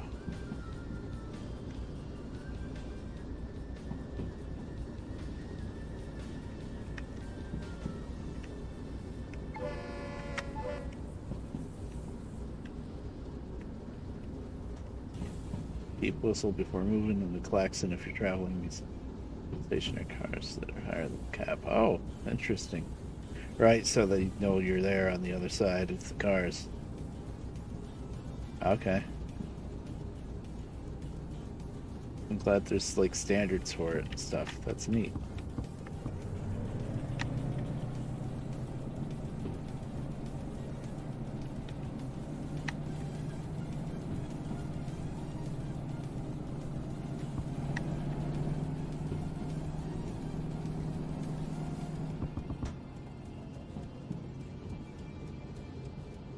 I wonder if we're gonna make the time limit. A lot of parts where I could be doing 60 or 70 that I'm only doing 50. Because wee little shunter.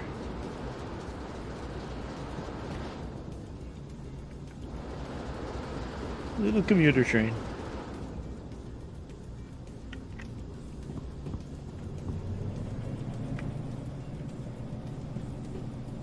Oh. So, beep, beep, beep, beep. That's interesting.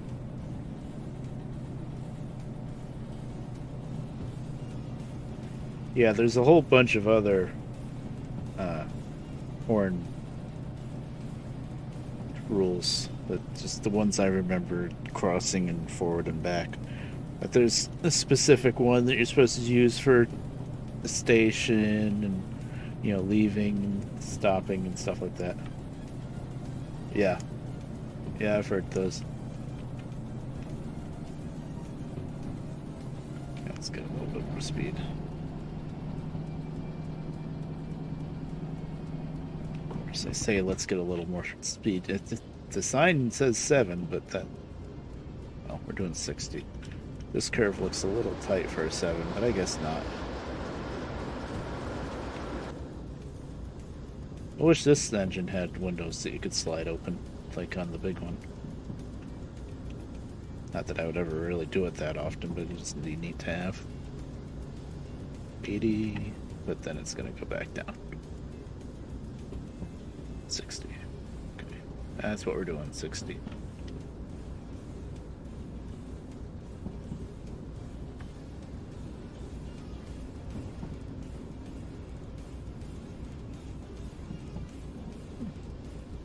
Some people I've noticed like to complain about the graphics on this game. I think they're pretty good. Really. It looks pretty good to me. I don't know.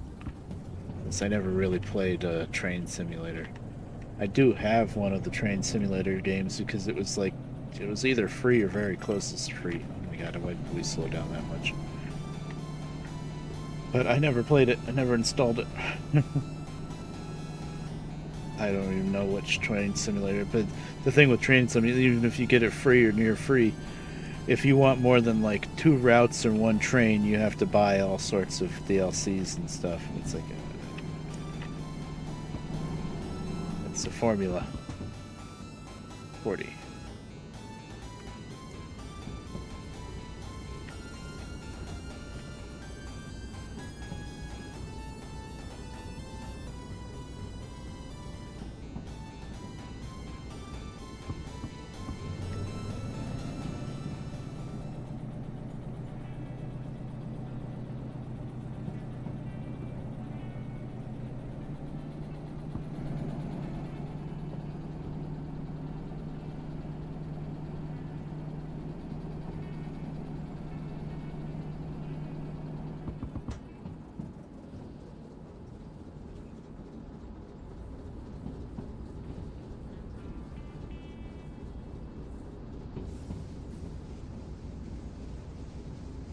Right.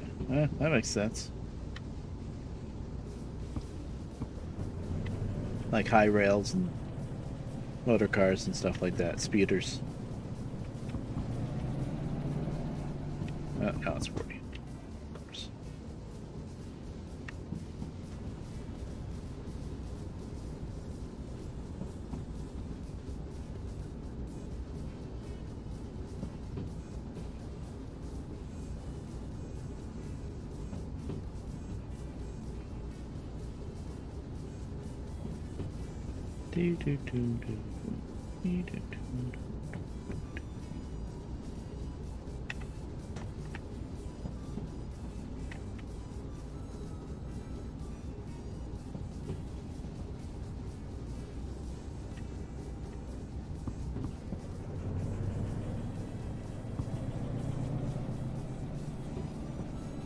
Yeah, we call them high rails. Yeah, basically any old kind of pickup truck or whatnot that has um, rail wheels, the front and back that are hydraulic, that they can come down.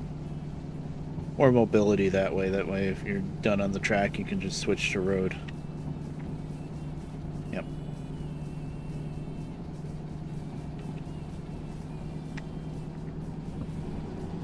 Now, when I worked on our little short line railroad, they don't have it anymore. They sold it all off, unfortunately. But they had a little motor car. That's what Harold called it. It was basically like a little speeder. That thing was old. It was like a little gasoline engine. Like, I think it was a. Oh, what was that engine called? Hurricane? Something I never heard of. Something like Hurricane, I think. It's just a little like four-cylinder engine. Maybe not even four-cylinder. I'm not sure. That was fun. That thing went quick. He had to be careful. It went quick, and it had a clutch and it had four gears that you could, and then a reverser, so you could have all four gears forward or back. And we had a bunch of these little flat cars. You know, everything's so tiny you could just push it around by hand and stuff, and you just linked. The way you linked it up was there was a bar with a hole with an eyelet in it, and you just stuck a railroad spike through the eye. Ta-da! Linked up. Um, we had a couple little flat cars for that, and then which is mostly what we used. We didn't get that thing out too often, but then also they had what they called the alligator, which was this big, kind of like a hedge trimmer blade, but the blade was like, I don't know, 6 feet long. It was up on a hinge, and you could tip it down to cut away the weeds and stuff on the side, and then it had a big wheel on it so you could stick it out even further. We only used that once or twice, the alligator. And there was a little hand pump for the hydraulics on that thing. And I remember the seals were leaking all over the place, and Brian, the guy that was running it, he would try to like use the pump to move the blades up and down, and there'd just be oil spraying all over the place, and then we ended up having to get like a chain and just lift it up manually. Oh, that was fun though. My job mostly was to get up ahead of it and like flag the crossings and stuff like that. That was a little intimidating because I'd be up there flagging, and then I'd glance back and I'd see a 6 foot long blade just chopping away. Like, okay, pay attention to where that thing is. Because usually when you flag a crossing, then you just get off right off to the side of the train, and then you hop up on the train. You still did that. The motor car was in front of the alligator, but still, you better make sure you get on that freaking motor car if you want legs. I didn't even have to hit the brakes. I was only doing 55. I'm used to the scale of the speedometer on the other two engines. The speedometer on the other two engines goes up in increments of 20. This one only goes up in tens, which makes sense. It doesn't go as fast. Oh, we're here.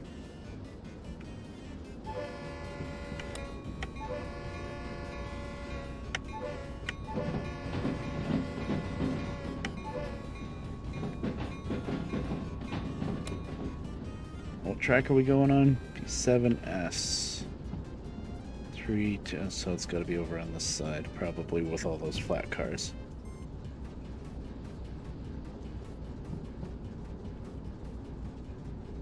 Oh, that's cool. Yeah, I've seen stuff like that, where they just basically take trucks and put them on the rails. Okay, I still got 10 minutes. I really don't need to blow the whistle for that crossing because there's trains all parked on it. What's the steam engine? Oh, there's a daylight. Kind of funny to have a daylight in the iron mines, but whatever. Oh, right, I gotta stop and drop off the caboose.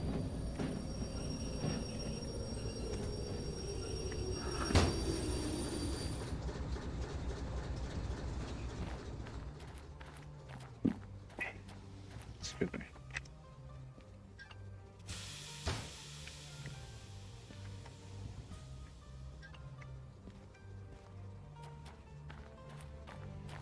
me. Okay, 7. That would be, that's what I thought, next to those flat cars. Left.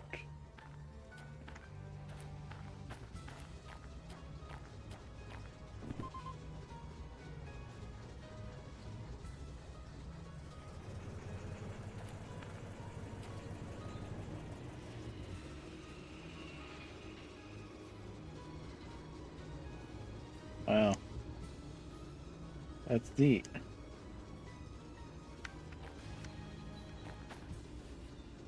EMUs. Those are like the passenger trains, right? Yeah, electric multiple unit, yeah.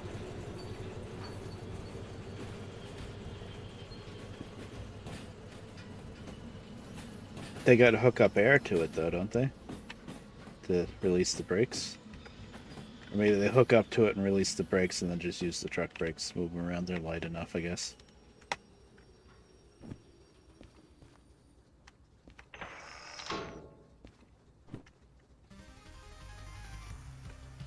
Wow, that's neat. Yeah, it's amazing how little power you need sometimes to move train stuff, especially passenger cars, that kind of stuff. They're light.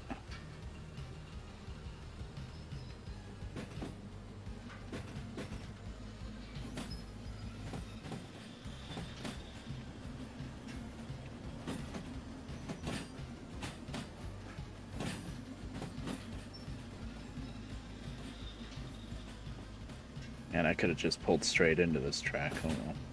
Then I would have had to back out. Oh, okay. Yeah, they turned it on and released the brakes. Yeah. That makes sense.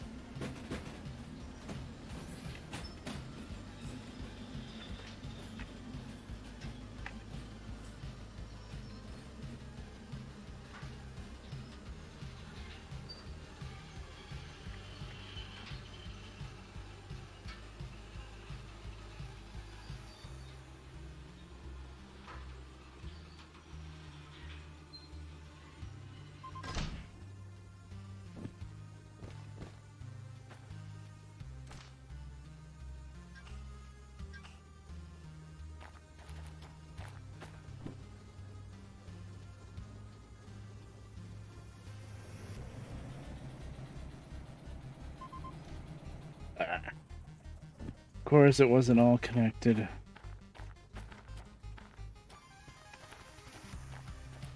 Where?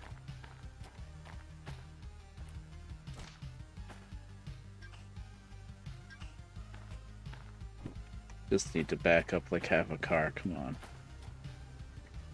Actually, it'll probably take it like this, but I'm a perfectionist. That wasn't it, was it? Oh well, shove the brakes. Come on. You can do it, little 44 tonner. Actually, that probably was it. I just had to wait for the air to build up. There we go.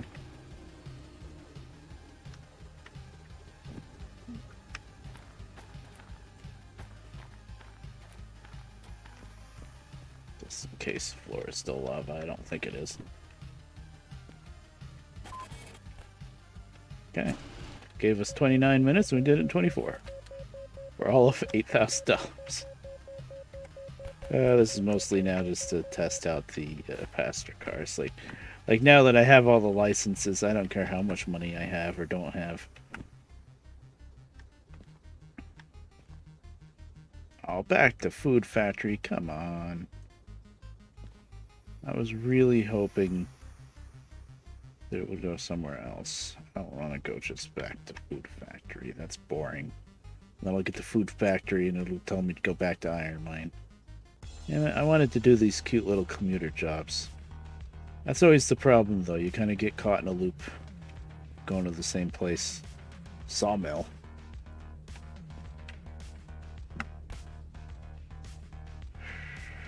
Tempting? Question mark? Just because it's something I normally don't do? all the way down to the sawmill. The problem with the sawmill is there's only one job that's ever out of the sawmill. It's neat, yeah. So you bring the logs there to the sawmill, but the only thing coming out of the sawmill ever is either empty log cars going back to the log place or maybe goods factory, or loaded cars of like lumber.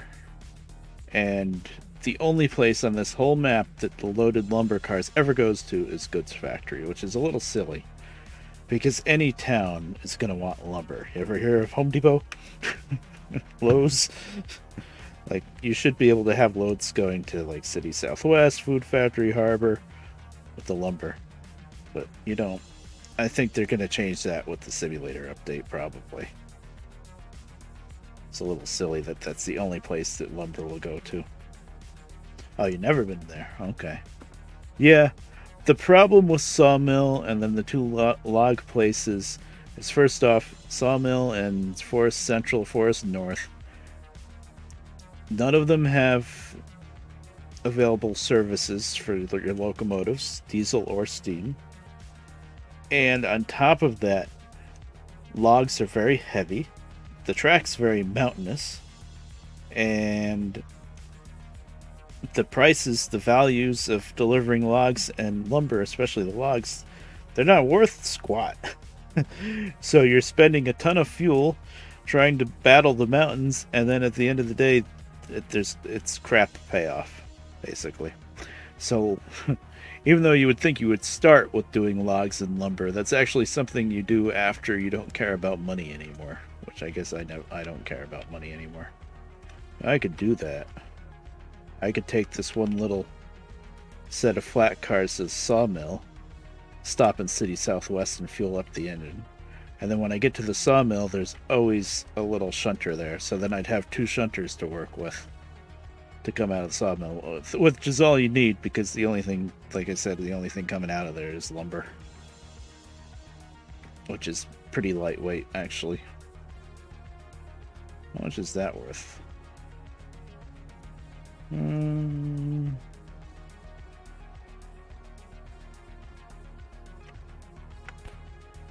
Yeah, boring. You know what? Sawmill. Sure. So you got the caboose, right? Because the caboose is... Oh, you can't see it on that. The caboose is on this dinky little siding right here between the sawmill and Forest South. Well, you got to buy the key first, but then that's where you actually pick it up.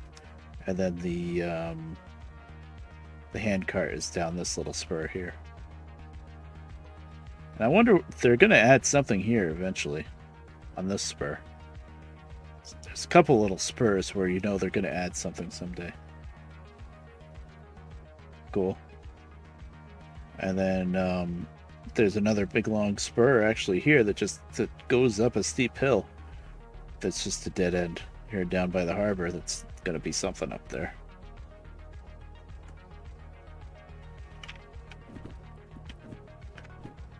The one by military by machine factory, I mean, I have a feeling maybe they'll make a bigger military base here, because there's a military base part of machine factory, but it's tiny. There's like 3 little tracks. You can't handle more than like 4 cars in and out of there. So get my sawmill load.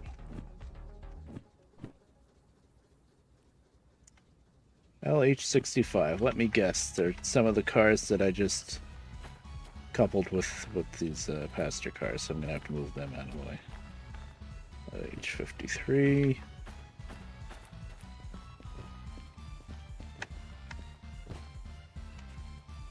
LH11. Well, maybe they're on the other end of the other side of the yard, I should say. It's so burpy. Some Tums. 65, there they are.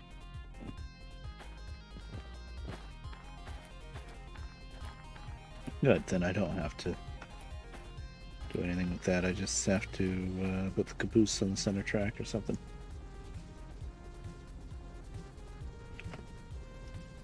Oh, cool. I think what I heard, and this was a little while ago. Well, I know the little steam tank engine is coming out, but the 060 or 080, I think 060. But as far as diesel, I think there's going to be, like, we have a DE2 and a DE6. I think what I heard is something not as big as the DE6, like a DE4 4-axle engine. And eventually, I think they're going to add electric, but that's not this upcoming big update. That's like years of the future. And they're going to add AI trains and double tracking and signaling and stuff like that. That's not going to be for a long time. Maybe they're laying the groundwork for it, but yeah.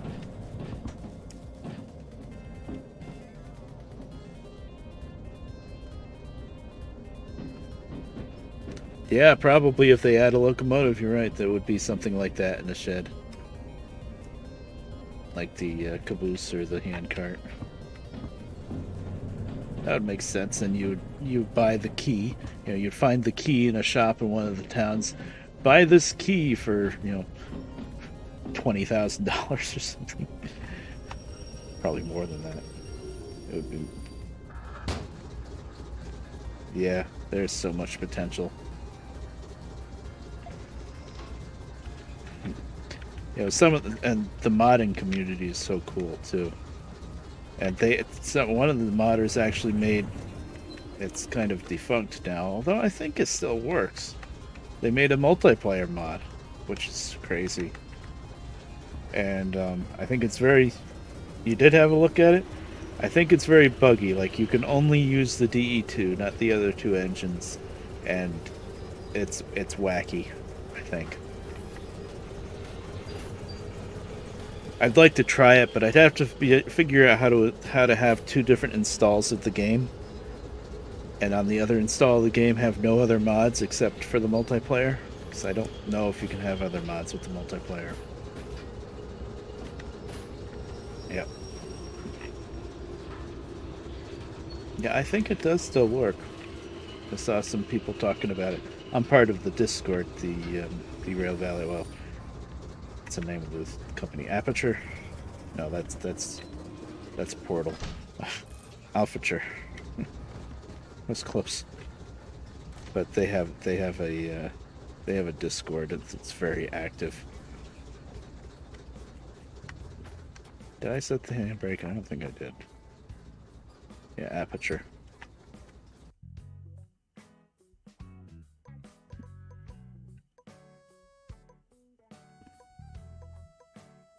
Alt future.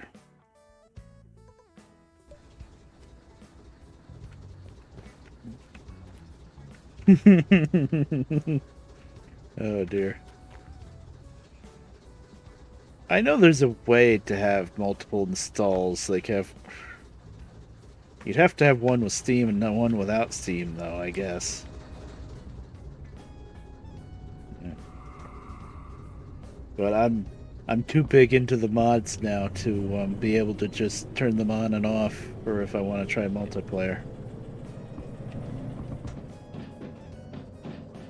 Or, I'm not even sure with multiplayer, maybe you can have some mods if everybody playing has the same mods? I don't know.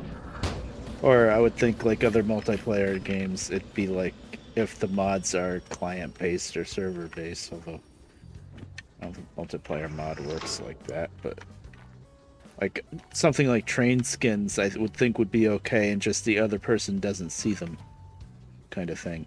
Where am I going? I'm not going over here. I'm not going over here. Stop. I'm going over here.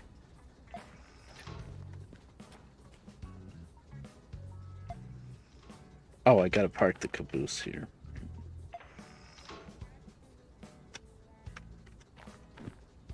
Sometimes the caboose does get in the way a little bit, but overall it's very useful.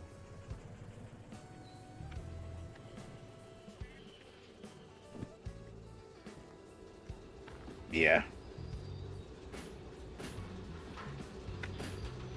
Is it on those other platforms? Derail Valley? I never check. I don't even have GOG or Epic. Well, actually I do technically, but I never really check anything on there. I just have Epic just to check and see what's free.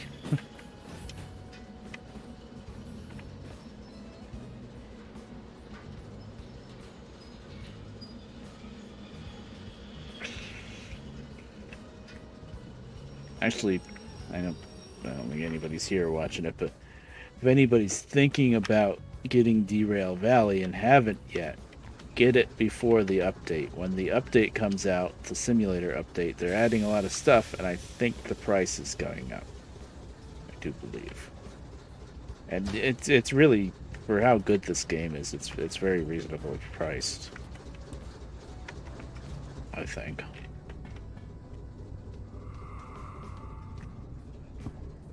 And I don't think it's going up that much, but I think it is. I think they did say the price will go up.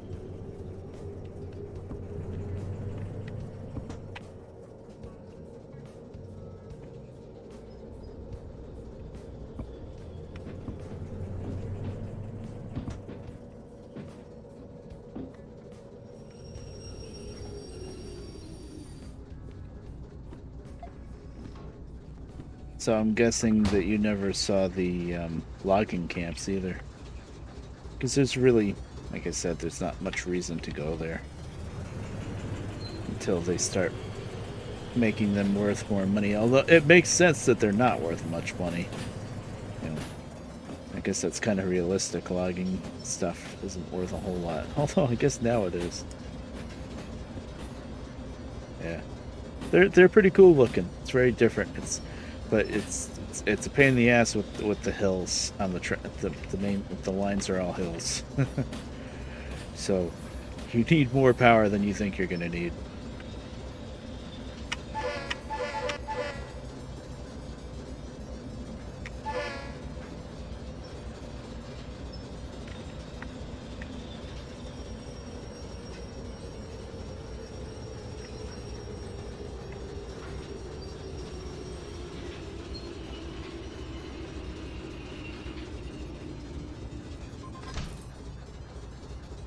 A lot of blind turns too, and going around a blind turn, then all of a sudden you see a sign that says 3.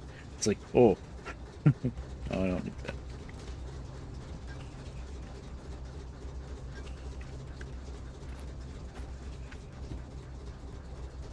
One, 2, 3, 4, 5.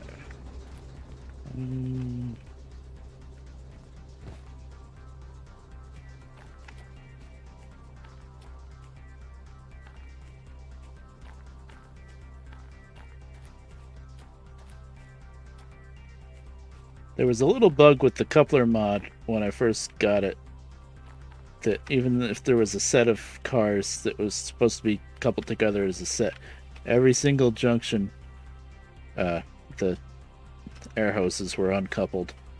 That was weird. It only happened once, though.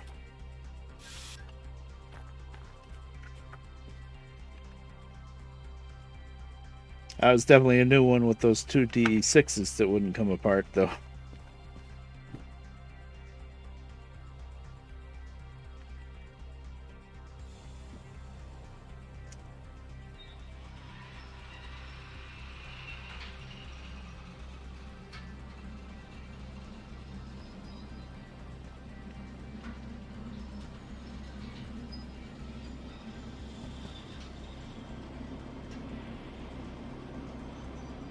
I forgot to toot.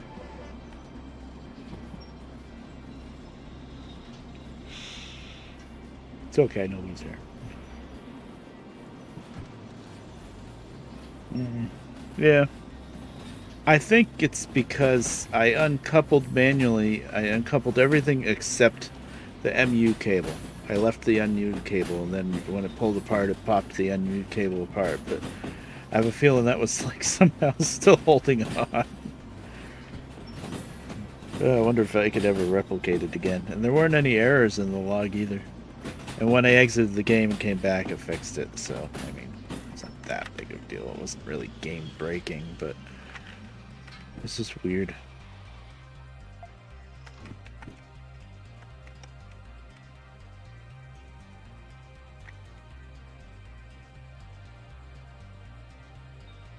All right.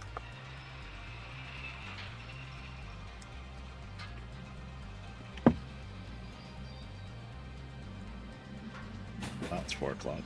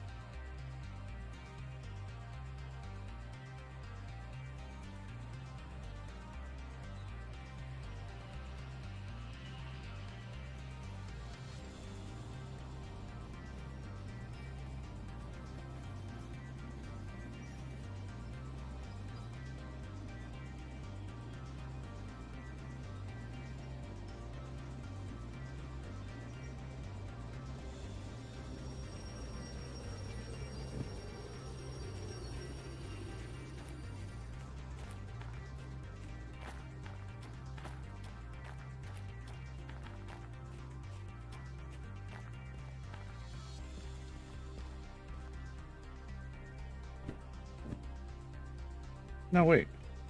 I picked up the wrong one. I was like, wait, there was 2 going to Sawmill? No, oh, no.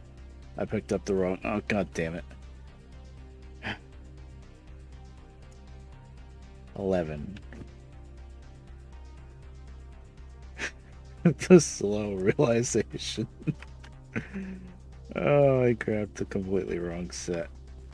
11, that was on the string with the passenger cars. God damn it. There's enough room. I'm going to stick these passenger cars over here with the iron.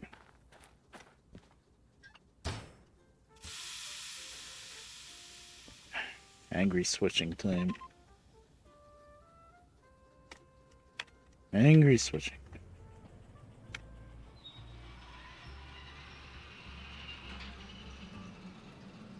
Can't do angry switching with the passenger cars, though. They'll derail.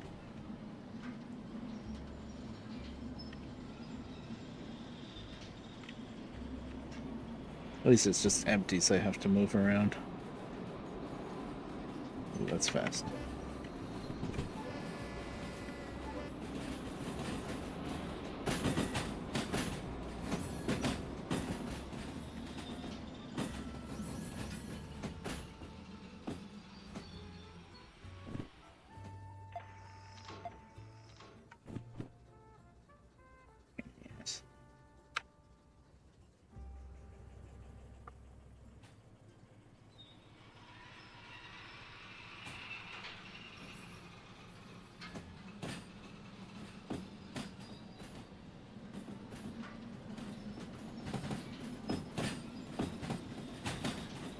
I believe I grabbed the wrong sheet. And I can, but still. I'm gonna say I can't believe I grabbed the wrong sheet.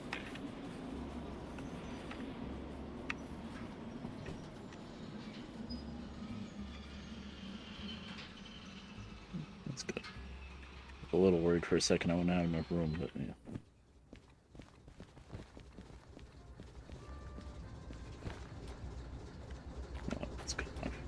I don't care if I'm blocking that track.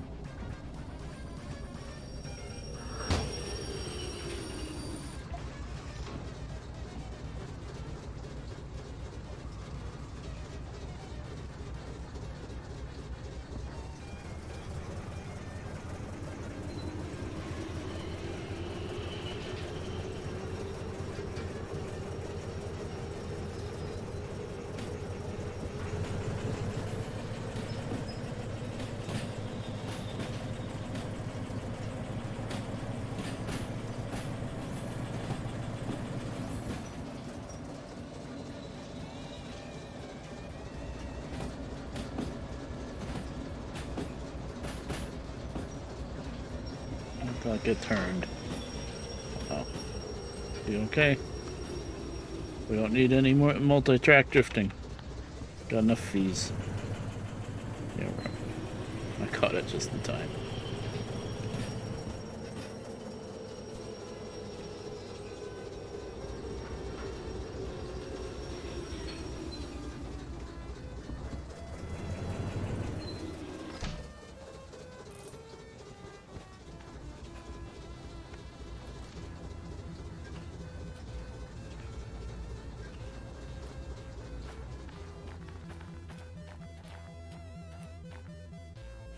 Okay, 11. Of course. 11. 1, 2, 3, 4, 5, 6. 6 cars. Alright.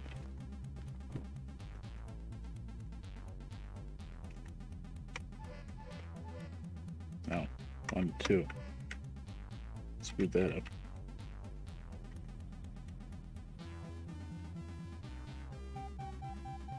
Really?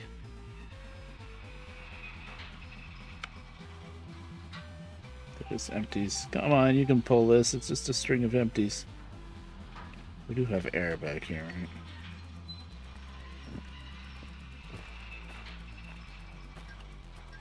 No. Oh, I missed hooking up the air somewhere. That's 1, 2, 3. That's why it's having a hard time moving. Oops. Where didn't I hook up the air?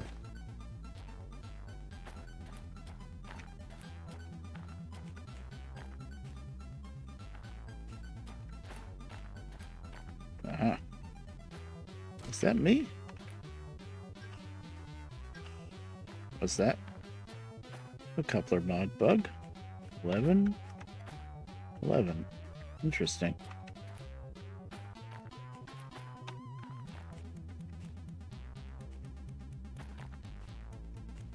Hmm.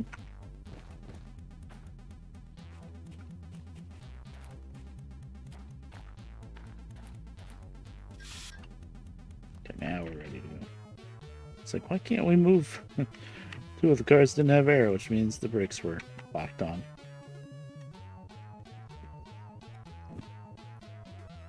Make sure there's no handbrakes, too. I might have set a handbrake on the passenger cars. Oh, it's off now.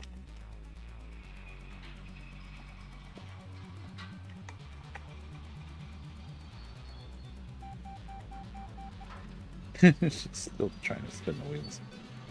Come on.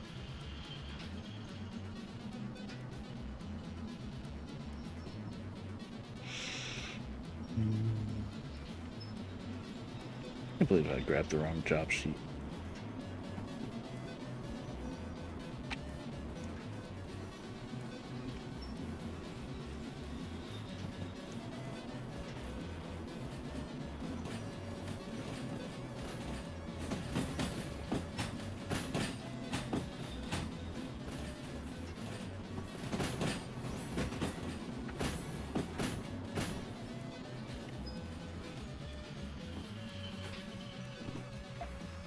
No, that's not it.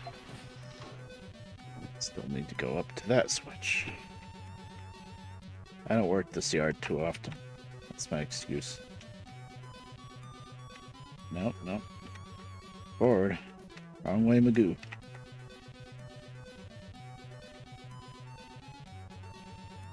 Don't think we're dealing with much of a hill here. It's relatively flat.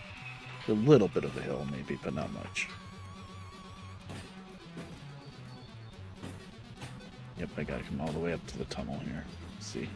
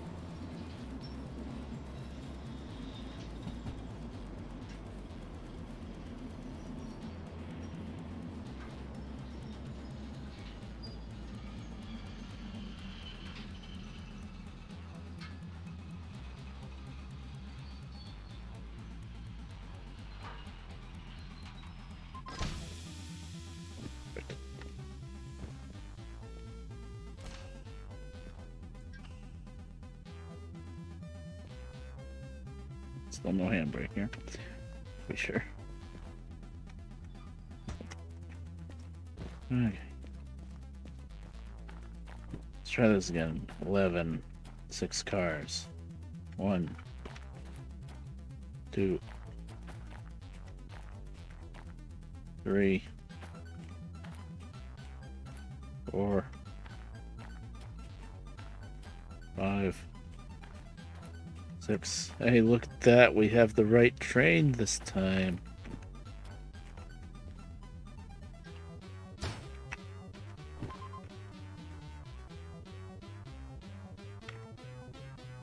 Just gonna stow these.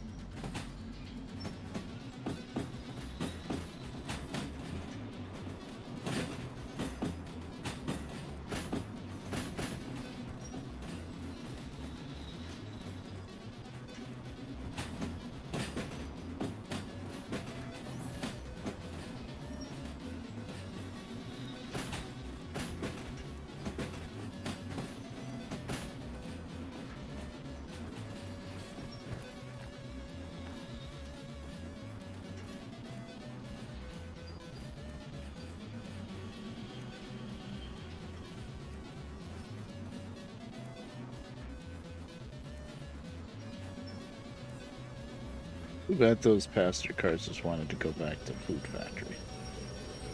I would like just running around with a couple passenger cars here and there. Never quite works out that way.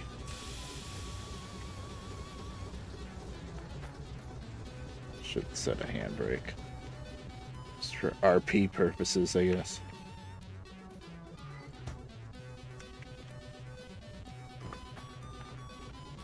Okay. I will be right back for a second.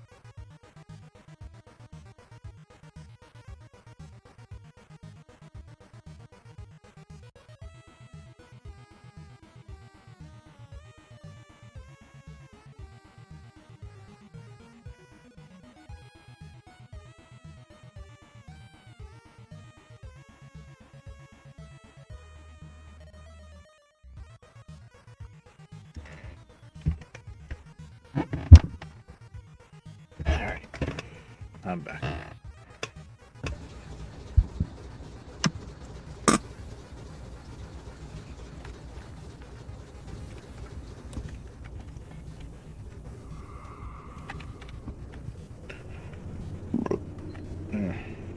Excuse me.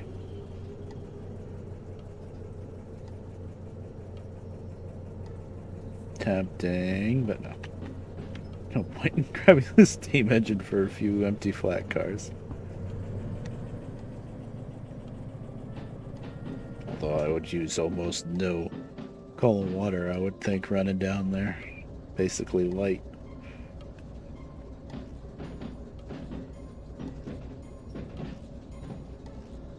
I think what I'm going to do with this, because, you know, it's only worth 4,000, and I very highly doubt the speedy bonus is going to be worth much of anything on top of that. We're going to stop in Machine Factory, and we're going to stop, if there's nothing there, we'll stop in City Southwest too, just to make sure there's no other stuff going to Sawmill. The only thing that would be more flat cars like this. But I think maybe in Machine Factory, that's where it's guaranteed. City Southwest, it's not. I'll grab a second DE2. I won't start it up, but I'll just grab it, tow it with us. That way, when we get down to Sawmill, we'll have 2 DE2s, and just in case we can put together a real lot of heavy stuff, we can have 3 DE2s. Probably, very highly doubt. See, that's kind of part of the issue with Sawmill, and I'm always expecting to go there and find all sorts of stuff to do, and there's just not much. It's kind of sad, really. Like, oh, we can get all sorts of lumber, empties, whatever. Best you can do is find a bunch of empty log carts to go back to the log camp on the way, which is usually what happens. But the problem with that is, let's point at the map. You're coming. Okay, this point here, this Y, is like the lowest spot. This area of track elevation, so it's uphill going up here to Sawmill. Between here and here, between City Southwest and Sawmill on this line, the hill's not bad. Right here, it becomes uphill to get into Sawmill, but it's not too bad. As long as you have a little bit of momentum, you'll be okay. This end is much steeper from here up to Sawmill. That's really hard. And then from here, going all the way up here, up to here, and if you're going to Forest South, all the way up to Forest South, this whole stretch is very uphill, very steep. And I had the steam engine like a week ago maybe, and I had like one long set of lumber plus maybe 3 other lumber cars, 3 or 4. It was one long, one short, but it wasn't that much weight. It really wasn't. And then I had one long string of empty log cars and one short string of empty log cars going to Forest South, and one long string of log cars, well, they're stake cars, that was going to Goods Factory with the lumber. And weight wise, it really didn't seem like it was much. It was like maybe 600 something tons, maybe 700 tons. I think maybe that was part of the problem. It was a bit more than I thought it was. Sometimes I underestimate it because they're empties. But anyway, I came down this way, and then here, this Y, you have to slow down to like 30 to get around this curve, and then this climb. This freaking climb is insane right here. I kept getting stuck, running out of steam. It was pretty bad. I ended up breaking the train up, taking just the empties up here and dropping them off in Forest South and coming back down, and I still couldn't get up the hill. I finally made it up the hill. But by the time I made it up the hill, I had to have like I had to have the draft fully open. I had to have the firebox as hot as you can get it, basically. And by the time I got to Forest South, I made it up the hill. And right as I made it up the hill, ran out of water completely. But I had momentum, so then I just I let the fire die down. Well, I ran out of water on the sight glass. There was still some water in the boiler, but I let the fire die down. As soon as it got down to what 200 on the temperature gauge, I put out the fire in the firebox, and I just coasted all the way from Forest South to Steel Mill. I just coasted, and you could, because it's all downhill from Forest South to Steel Mill. That was an interesting experience. Then I just grabbed a shunter in Steel Mill and pulled the steam engine into the shop to fill up the tender. Probably spent twice as much on coal and water than what I made from that trip, but it was fun. Yeah, that was pretty crazy. I didn't know what I was going to do in Forest South when I ran out of water, because all that was there was one little shunter. I'm like, yeah, if I can't make it up this hill with a steam engine, what's that little shunter going to do? Okay, I did not start this yet. While you were gone, by the way, the long story short, the string of flat cars that I grabbed here was wrong because I grabbed the wrong job sheet. I ended up getting the cars ready to go to this one that I'm standing on. Goes to the harbor, which I didn't want to do. So then I had to find the ones for the sawmill, which were buried back there behind the passenger cars. So you didn't miss much, basically. Now we're ready to go.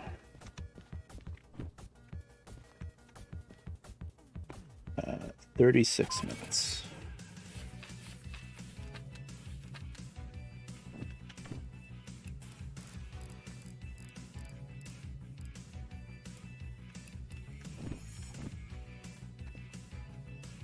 Okay. Make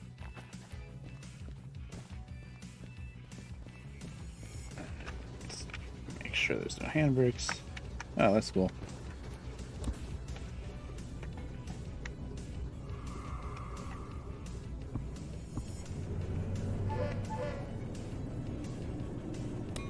Now the bell for a little bit. Better late than never. Make sure we don't run anybody over. Yeah, that's enough.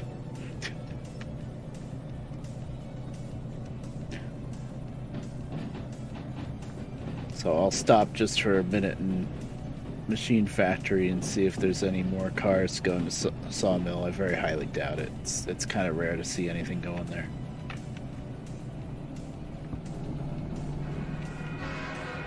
Oh, hi there, Peppy's Twitch. Thanks for the raid. Yeah, you've been here before. Cool. Raid.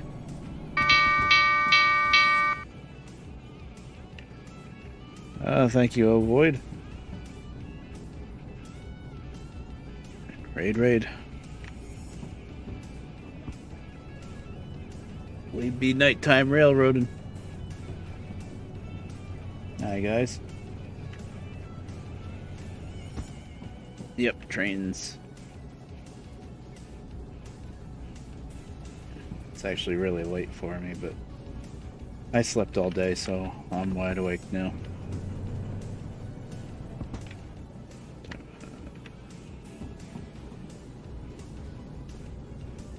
I'm not sure what the time scale now is for day-night, but I'm surprised that it didn't change yet. It's still daytime. I didn't take that mod out, did I? Maybe I did. I thought I didn't, but maybe I did. Don't remember now. We are going to the sawmill from the iron mine west we just left. It's just short string of flat cars.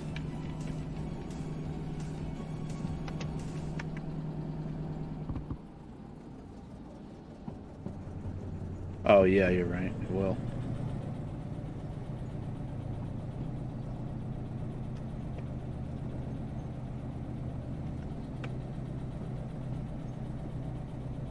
I think I took it off. Yep, I took it off.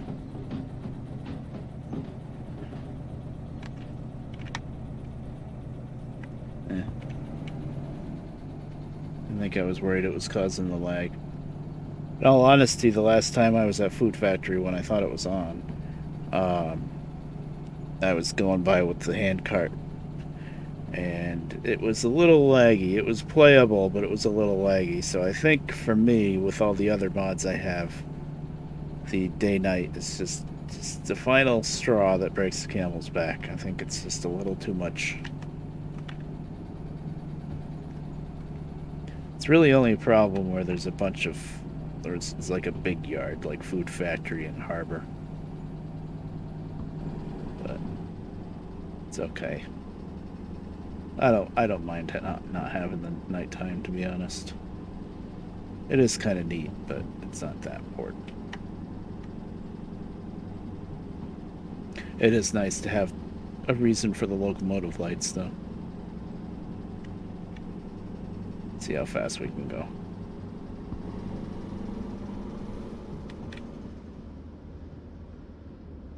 Probably about 60, I'm gonna guess. Maybe.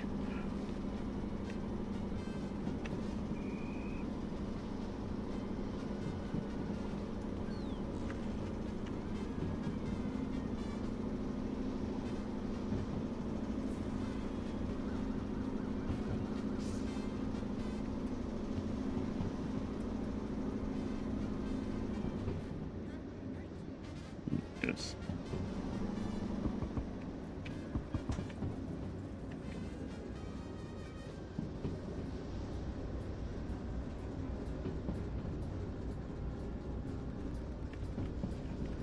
Gonna stop here anyway, just to make sure there's no more flat cars going down there. Sawmill. Very highly doubt it, but you never know. Yeah, we'll just roll through the passenger area.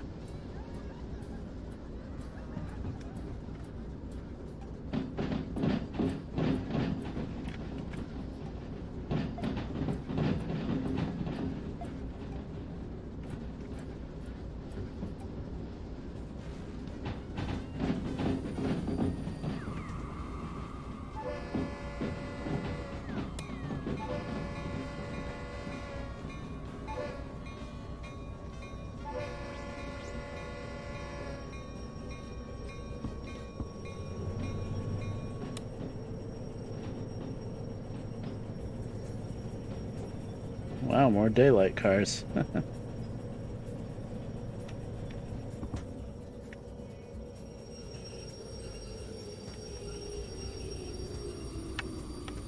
Alright, let's see if there's anything here. Gonna be pretty amazed if there is.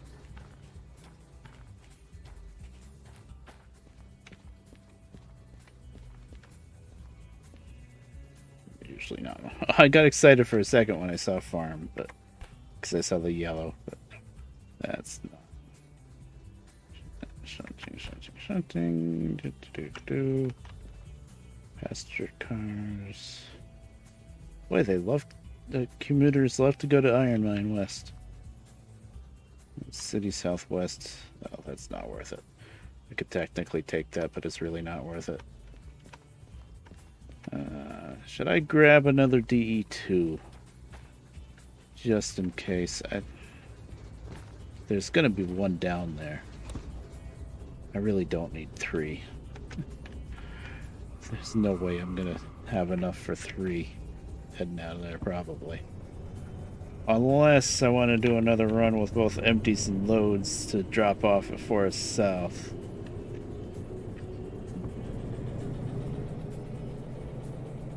That's right here. I'll grab it. Just drag it with us. How am I on fuel? Half tank. I'll get fuel too. I should have had the bell on. Oops.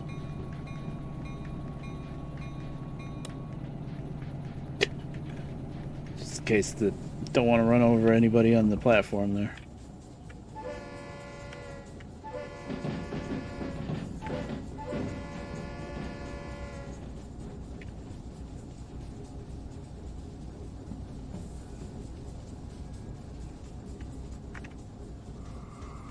Southern. Nice.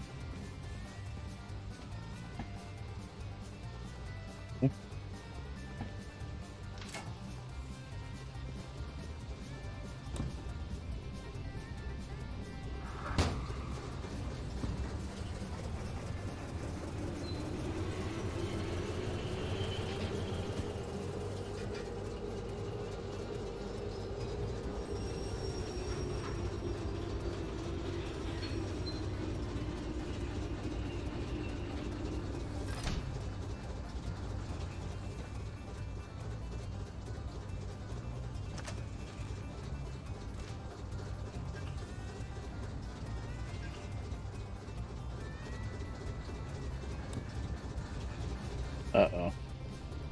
Oh, it's summer for where you guys are. Yeah. Ye old AC bill, huh?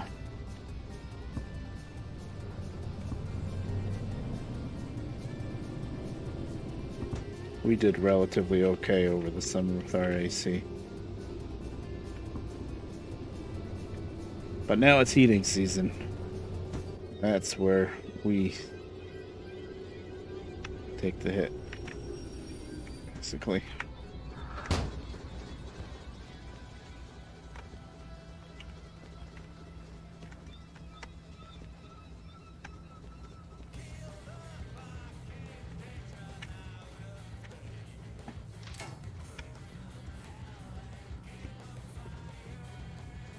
Oof.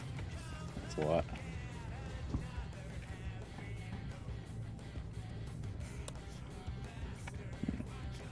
Prepayments. Oh, okay. You can be, well, in our area, you can be on what we call the budget plan, where they estimate basically how much it's going to be. So instead of having low bills part of the time and high bills other parts of the time, it's the same bill all year round. They only adjust it once a year. Does make sense, but sometimes it's really annoying because, you know, you look at how much you used for the month, especially in the summer, and then you look at how much you're paying, and it's like, but it makes up for it.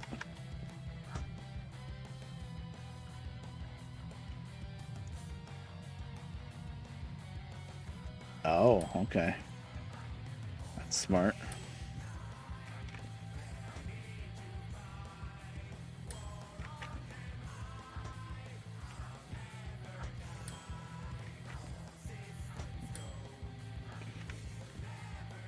Ah, too bad.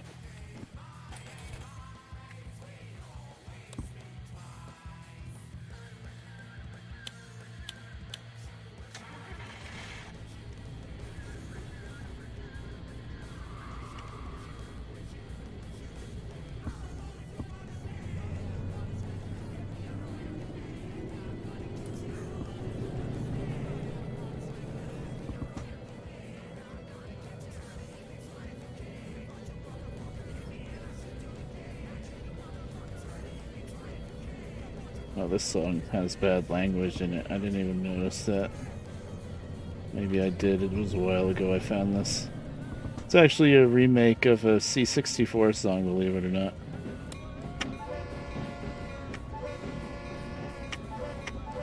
Well, it's a remake and they added lyrics.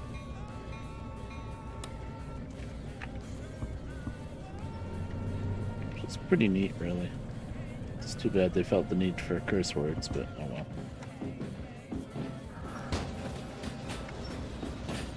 It's the way most metal is. Really.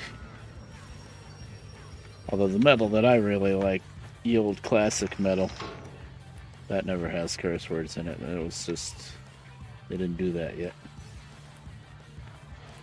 Like Judas Priest and whatnot.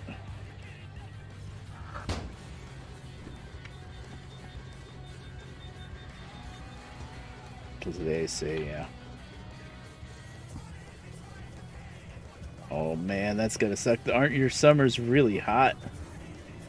Oh man, that's gonna be rough if there's no AC. What about window air conditioners? Do they have those down there? Because then you could just have a window AC like in a couple of the bedrooms, so you at least have a cool room to hide in.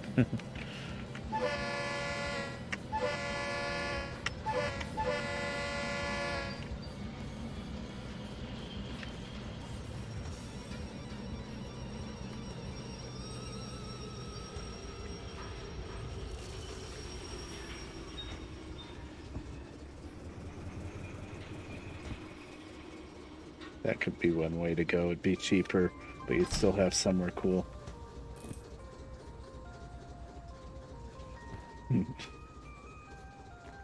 That's really hot, I think. 37. See, yeah, that's... Not sure what it is, but I know that's hot. Because I know I've seen, like, other people that use Celsius complain about it being, like, 27. So, yeah, that's really hot. I think like upper 20s people start complaining about it being hot sometimes. I think.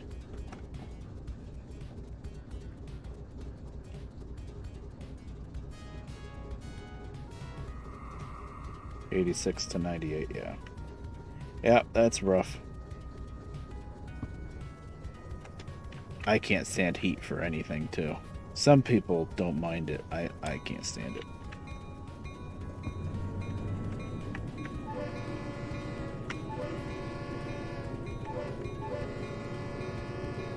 Oh, you know what I was gonna do? Hold on. I was going to reskin.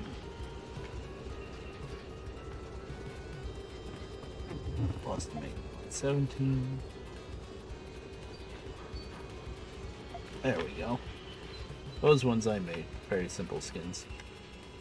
And I need the caboose to be Boston made.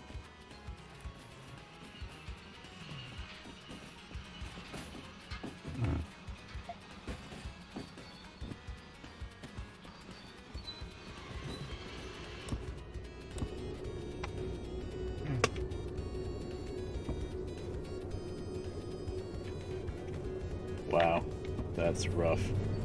We get it. We pretty rarely get to triple digits, like over 100, but we'll get like 86 to 98.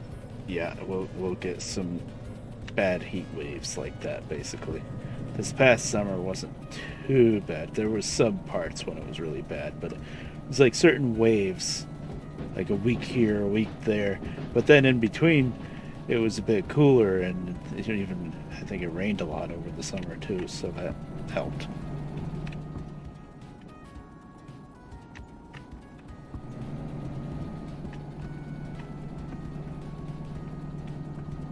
That's harsh. Oh. That's when we start putting our coat on. It's like, oh, it's getting a little chilly. Around like Fahrenheit, like mid 30s, we're like, oh, it's starting to get cold.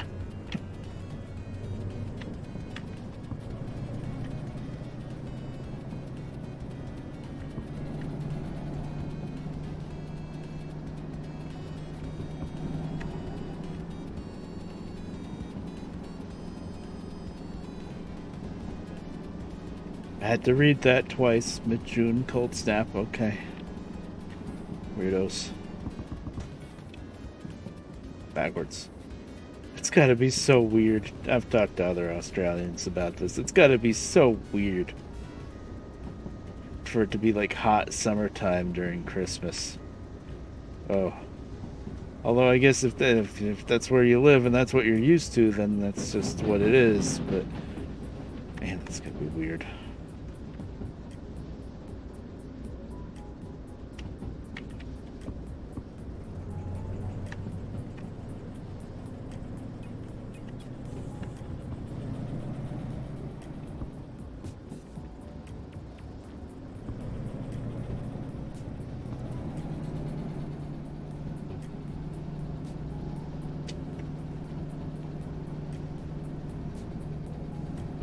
Just making sure everything's still there.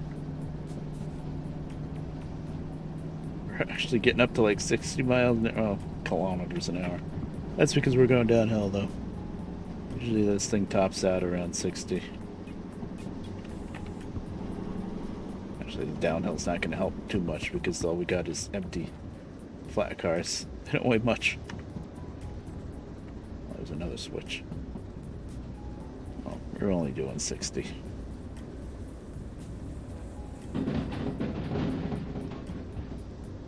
Now the speed limit is 10. I just saw that, so 100.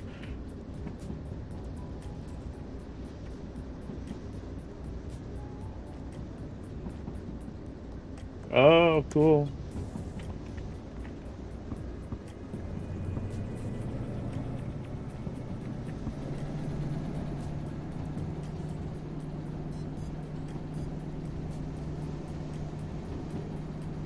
Some friends of my mom and stuff, they'll call it Christmas in July, but basically they like sit around and watch like maybe some Christmas movies or look at snow videos and stuff like that, and you know they figure maybe while everything's really hot in the summer, they look at all the snow and stuff, maybe they'll feel a little cooler.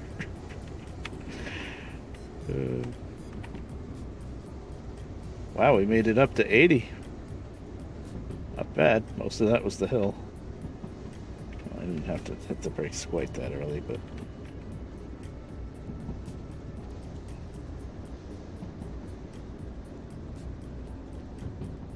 that's pretty cool. So there is places to snow. That's cool.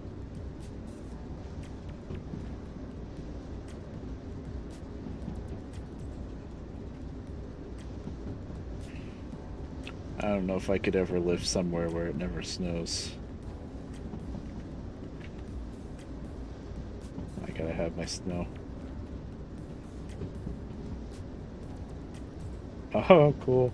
Oh yeah, elevation I guess would help with getting snow.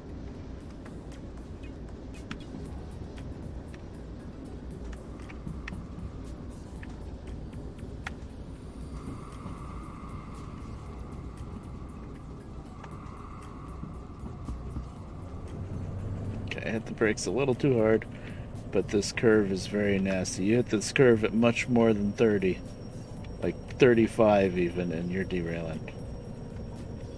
And you're just coming down off of that crazy speed run where you can do 80 or 100 plus. Then you hit this curve. Yeah, that's a really good beginner's trap. Mm-hmm.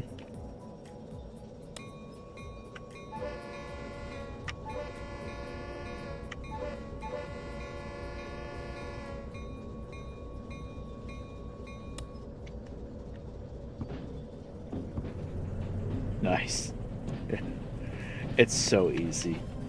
It's so easy to hit this curve too hard. From the other direction, not so much, because there's another curve before that that you gotta slow down for too. But for coming down that highway, basically, from the machine factory, yeah.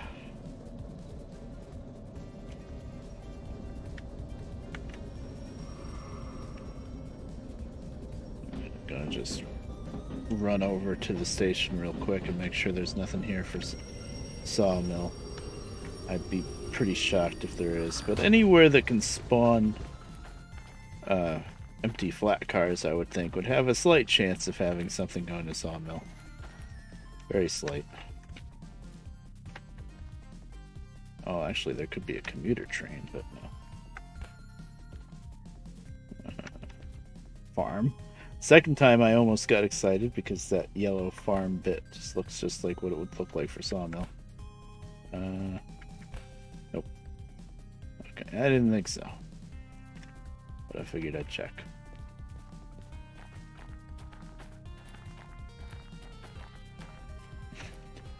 Two engines for 6 empty flat cars and a caboose. Well, I'm not running the second one, but still.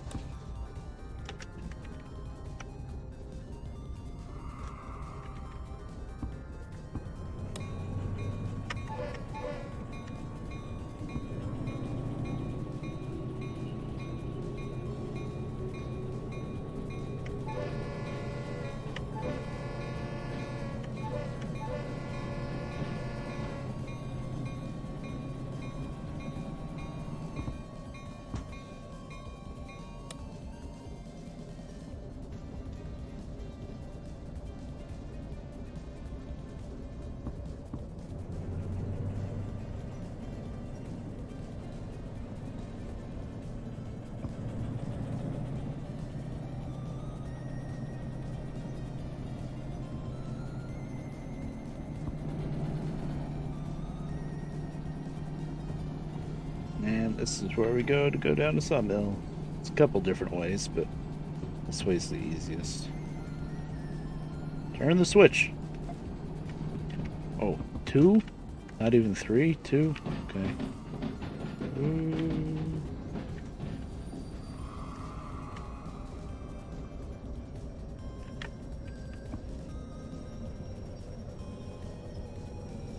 Oh, cool.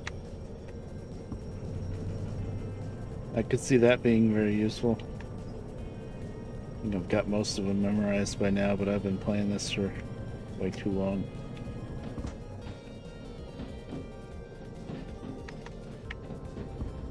It's good to know. Well, this is a 3 here.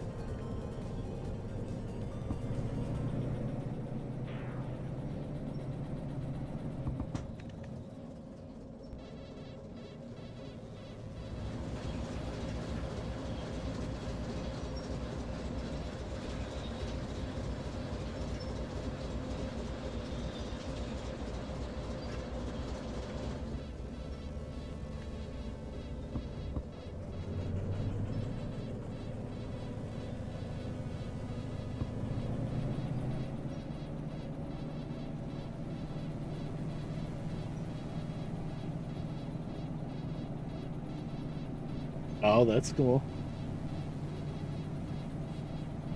Very important information.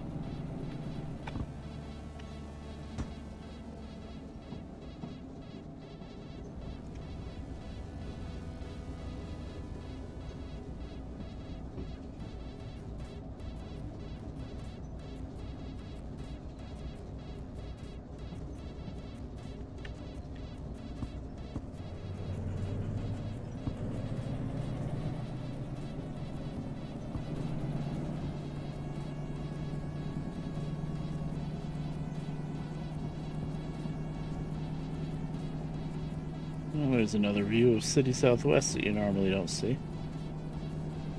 And back down to 3. That was a quick change from 5 to 3. Derail Valley, please. They like to jump you with those signs sometimes.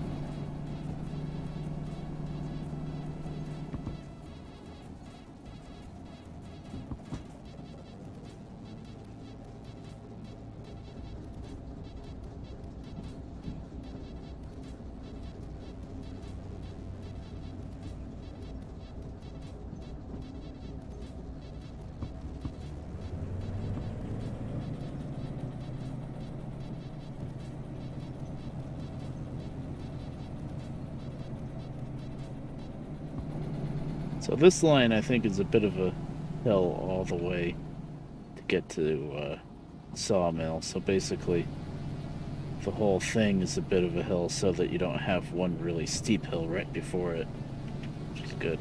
Although there is a bit of a climb getting into the Sawmill, but it's not too bad from this side. Oh, still 30. Okay.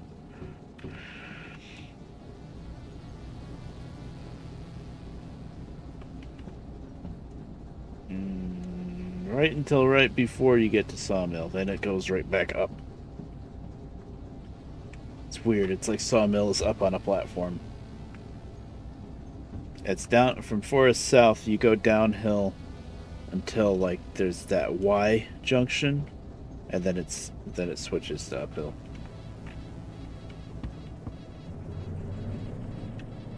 I know because I got stuck in that Y coming out of Sawmill.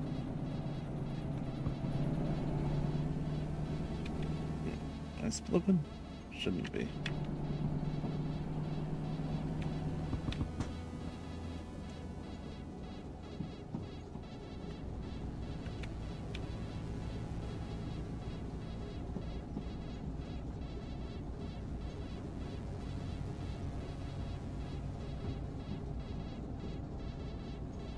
Yep. Yeah, that's what we're climbing right now.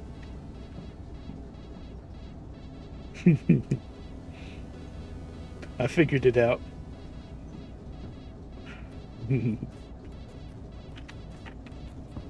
Oh, good. I think I fixed the bot, so it's not gonna cancel your message for a couple of capital letters. I think I turned that off completely, the capital letter thing. I don't care. Maybe someday, if I ever actually get a bunch of viewers, I might turn it back on, but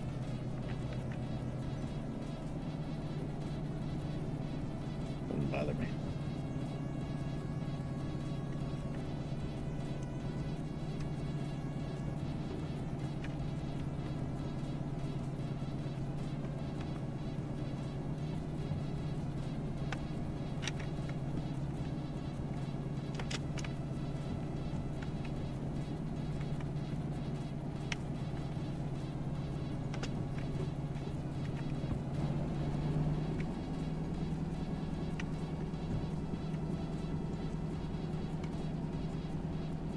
Oh, yeah. I remember that. Somebody would come in the chat, all in caps. Yep.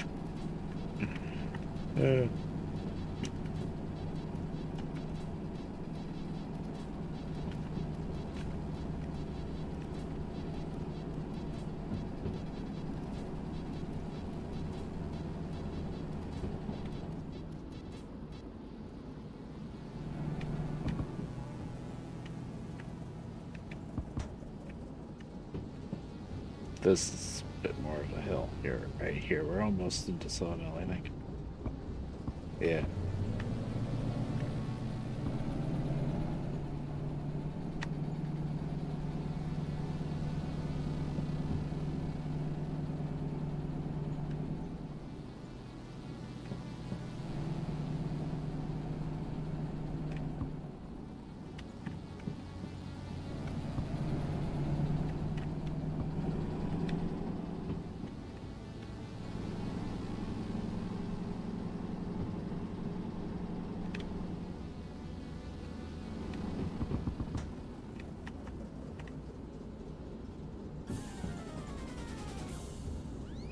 I like how you're following a river all the way. That's pretty cool. Ah, here we are in the Sawmill. I recognize that 4 with the... Where are we going? B. B is left. I do believe I'm gonna have to throw the switch.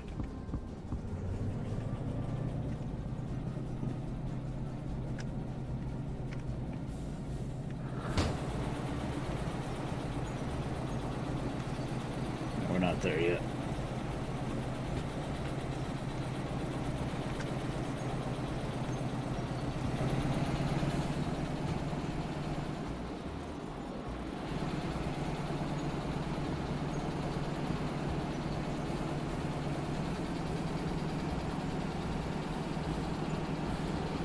I managed with the steam engine actually. I kind of started in the middle of the story with when I was telling you about the part where I was trying to get out of here the other way and getting stuck on the hill. I came down here with the logs from Forest. What is it? Central, the northern one. Yeah, Central. And I came down here with 1,100 tons of logs. I couldn't believe that I made it out of the freaking Forest Central, because that's a climb just to get out of that area. But I did. What I did is I backed up the whole train all the way around that loop that goes around Forest Central, and then I just got that firebox really hot. Basically, that's what you got to do. You got to make as much steam as you can make, and you can't get much speed because it's a 30 zone getting out of there. But I made it. It was a little bit easier than I thought it would be. It wasn't as bad as getting out of Coal Mine. Coal Mine is really bad because it's such a long period of going uphill. At least with that Forest South, it was a steep hill, but it's a relatively short section of hill. Looks like we got some switching to do. Good thing we brought 2 engines. So I bet that's pretty heavy. I figured out that for switching here, you always work it from the end that we just came from, because the end that we're heading towards is a really steep hill and a tight bend that you can't see anything on. Okay, that should be fine. I'm actually kind of lucky this whole track was empty. Usually there's some other empties and I would have to go up this way and then back onto the track, but let's see. No, we're not here yet.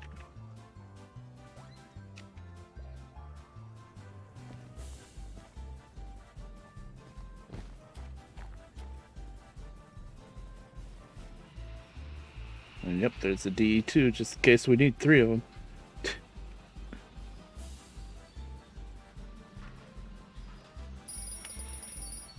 Oh, really?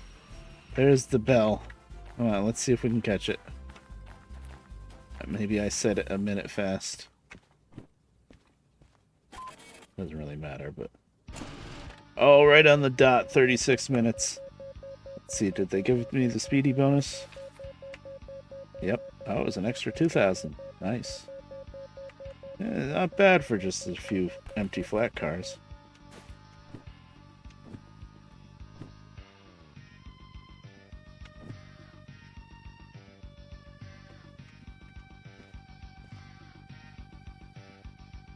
Okay, so we have shunting. We have a little bit to unload. 3 cars.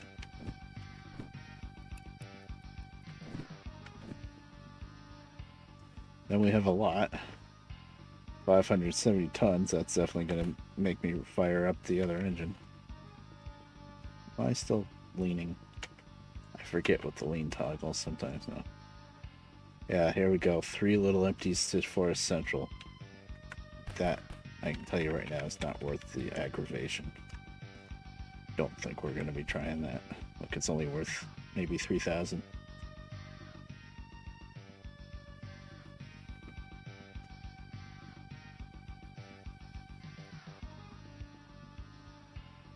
Oh.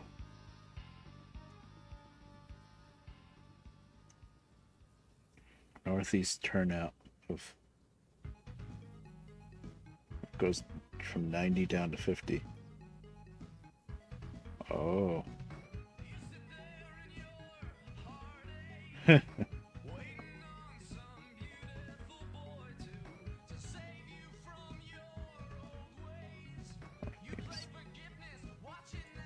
Yeah, that would do it.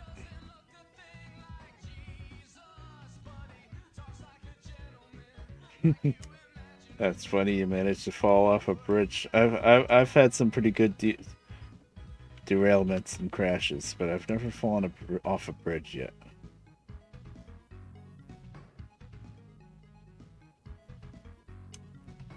So here. Yep. Let's see, when you're coming this way, Yeah, this spot here, see this curve on this Y? That's a 30, that curve. Yeah.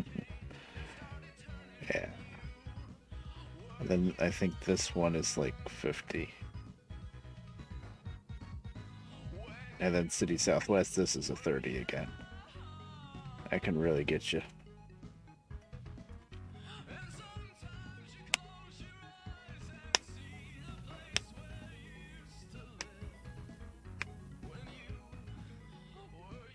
Yep. Yeah, these spots are real mean. My first derailment and pretty good crash because when you derail right beside the river. Oh, okay. Yep. But when I was pretty green at playing this game, when you're getting from Steel Mill down to Harbor, and like when you're coming out of Steel Mill, all of this is uphill, right? It doesn't switch to downhill until about here-ish, or at least level, and then from here it's all downhill to the harbor. But when you're coming down here, it's 4, 4, 4, and then they give you a speed limit of 60, then like 70 something, and then you hit this freaking curve here, this Y, with a tunnel, and the speed limit goes from 60 to 40. Or like 70 to 40, even, something like that. Yep. And it's that 40 curve with a tunnel. And of course, what I did is I flew off the right side of the curve, right? And if you're missing the tunnel, then what are you doing? You're going flat into the freaking rock face of the mountain. Oh, it's 80 to 40. Oh, yeah, it does go up to 80. And when you're a noob in this game, you don't realize this game does that crap with the speed limits, where it's like, yeah, this 10-foot section of track, we're going to raise the speed limit up to 80. That's going to catch you every time. Especially with, like, I don't know, 400 something tons of steel rails. Yeah. That was fun. Alright. So we got small switching job, we got big switching job. And I'm gonna do it because we might find more. Well, we're not gonna find more going to goods factory. Well, maybe some of these empties. But as you can see, there's not much here. So, oh, if I took off I took off day night, so why is the clock in game time? That's stupid. I just realized this now. But put this back on real-time source. No point in having it in playtime.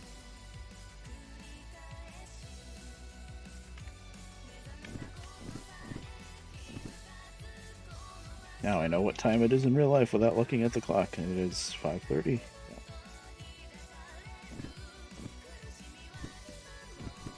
Oh, did I screw up? Hold on.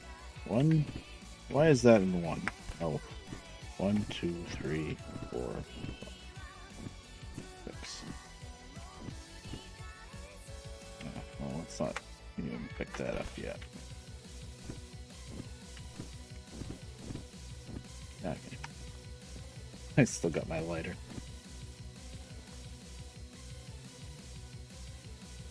80, 40, 40, then 20, 30, 30, 42 canes.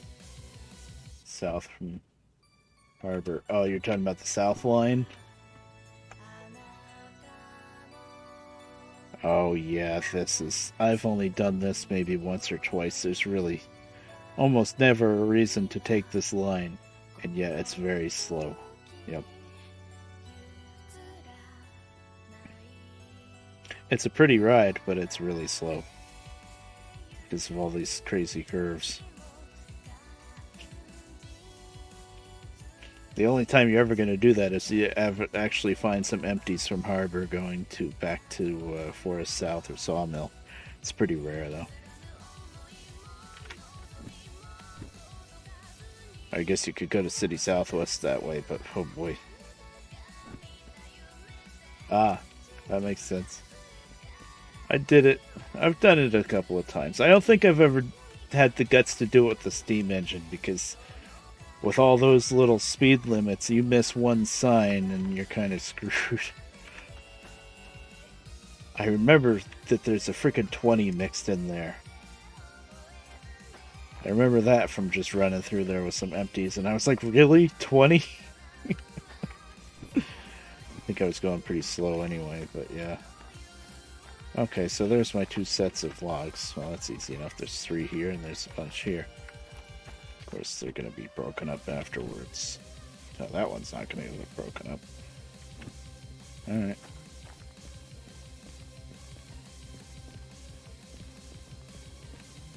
Oh, I better grab the caboose. Because it's probably going to have me stick a couple cars on here. And I want to work everything from that end. That's actually pretty important here.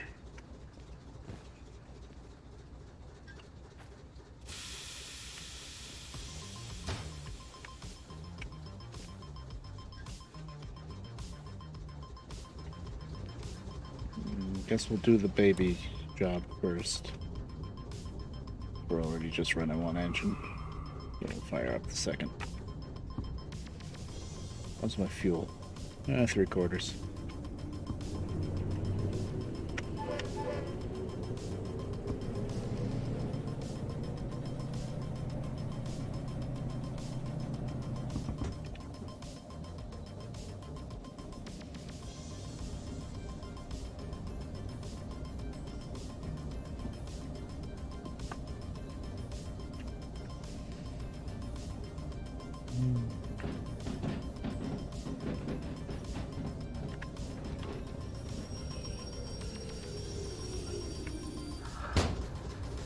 I've seen it.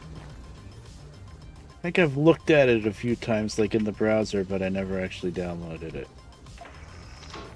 Yeah, it's pretty good, huh?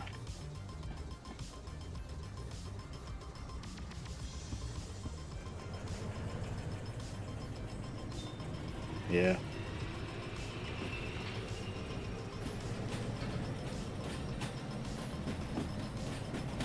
Should do that for the steam engine because, yeah, it's very easy to miss the speed limit sign with the steam engine because you're like looking at the steam, you're shoveling coal, adding water, etc.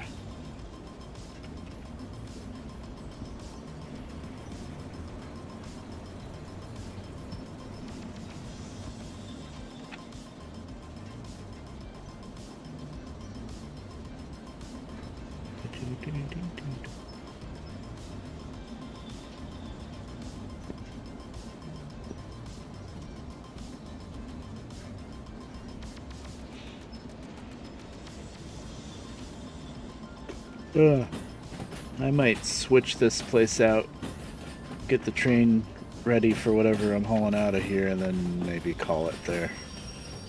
Auto stream sometimes at 5:30. I am starting to yawn.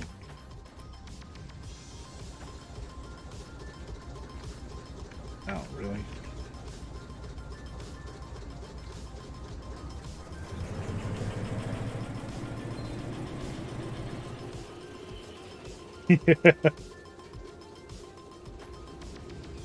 Oh, okay.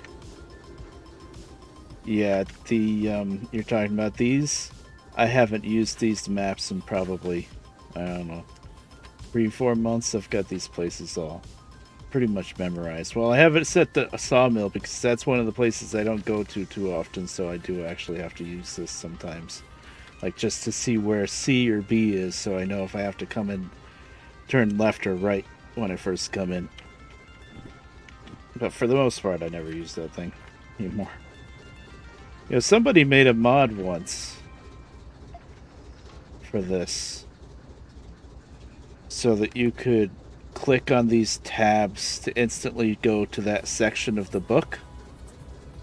But there was a mod that broke, there was an update that broke it, and then whoever made the mod never fixed it. So that was a neat little mod. Chuck it in the caboose, yeah. See, I mostly keep it here because I'm so used to this map being on number 3, Wallet 4, this on 5, it would screw that all up if I didn't have something there on 2, so I just keep it there. Oh, I already did that.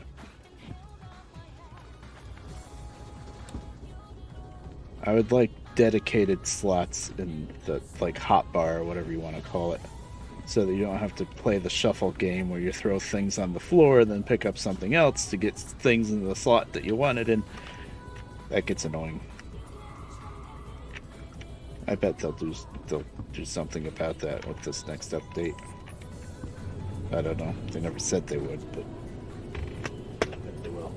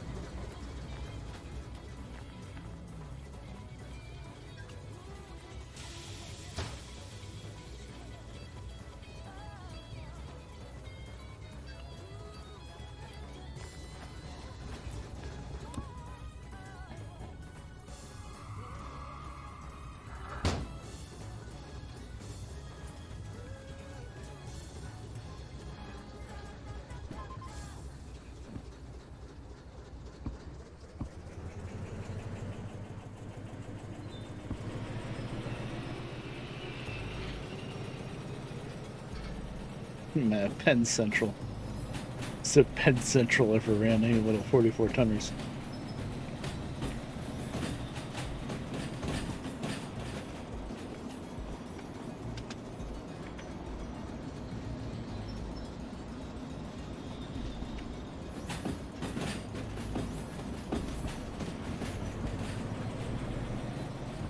You know, I'm starting to get lazy when I look at the freaking remote when I'm in an engine. All you gotta do is turn.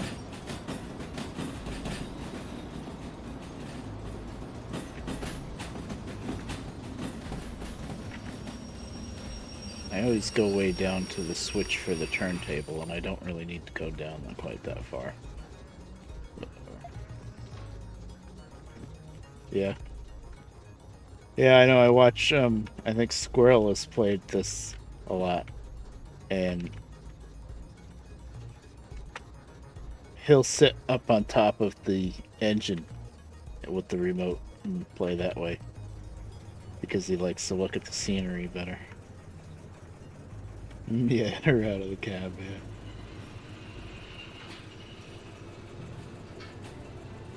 Yeah, it's very useful. Of course, it doesn't work with the steam engine.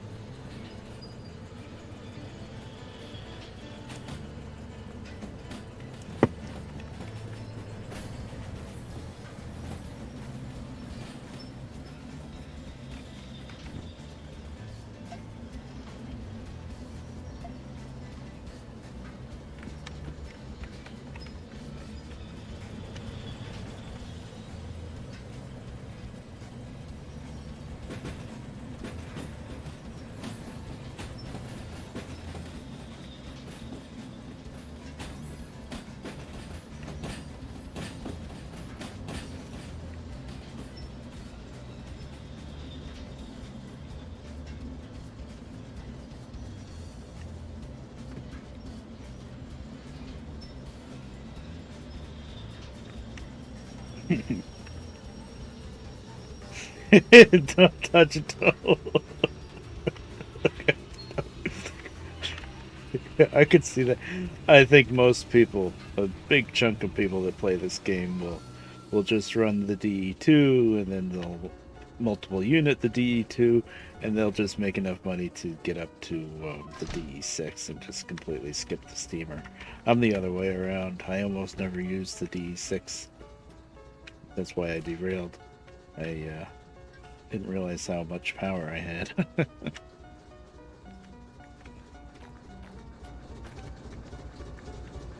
At first, I was very intimidated with the steam engine. It's, you get in the steam engine, you shovel the coal in the first time, get it heated up, get some steam built up, and then you like just touch the throttle a little bit, and it starts moving, and you're like, "Oh God, we're moving."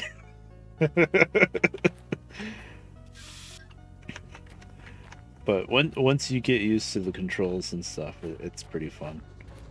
I think I can run it cheaper than I can run the DE2, the DE6. I mean, the big one.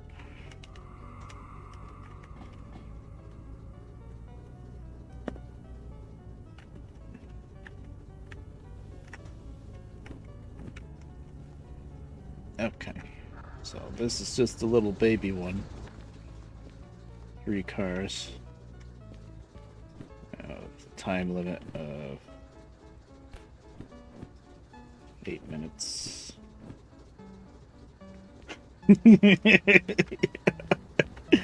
It can be like that. It really can. Yep. Especially the first time I used the steam engine. Well, maybe not the first time, but the first real bigger run was like probably like, I don't know, somewheres between 600 and 800 tons of steel rails from steel mill down to the harbor, right? And yeah, at least I knew about how it was downhill, and the tricky number 4 turn with the tunnel and everything. But yeah, you're climbing out of the steel mill, which of course is a hill, and then you get over the hill, and then you start just giving her some more throttle, and you're watching your speed, and it's just, and you're like, oh my God, I'm doing 100 in a freaking steam engine. What do I do? That's pretty much where you just hit the brakes. It's like, nope, nope, we're not gonna do 100. No, well, not 100, maybe like 80. Like 80 is even starting to get scary in that thing. I usually don't go a whole lot more than 80 for the most part. It's only a couple spots where you can really speed that much anyway, but yeah, it gets spooky. When I first started using the steam engine, I didn't really understand the cutoff wheel too well yet, so I would like leave it all the way forward or all the way back, which just uses all your freaking steam, and you're not going to get much speed. It didn't take me too long to figure that out. It still can be a little bit of a mystery. It doesn't quite work exactly how you expect it to. Like, you expect to have to stay in the all the way forward types position more, but you really don't unless you're really heavy.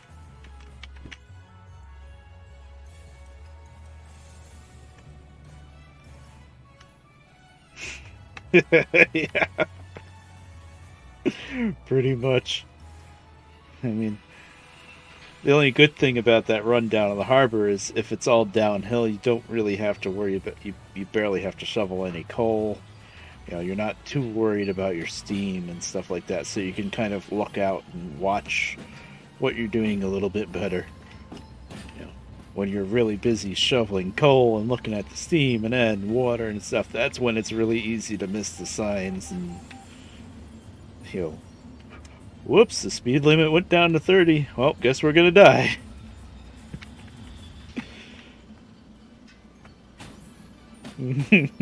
Yeah.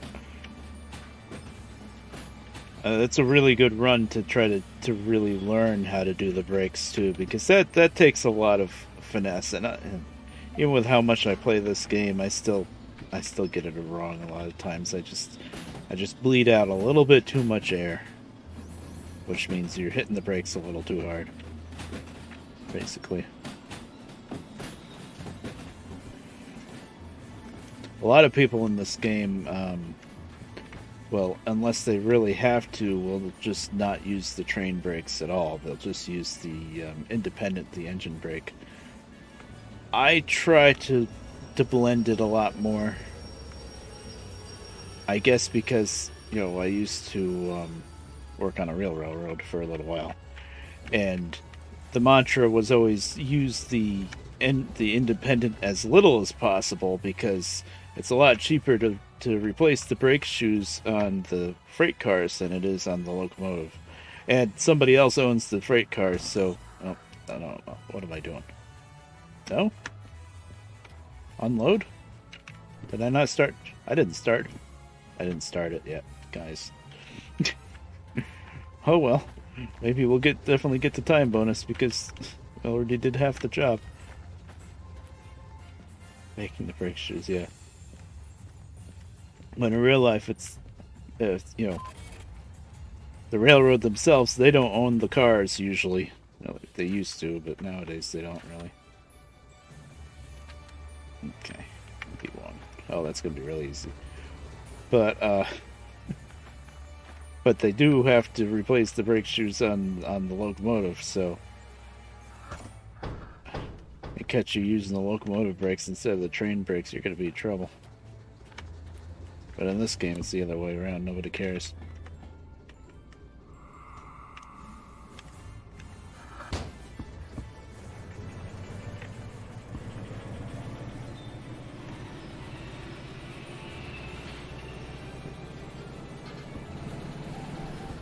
No, come on, it's 3 empties.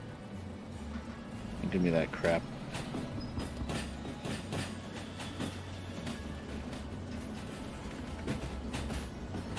Whoops. I probably should have died there. It's okay.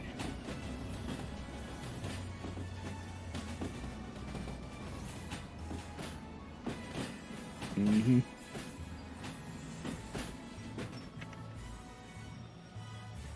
Does that get worked into the cost of repairs in this game? Brakes? I don't know. There's body and engine and oil. Well, brakes really get... They should be.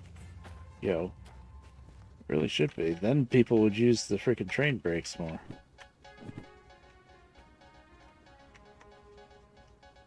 And then I know if you're shoving cars around if you're being lazy and you got enough power with your switching and you're shoving the cars around without hooking up the air, just shoving around with the brakes on, which they do a lot in real life too. That's why they use a lot of power for switching, just so they can manhandle the cars around and not have to worry about charging them up. But if you do that in this game, you'll end up paying repairs for the cars. It'll go down as damage. They'll call it regular wear and tear, but it only happens if you shove them around with the brakes on.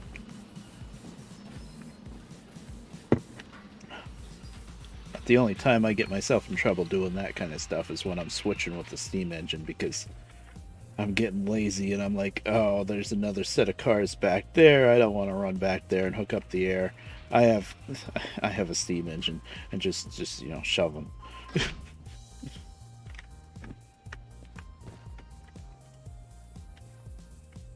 Oh, it does.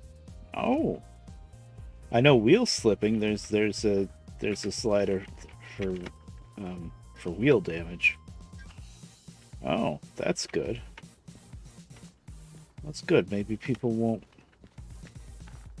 use the independent so much then. Squirrel, when I was watching him stream this, he was really bad with the independent.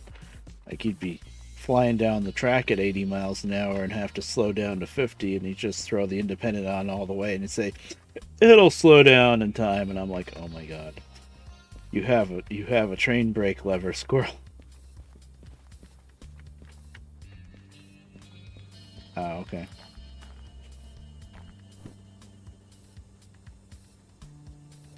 Why am I doing this so slowly? Oh, I guess I wanted to let the cars air up.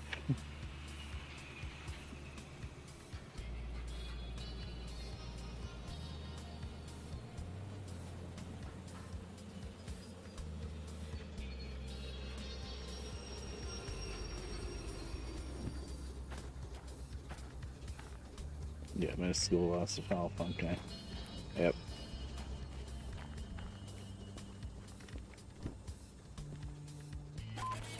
I actually helped change the brake shoes on the 44 tonner, was it? No, on the GP9. Wasn't too hard, but yeah. No, I think No, the GP9 had regular composite brakes. I did something with. We did the cast iron brakes. It was either the 44 tonner or it was the caboose. We did have a caboose that we used very rarely. I'd be surprised if I had to do the brakes on that, but we might have. It was really pretty easy. But yeah, it's a fun little job, except for rust. Those cast iron brakes, though, they stop pretty much twice as fast as the composites, but they throw sparks, so that's why they kind of stopped using them, and they're more expensive.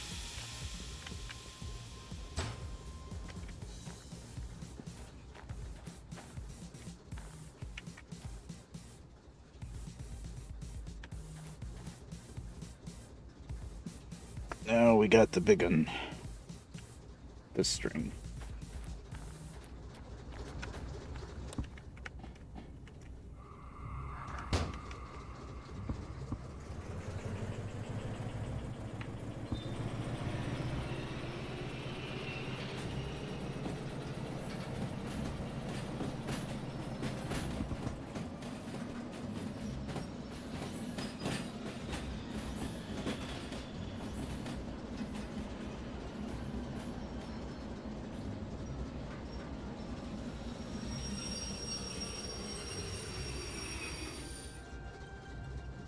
Hydrostatic brakes. That does sound weird.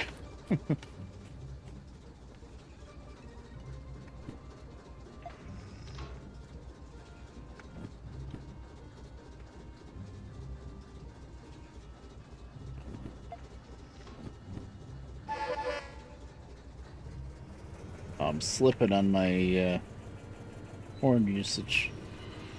Two blasts forward, 3 blasts back.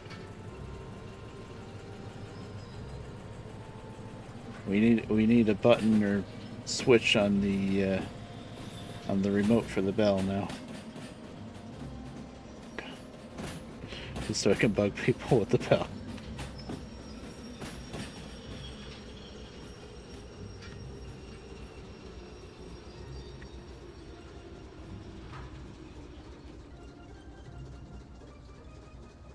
Right, yep. So it's almost like hitting the gas is really just taking your foot off the brake kind of thing, yeah.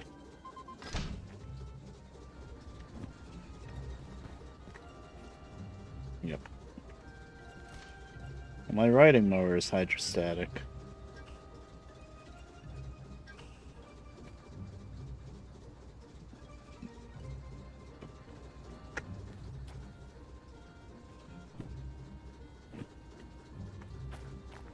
Love my riding mower. It's a Dutz Alice. It's pretty nice. It's not that new anymore. Well, it hasn't been new for a long time. It's kind of old. It's an '88. I got the paperwork somewhere from when my grandpa bought it. Still runs really nice though. Well, it runs really nice once you get it running. It doesn't like the cold at all. Like the last time that I ran it, because I just wanted to like clean up the leaves and stuff. Like half of the time I was running it, I had to have the choke pretty much pulled all the way out because it was just gonna stall out. And then if it's running and it gets warm at all, and then when you're done and you turn the engine off, it will not restart for basically 24 hours. It just will not restart. It gets not hydrolocked. What's it called? Vapor locked. Which really is a pain in the ass. You cannot turn it off until you know you're done. You've got it parked where you want it parked, and you're screwed. And then on top of that, with the hydrostatic transmission, there's a lever under the seat if you want to disengage the transmission, and that's the only way you can push it by hand. If you try to push it with the transmission engaged, even if it's in neutral, then you won't be able to move it at all, or if you can move it, you'll damage the transmission. But if you put that lever to put the hydrostatic thing in neutral, and when you're done moving it, you take the lever back out, there's like a button that lever pushes in to put it in neutral. and for some reason that button gets stuck and it doesn't pop back out, and you got to go down underneath it with vice grips and try to pull the button back out. So so that's kind of a double whammy. You can't turn it off until you know you've got it parked where you want it parked, and if it does stall out or turn off and you can't restart it, you can't push it. Forwards and backwards. Oh, push both at the same time. It's like an inching brake. Oh, that's interesting.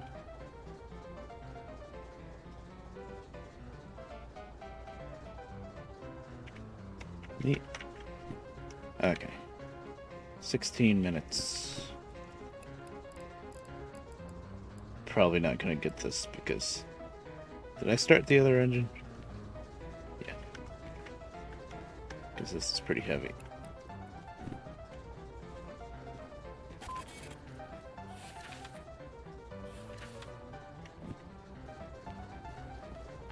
This is the right thing, right? 424. It's gotta be. Yeah, there was only one string this long.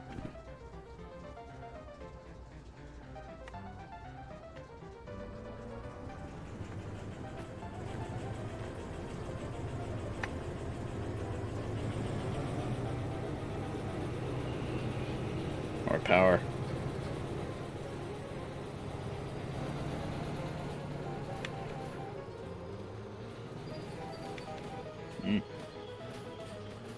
In a rush. More sand. Then you can put on more power.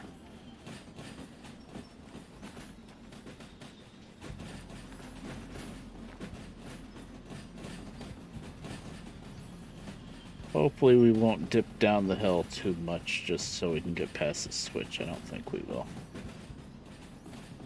Because if we go down that hill too much, then we have to come back up. That's going to be the trickiest part. I think we're okay.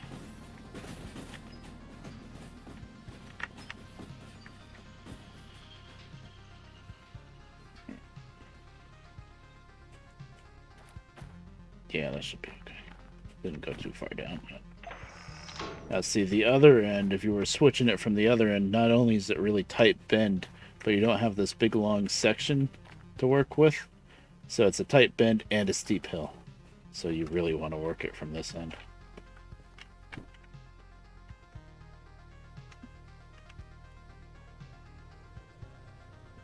And she's starting to roll back a little bit, but it's okay. Power. Sand, more power. 8 minutes. No, 16 minutes because we break it up. It should be easy. Yep, that was the hardest part, and we're moving.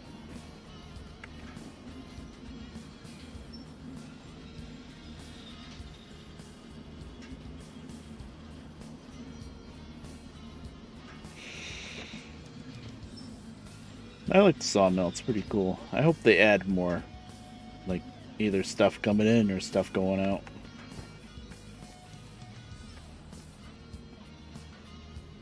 Really, lumber, plywood, stuff like that, that should go to any of the big cities, not just goods factory.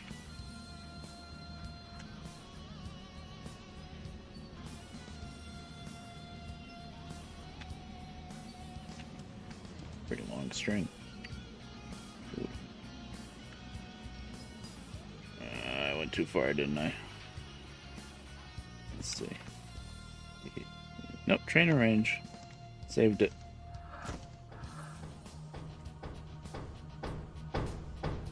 Okay. 2 cars going somewhere else. Okay. 424. 2 cars on this end. Okay. This end goes to B1. That's right here. 1, 2.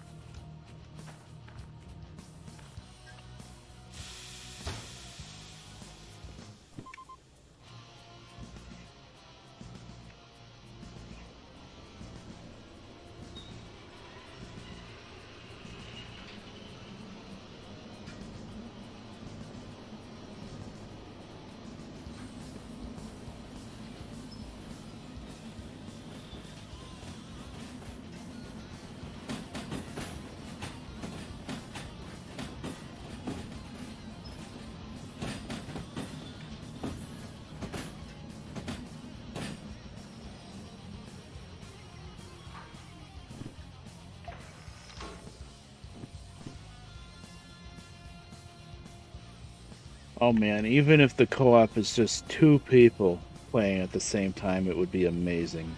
It would completely change the game.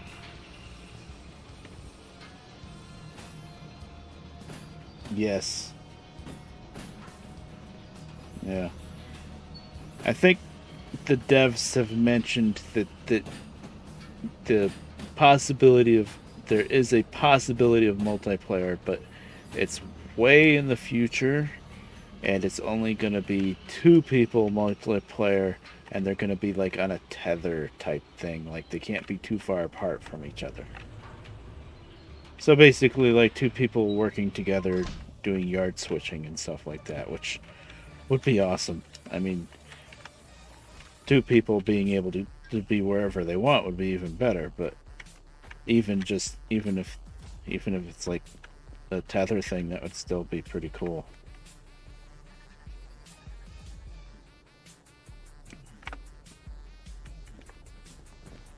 Oh, you said you tried out multiplayer. Now, did you try multiplayer with other people, or just tried it out on your own, just to see if it worked? I was tempted to try it. I really was, but it's just all the other mods.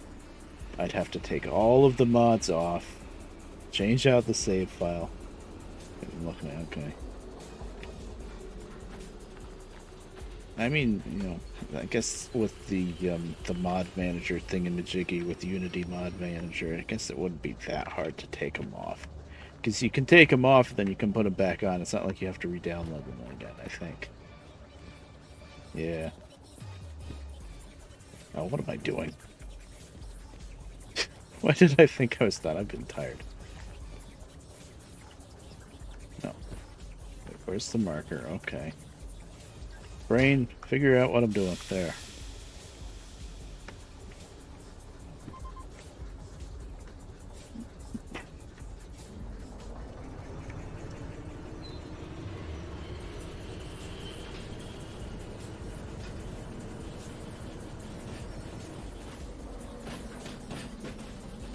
Oh, I'm not getting any sun here.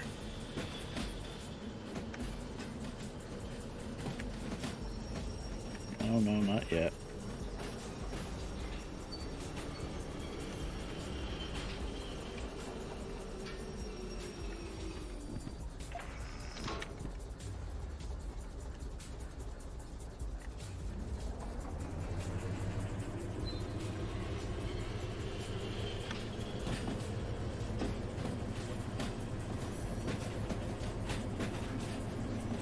What's the rest of these go? C4.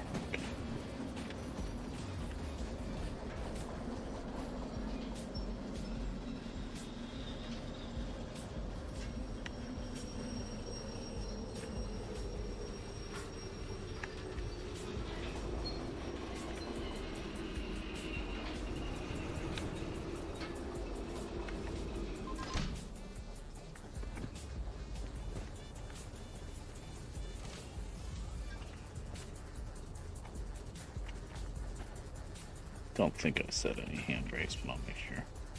Pretty sure I didn't. It's when IRL, when you blow the air on these cars, they'll hold their brakes for probably a couple hours. So if you're doing yard switching, you're just gonna park something for a couple minutes. You don't gotta set the handbrakes usually. Much longer than that, though, you do, or else you have a situation where you blow up an entire town with an oil train, like what happened in Canada. I think that disaster was because they had the engines left hooked up to the oil train. The engines were left idling, and so that was keeping the brakes on. What happened? Why did I hit the brakes? And then, for some reason, though, the engines died, shut down. Nobody was around, so the air slowly bled off in the cars, and then the whole thing rolled down into the town. Yep, That was really bad. All they had to do was tie down the handbrakes. They didn't. Assumed the engines would hold it in place. I mean, when I worked on our little short line, if we were leaving a train parked for more than a couple minutes, we tied down a couple handbrakes.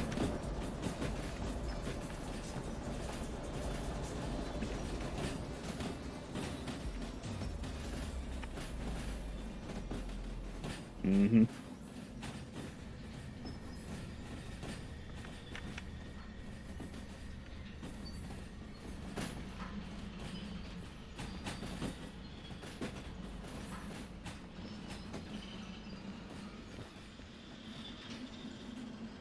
Yeah, you can't just expect that an engine won't shut down for some reason.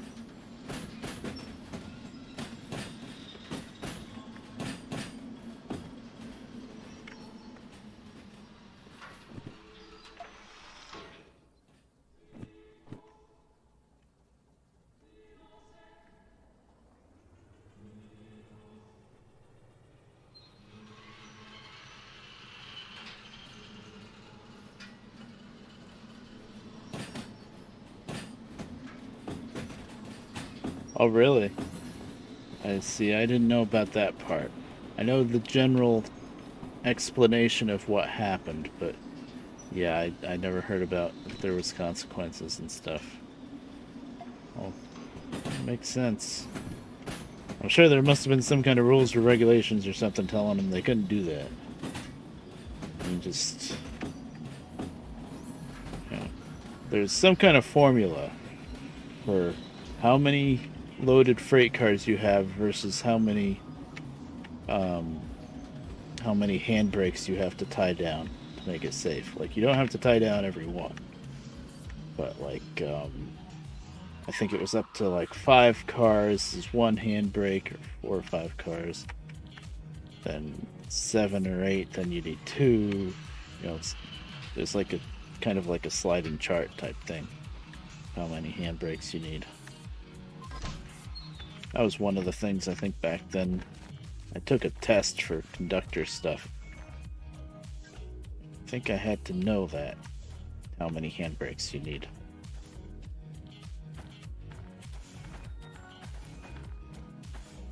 I wonder if I still have that book somewhere.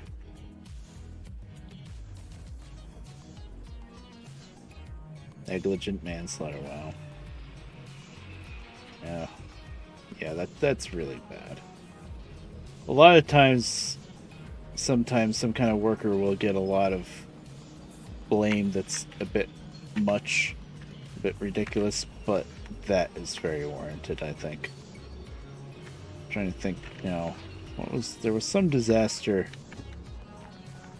I watch a lot of disaster stuff sometimes. Was it a plane crash where the pilot survived? And he really did everything he could.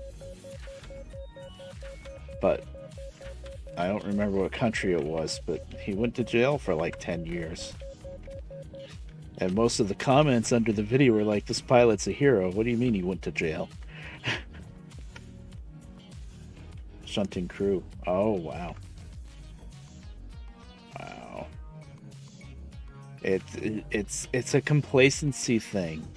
Like, you find a shortcut. Oh, these goddamn tapes, they won't stay anywhere in the caboose. Even the regular drawers, they're falling out. Oh, that's annoying. I'm just going to leave them in the damn lost and found. But the complacency thing is you find a shortcut, you get away with it once or twice, and then you just always do it that way. It's like, okay, we can get away with this. And then something goes wrong. Okay. Now,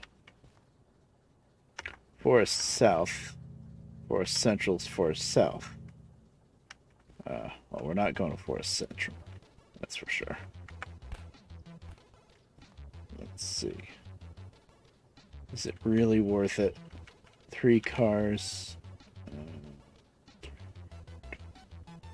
That would just be for the challenge of it. See, here's the thing. If I take those two little sets of empty flat carts, well, that one's not so little.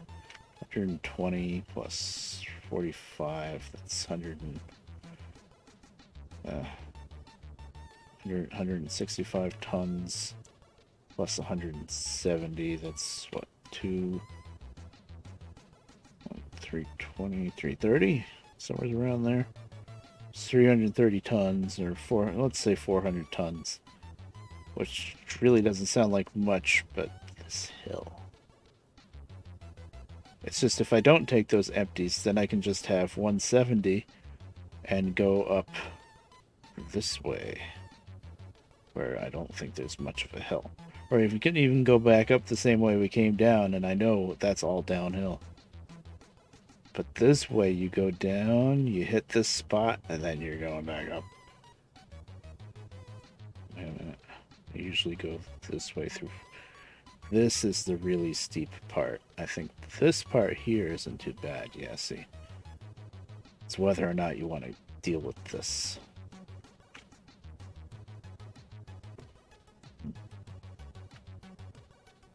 Decisions.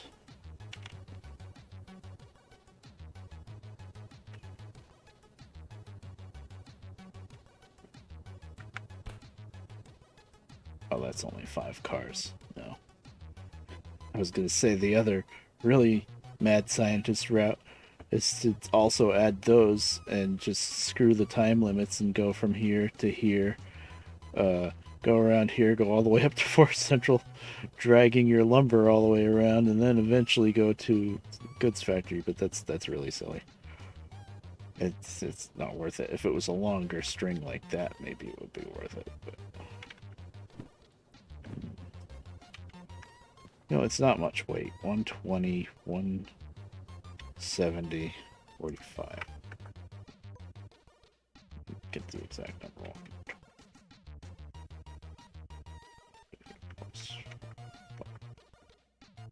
Oh, I was right the first time I added it in my head. 335 tons, not even 400 tons. You know what? I can do that.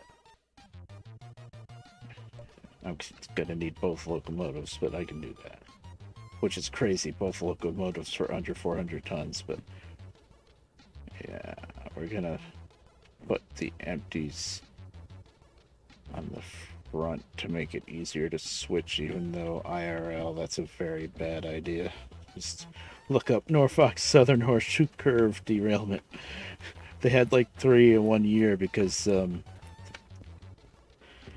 think what they call it, precision railroading. I forget what PTC, right? Precision something railroading. Basically, a computer decides.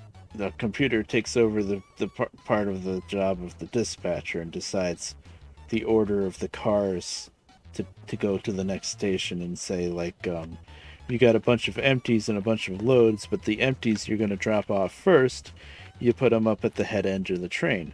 It's a great idea, except for the fact that you're going to string line, because you get the weight all in the back. So when you're yanking the weight in the back across a curve with all those empties in the front, the empties are just going to yank into a straight line and pull the whole thing straight over the curve, which happened, I think, 3 different times on Horseshoe Curve before Norfolk Southern started scratching their heads, and they said, I think we need to rethink this.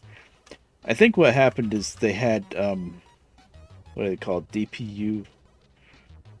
Basically, remote control diesel. You know, you got the diesel at the head end, and then you have more shovers down towards the back. And I guess they figured because they had more power at the back, they would be able to keep the front part from string lining, but it didn't work.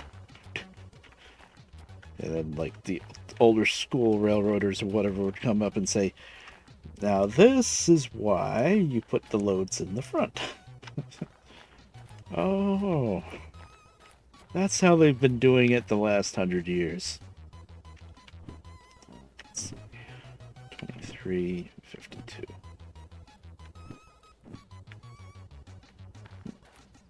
I think, though, for now, 613, yeah. I think I'm going to stop now. I'm getting a little tired, and this is the part of the night when it gets really cold. My feet are getting cold. Let's see. I think I've been going for a while, too. It started before midnight. Oh, yeah. 6 hours. Oh, that's pretty good. Alright, let me take a quick look at who's streaming that I know. If anybody this time of night, probably not, no. Yeah. Yeah, I guess that means I started around midnight. Yep. Alright, well, that was a good shift at the office. Yep.